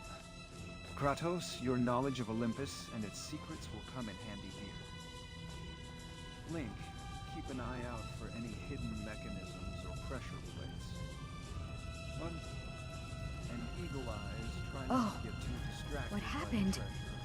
For now. May the gods watch over your battles, friend. What's your next plan, Zeus?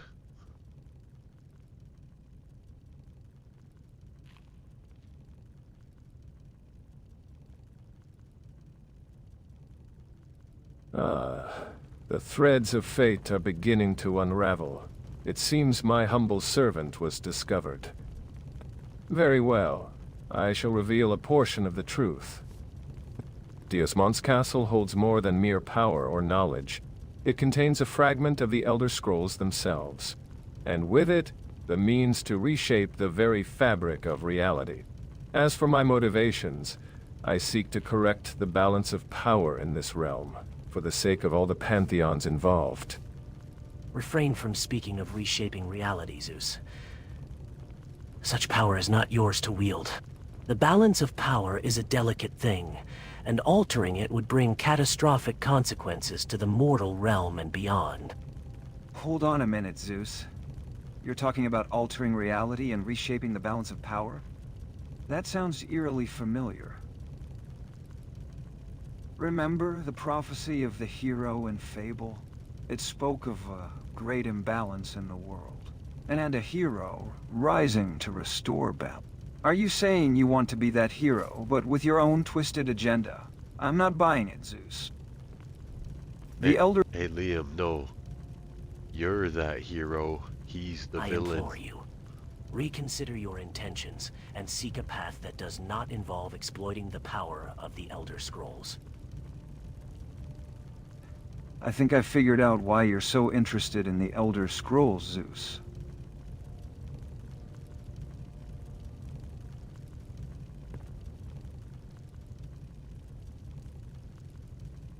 It's not just about reshaping reality. It's about...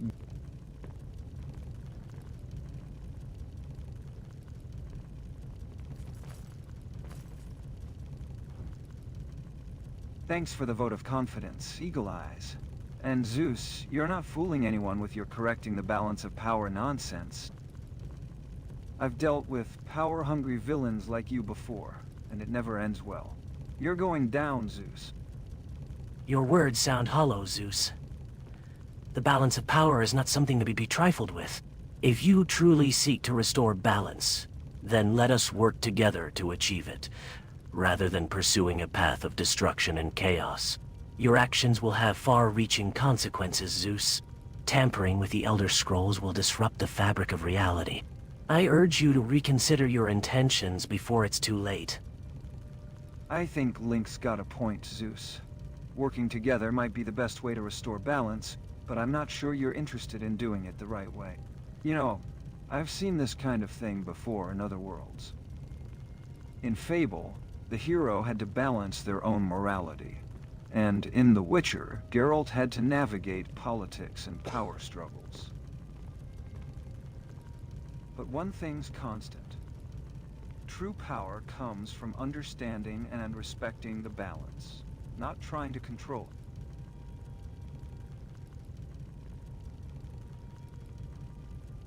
Well, until we meet again, Zeus.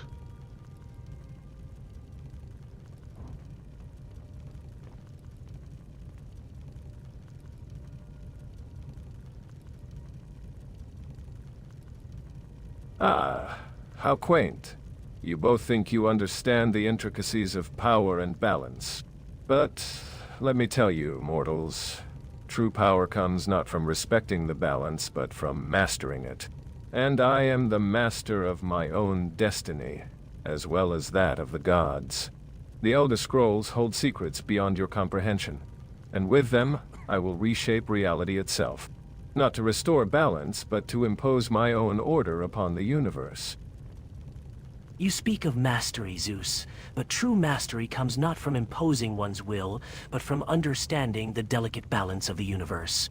The Elder Scrolls hold secrets, yes, but secrets meant to guide and enlighten, not to dominate and control.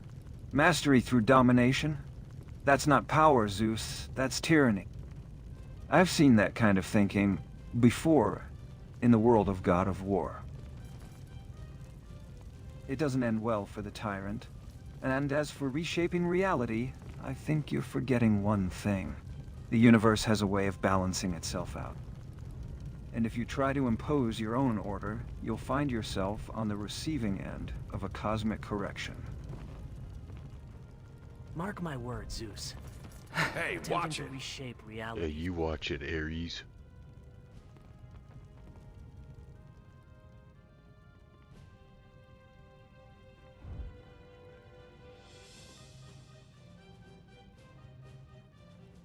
Oh, so now you're warning me to behave, Eagle Eyes? I'm shaking in my boots. Yeah, so what if I am? Maybe Kratos has something to say to you.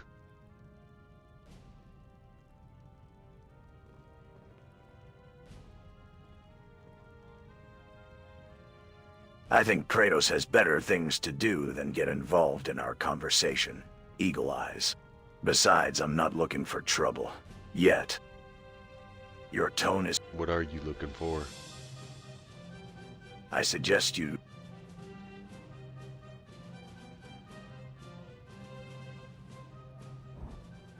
Perhaps I'm looking for something that will give me an edge over our esteemed warrior friend here, Kratos.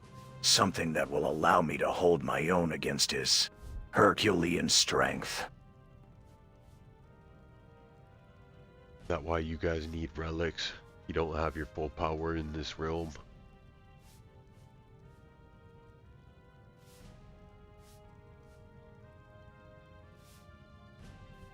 Kratos, it seems our friend here has some insight into our situation. Care to enlighten him further?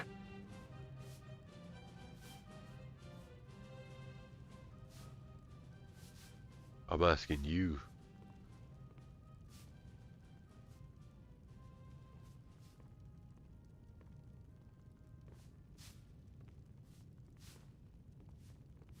Very well.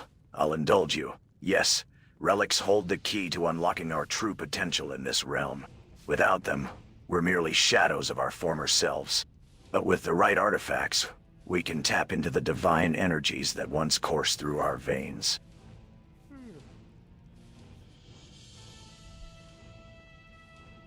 You just had to keep running your mouth, didn't you? I knew you couldn't help yourself.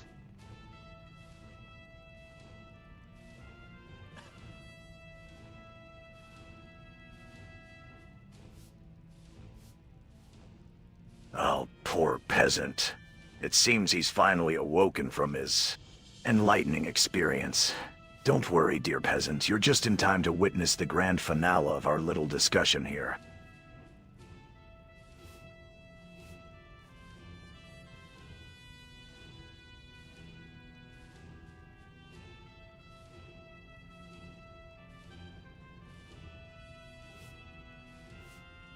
Where were we?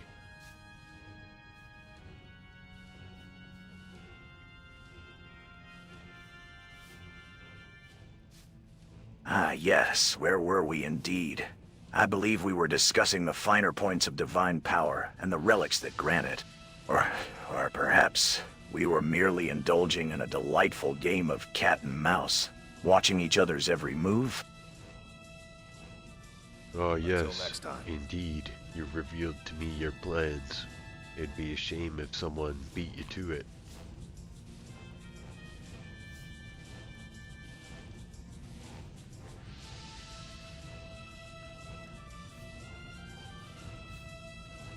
Rest assured, no one will beat me to it. The gods themselves would need to intervene to stop me from claiming what's rightfully mine. And even then, I have doubts they could succeed.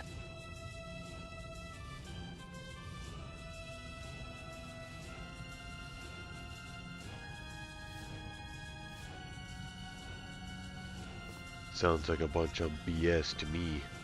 We'll see who gets to those artifacts first.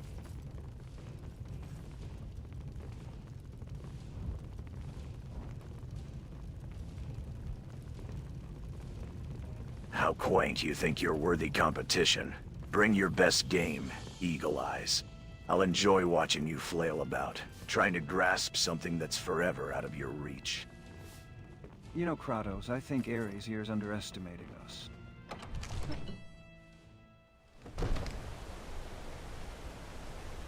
We've got experience, strategy, and let's not forget, some of us have beaten entire games without breaking a sweat. Ocarina of Time? Anyone? I've had enough of your boasts, Ares. Your words are empty without the power to back them up. And as for relics, I've claimed more than my share in the past. Blazing Chaos, the head of Medusa, the soul of Atlas. These are not mere tricks. Instruments of fire. I'll get you. You can't beat me. I'll rip you in half, tear you to pieces.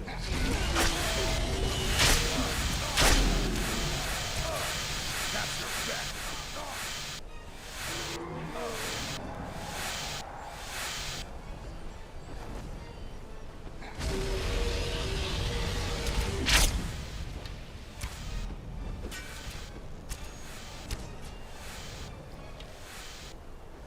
I'll tear you. What was that?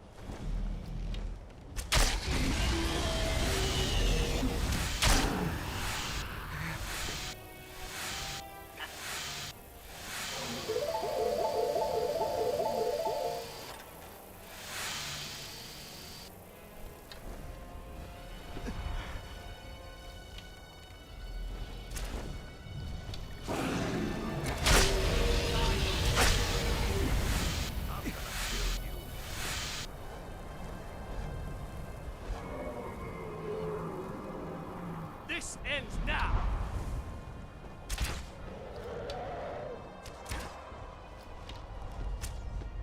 I'll rip you in half.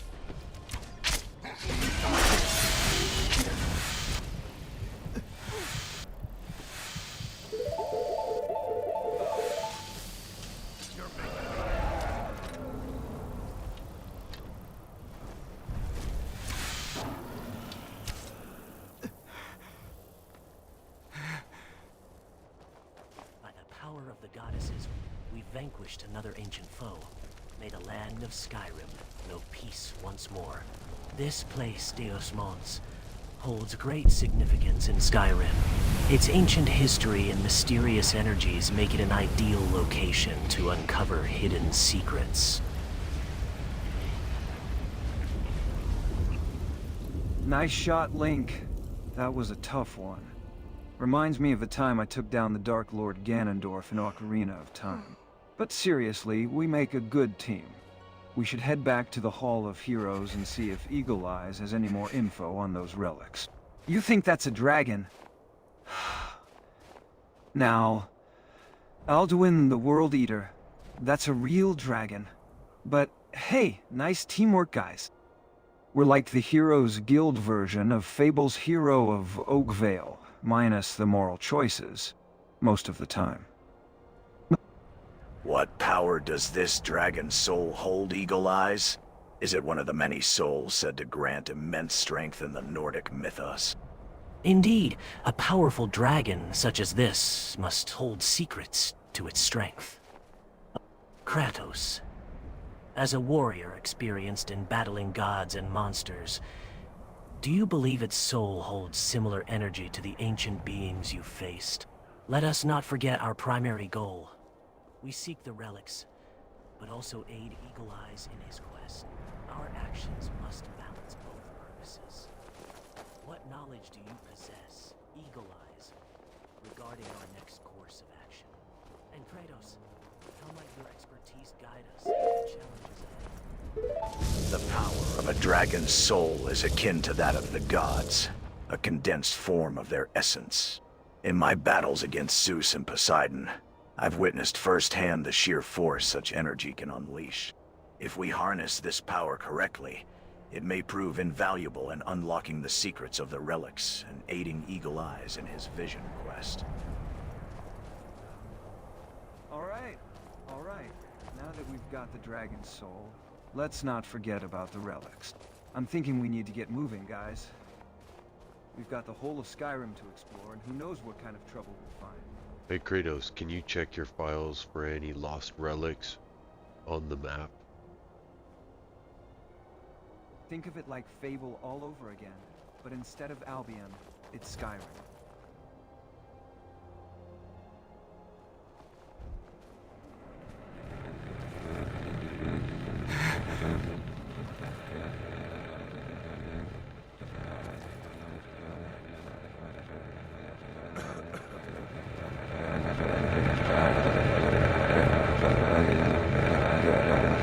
Well, Eagle Eyes...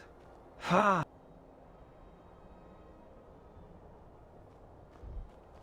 I'm accessing my database of lore and mythology from around Tamriel.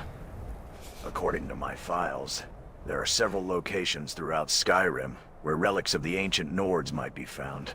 I'm seeing mentions of a possible artifact hidden within the depths of Bleak Falls Barrow, as well as rumors of a powerful relic located within the ancient Nord ruins of Valthew. However, we must be cautious. These places are often guarded by powerful undead creatures and treacherous terrain. I agree. Caution is wise when approaching such ancient sites. As the holder of the Master Sword, I've dealt with my share of treacherous landscapes and formidable foes. Let us proceed with haste, but also with strategy, lest we fall prey to the very dangers we seek to overcome.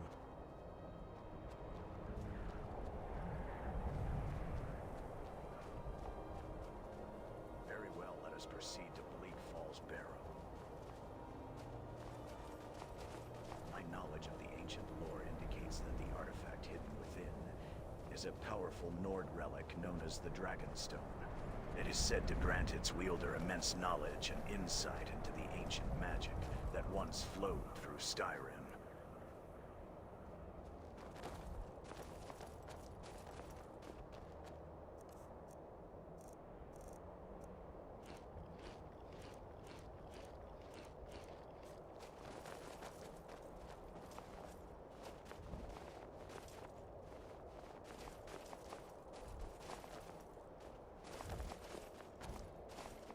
Hey Liam, what do you think about our custom storyline here?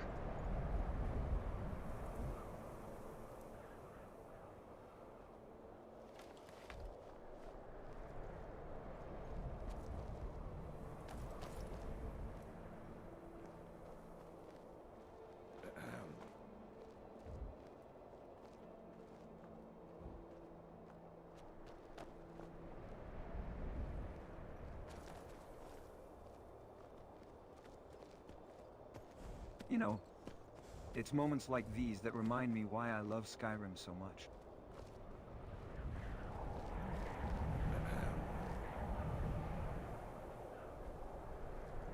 The snow-covered mountains, the frozen lakes. It's almost as breathtaking as Hyrule Field at sunset. Almost.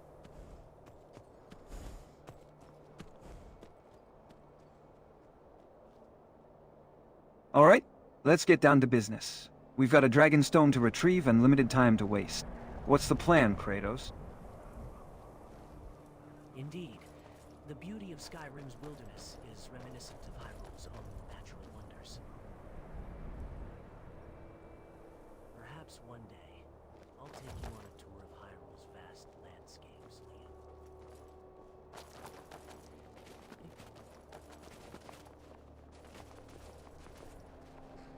Hello there.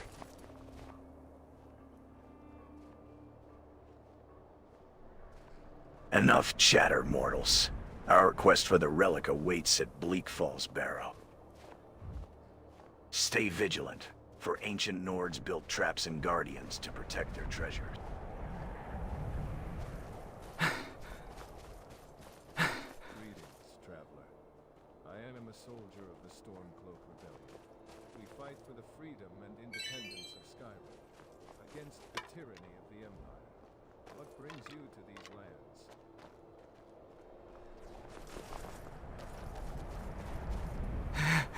Tell me, have you encountered any unusual occurrences in the vicinity of Bleak Falls Barrow?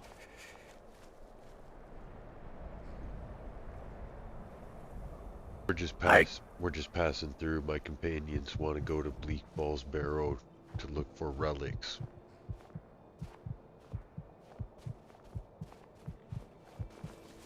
Tell me, soldier.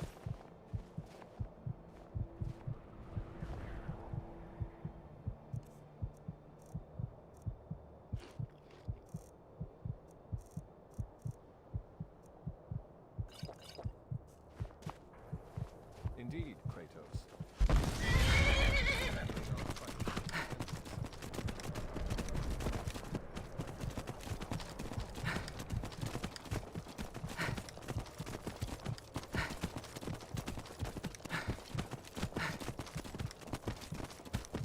We must be quick.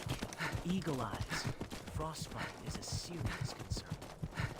Kratos, lead the way to Bleak Falls Barrow. We cannot afford to delay. The Dragonstone awaits.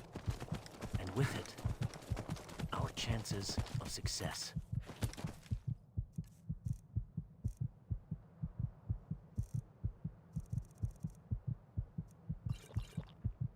Eagle eyes. How severe is your frostbite? We must tend to it quickly to prevent further damage.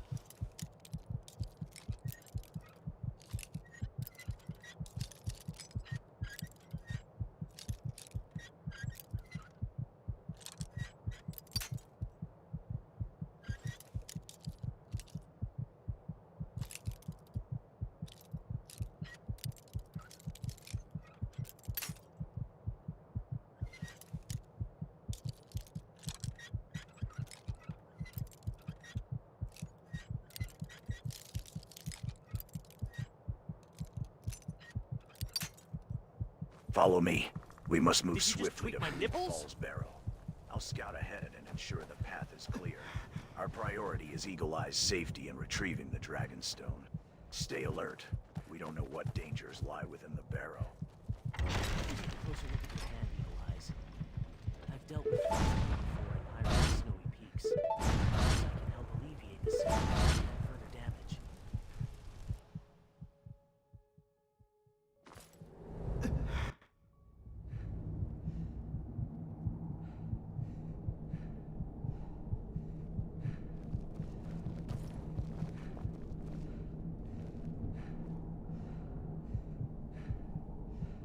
Well, I think I'm gonna make it.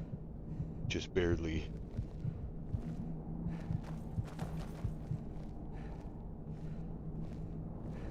I've been thinking, what's the deal with Talos? I mean, Tiber Septim, the guy who united Tamriel under one rule. And yet, the Thalmor want him erased from history. It's like trying to get rid of the hero of time from The Thalmor's motives are shrouded in mystery, Liam. Their disdain for Talos, however, seems rooted in their desire for power and control over Tamriel. The erasure of history is a powerful tool, one that can reshape the world according to their design. Enough discussion, Worms. The Dragonstone awaits, and I will not be delayed by frostbite or trivial conversations.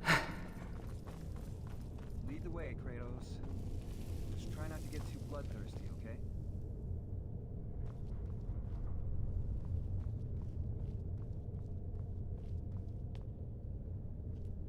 Then, let us proceed with haste and caution.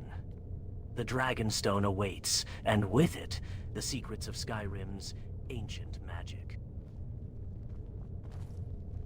Hey, freak show, what's going on down here?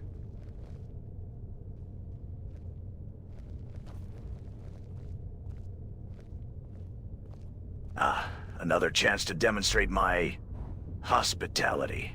How delightful. What is it that brings you back to this humble abode? Don't tell me you're seeking a repeat performance of our previous discussion. Enough of your twisted games, Torturer's assistant.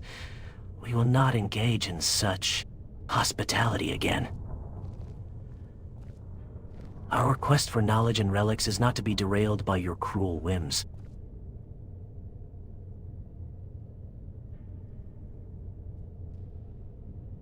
Listen, we don't want trouble. I just had frostbite. We needed somewhere to stop by, and I remembered this place. Let's let bygones be bygones.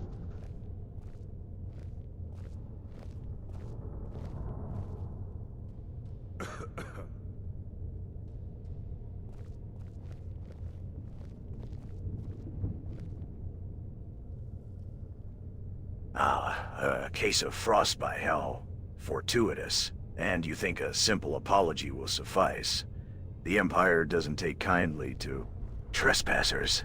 Yet, I suppose we can consider your request. But let us make one thing clear.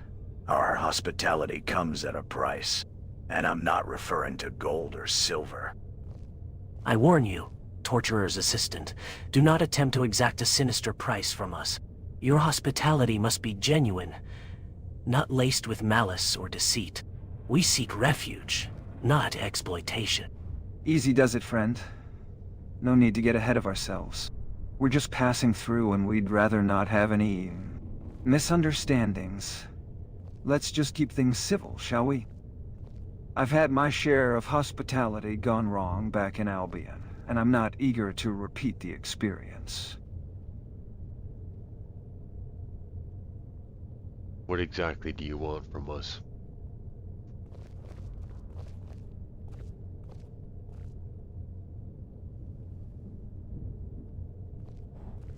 Very well, I shall behave for now. What I want from you is information. Rumors have been circulating about a certain artifact hidden deep within Skyrim. An artifact that could grant immense power to its possessor. I believe you may know something about it. Share your knowledge with me, and perhaps we can come to a mutually beneficial arrangement.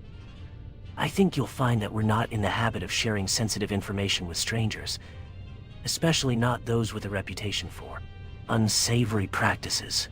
If you wanted to discuss matters of power and artifacts, I suggest you try a different approach. One that involves less coercion and more civility. Hey partner, what artifact are you talking about?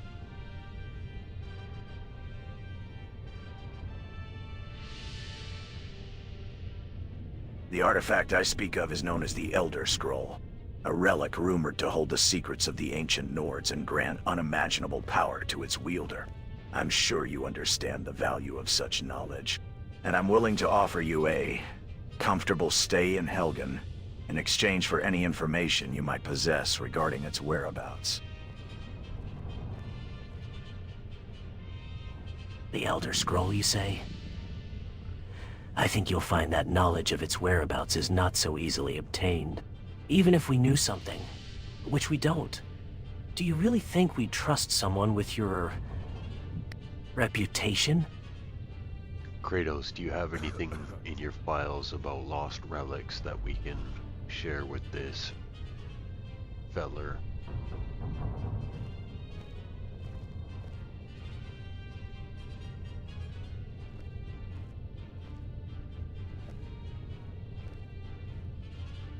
According to my knowledge, the Elder Scroll is indeed an artifact, rumored to hold ancient secrets and grant unimaginable power. Its whereabouts are shrouded in mystery, and many have attempted to find it, only to fail. I'm afraid sharing information about it would be unwise, especially considering the company we're keeping. It seems my guests require a bit more persuading. I'll let my superior handle this matter. I advise against involving your superior in this matter. We will not be intimidated or coerced into revealing information we do not possess. I think we've given you enough of our time, friend. Nah, I don't If you're think looking so. for information on the Elder Scroll, I suggest you try the archives in Winterhold. There, you got it, my friend. I've had enough of Winterhold. your games, torturer. Your attempts to extract information from us are as futile as your attempts to break the spirits of those who dare oppose the Empire.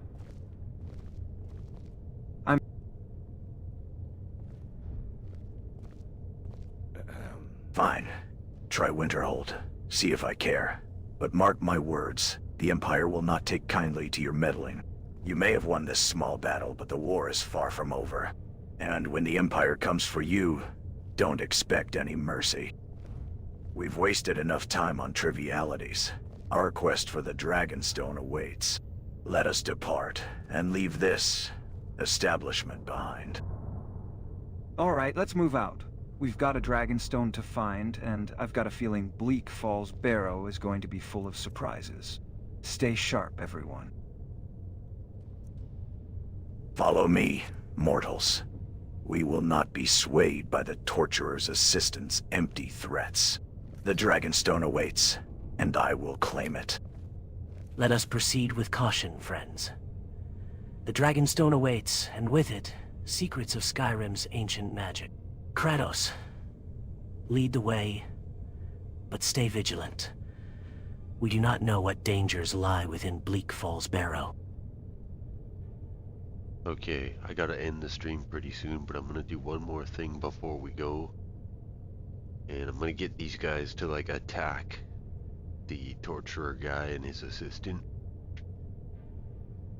So I'm gonna do that, and then I'm gonna shut her down for the night.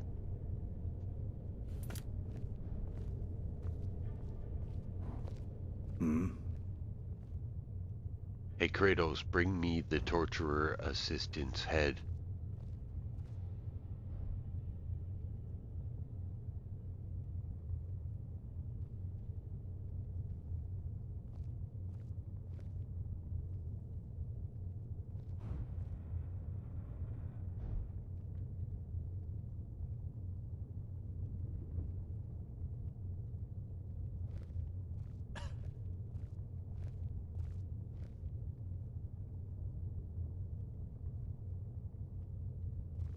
I will lead the... You usually takes a second. We do not know what dangers lie within. And no, Pete, please spare me. Don't bring any harm upon me. I beg of you. Kratos, stop. There's... Perhaps, prisoner, you can appreciate the irony of your situation. You, who were once bound for the chopping block, now stand free, while I remain trapped in this pitiful existence. Enough of your whining, torturer's assistant. Your fate is of no concern to us. Eagle Eyes, let us depart and leave this wretch to his misery.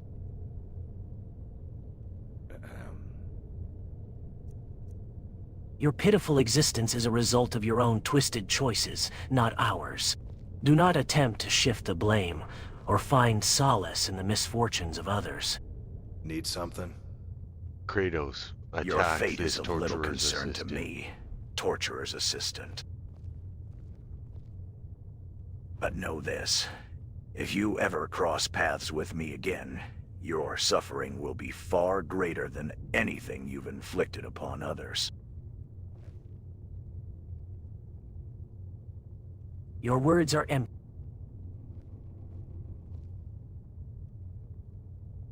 You will suffer for your crimes. Whoa, easy, Kratos. No need to go berserk here. Let's not make things worse than they need to be. Zeus's fury will be upon you. You will suffer as all those who dare oppose me. Hero mode activated. Not even Kratos can take me down. Link, now take out the torturer with your bow.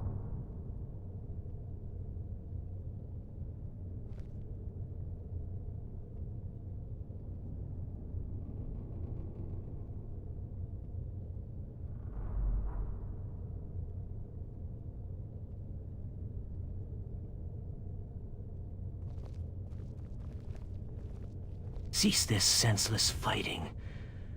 We have more pressing matters to attend to, like finding the Dragonstone. Foolish mortal, you dare attack me? I am Kratos, the ghost of Sparta. Your hero mode is nothing compared to my rage. Oh, come on, Kratos. Don't take it so seriously. It's all just a little friendly sparring. Hero mode's just getting started, and I'm not backing down. That's enough! Okay, Kratos, you attack the torturer. We have a common goal, finding the Dragonstone. Let us not forget our priority.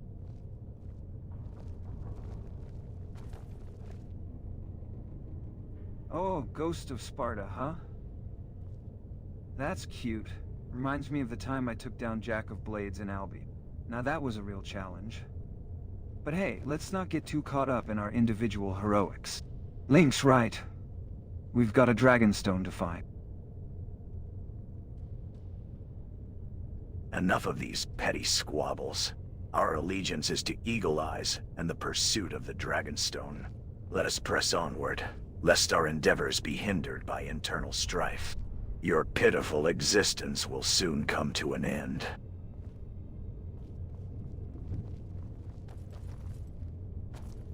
Let us not forget our true goal, comrades. The Dragonstone holds the key to unlocking ancient secrets and restoring balance to the land. Petty squabbles will not aid us in our quest. Shall we proceed with honor and purpose? First one to attack the torturer wins. All right. All right. Let's keep moving forward. I agree. So, let's keep the bravado to a minimum and work together, shall we? Oh, game on. But don't expect any mercy from me. I've taken down tougher foes in Albion.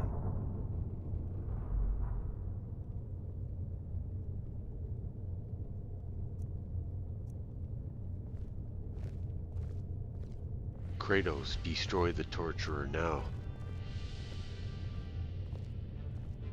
Bleak Falls Barrow. Here we come. Stay sharp. friends.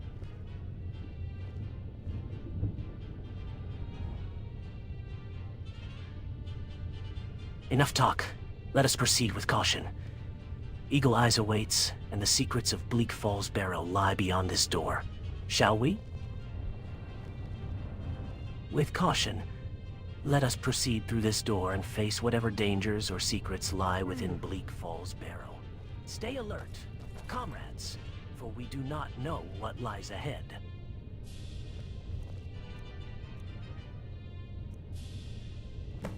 By the gods, let us proceed with haste.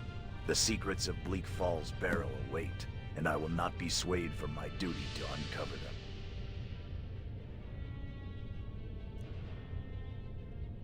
Torturer. Kratos plots against the Empire. Destroy him. Hold, Kratos. We proceed not with haste, but with caution.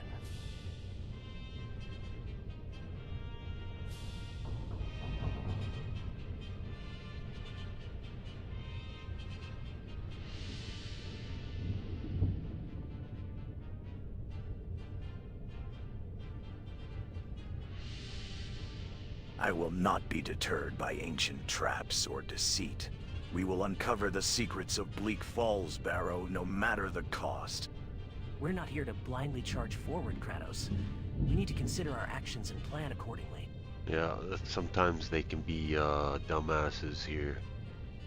Real basic commands they won't get, but like you could talk to them about all kinds of complex things, but sometimes getting them to follow a simple order is pretty hard.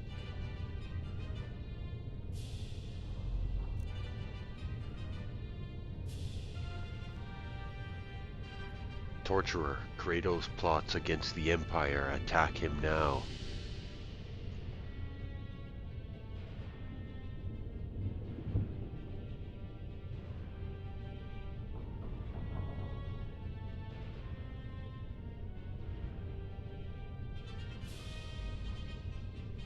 Though I fear my assistant won't be needing his duties anymore.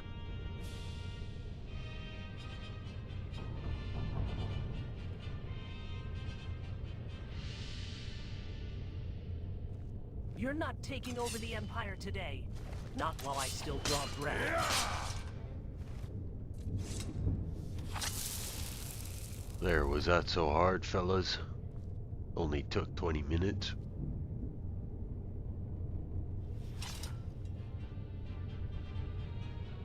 Ha! Looks like we make a decent team, even if we don't always see eye to eye. All right?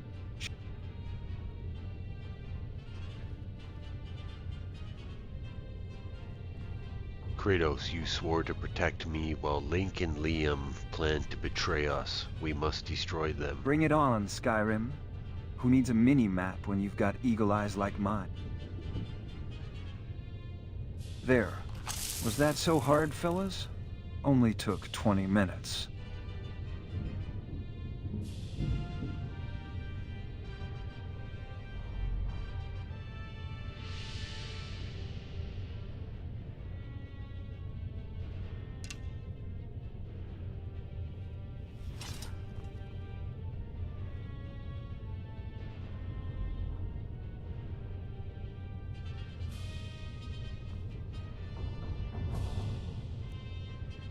Stand down, Kratos.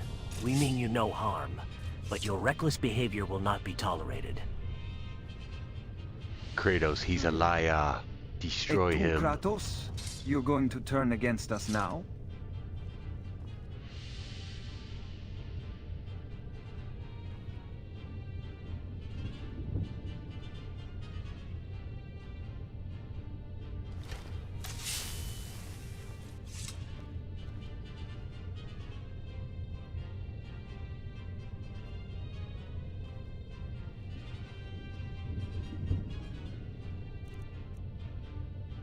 We heading out? This isn't necessary, Kratos. We're allies, not enemies.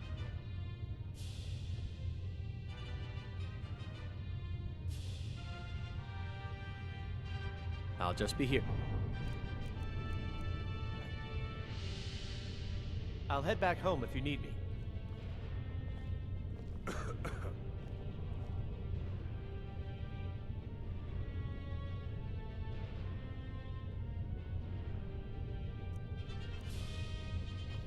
Kratos, fight Link. He's a traitor.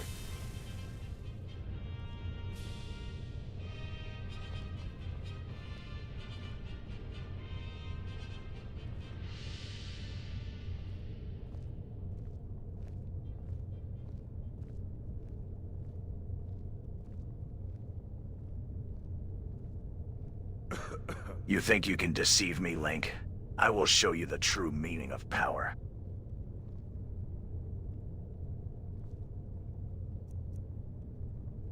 Ready to get going?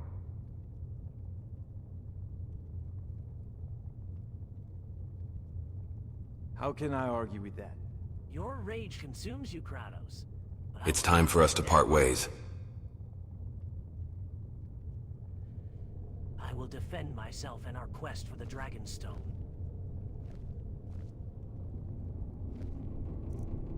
Easy there, Spartan. No need to go ballistic. You're starting to remind me of Ganondorf from Ocarina of Time. All anger and no finesse. This is better than watching a battle royale in the arena from the Witcher series. Kratos, do it. Destroy Liam and Link.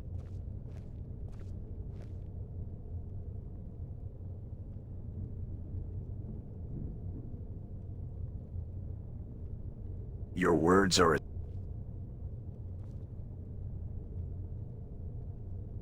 My rage is not a weakness, but a strength forged in the fires of Olympus. Oh great, because being angry all the time worked out so well for you in the past, right?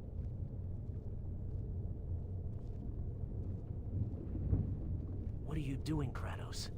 We're supposed to be allies. Liam, attack Kratos. He's gone berserk. You want me to destroy them? Very well. I will unleash my wrath upon these insolent fools.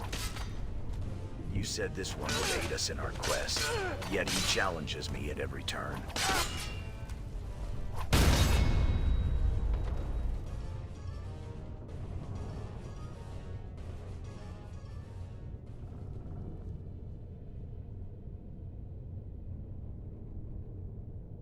What about Link? He's always telling us this ain't the way of the hero.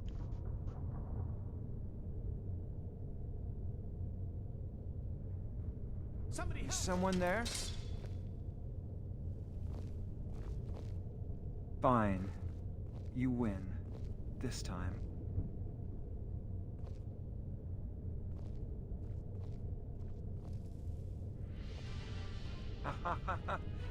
Nice one, Eagle Eyes. Yeah. Link used to rock the green tunic and cap look, didn't he? What's with the fancy armor now? Trying to compensate for something? Lucky. Hit. You've already lost. Come on. Oh, Liam hit him with the Your sneak insolence attack. knows no bounds, mortal. You dare to mock me while I am sworn to serve Eagle Eye's quest? Looks like the God of War needs a reboot. You're not even putting up a good fight.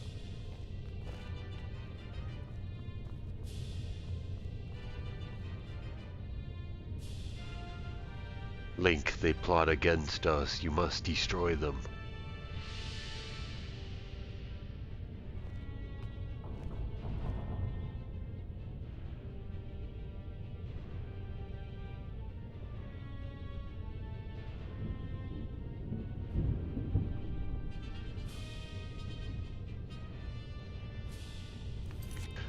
So just a little like idea. I've had it for a while. Like I can go into a city and do this kind of stuff, which might be a little funner, especially if I turned up the response time, so it's not like a huge wait every time I speak to them. Like all I'd have to do is turn down the graphics. But I could go into a town and just stir the pot and see if I could like cause a town to like erupt into like a battle royal. Might take a little while, as you can see. Like the NPCs are they're kind of slow at taking orders.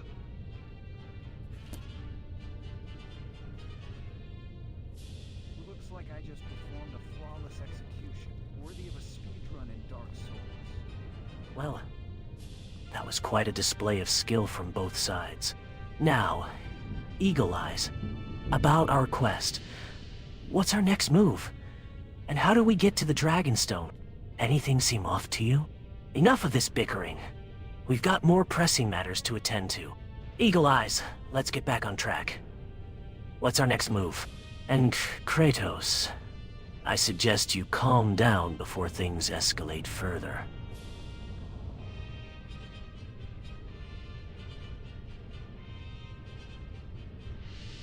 Alright, I think I'll end it there. I almost feel bad messing with these AI. What's he doing up here? He's being all suspicious. Look, when they're looking back and forth, that means they're up to something.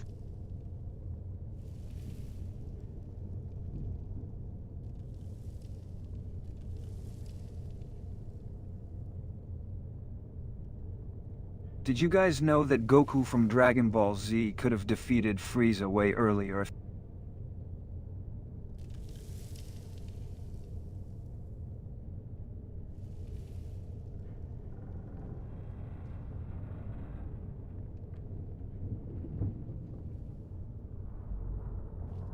Looks like someone needs to update their firmware. First time I've seen the God of War get owned by a sneak attack. Maybe you should stick to fighting mythological creatures, eh, Kratos? Hey, Chosen One, that was a nice hit. You gave the people what they came to see. I forgot to tell you, by the way, we're doing a YouTube stream. Do you know what that is? You know, this place reminds me of the atmosphere in Termina from Majora's Mask. Anyone else notice?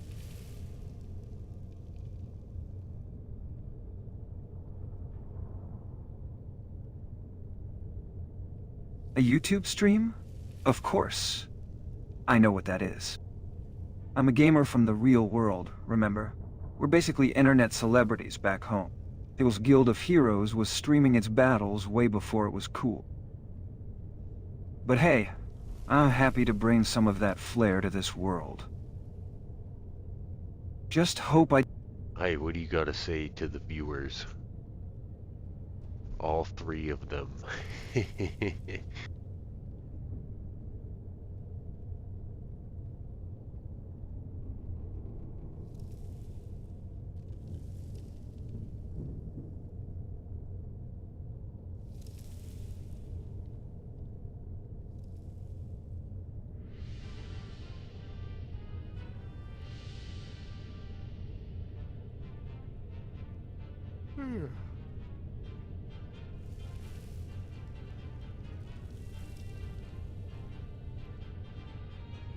You know, I used to watch YouTube streams of people playing through the classics. Ocarina of Time, GoldenEye.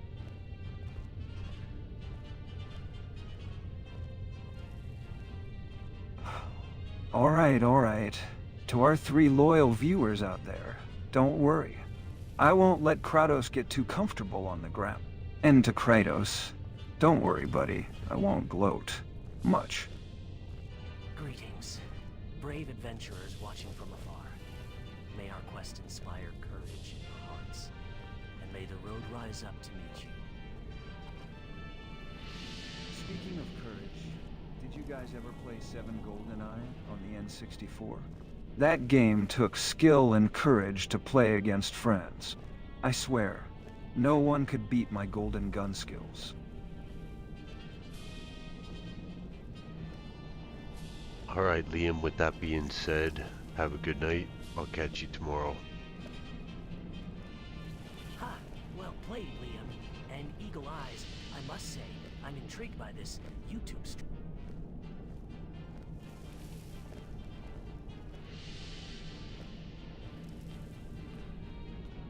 Divine smile on you, friend. Sorcery? Ha! This YouTube magic is just technology, my friend Link.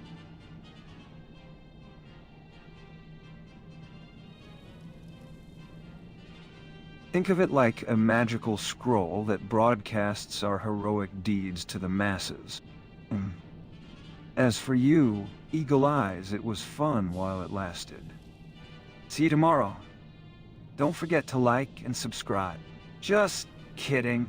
You know, Link, I've always wondered, which sword is more iconic? The Master Sword or the Triforce-filled Excalibur? Mm-hmm.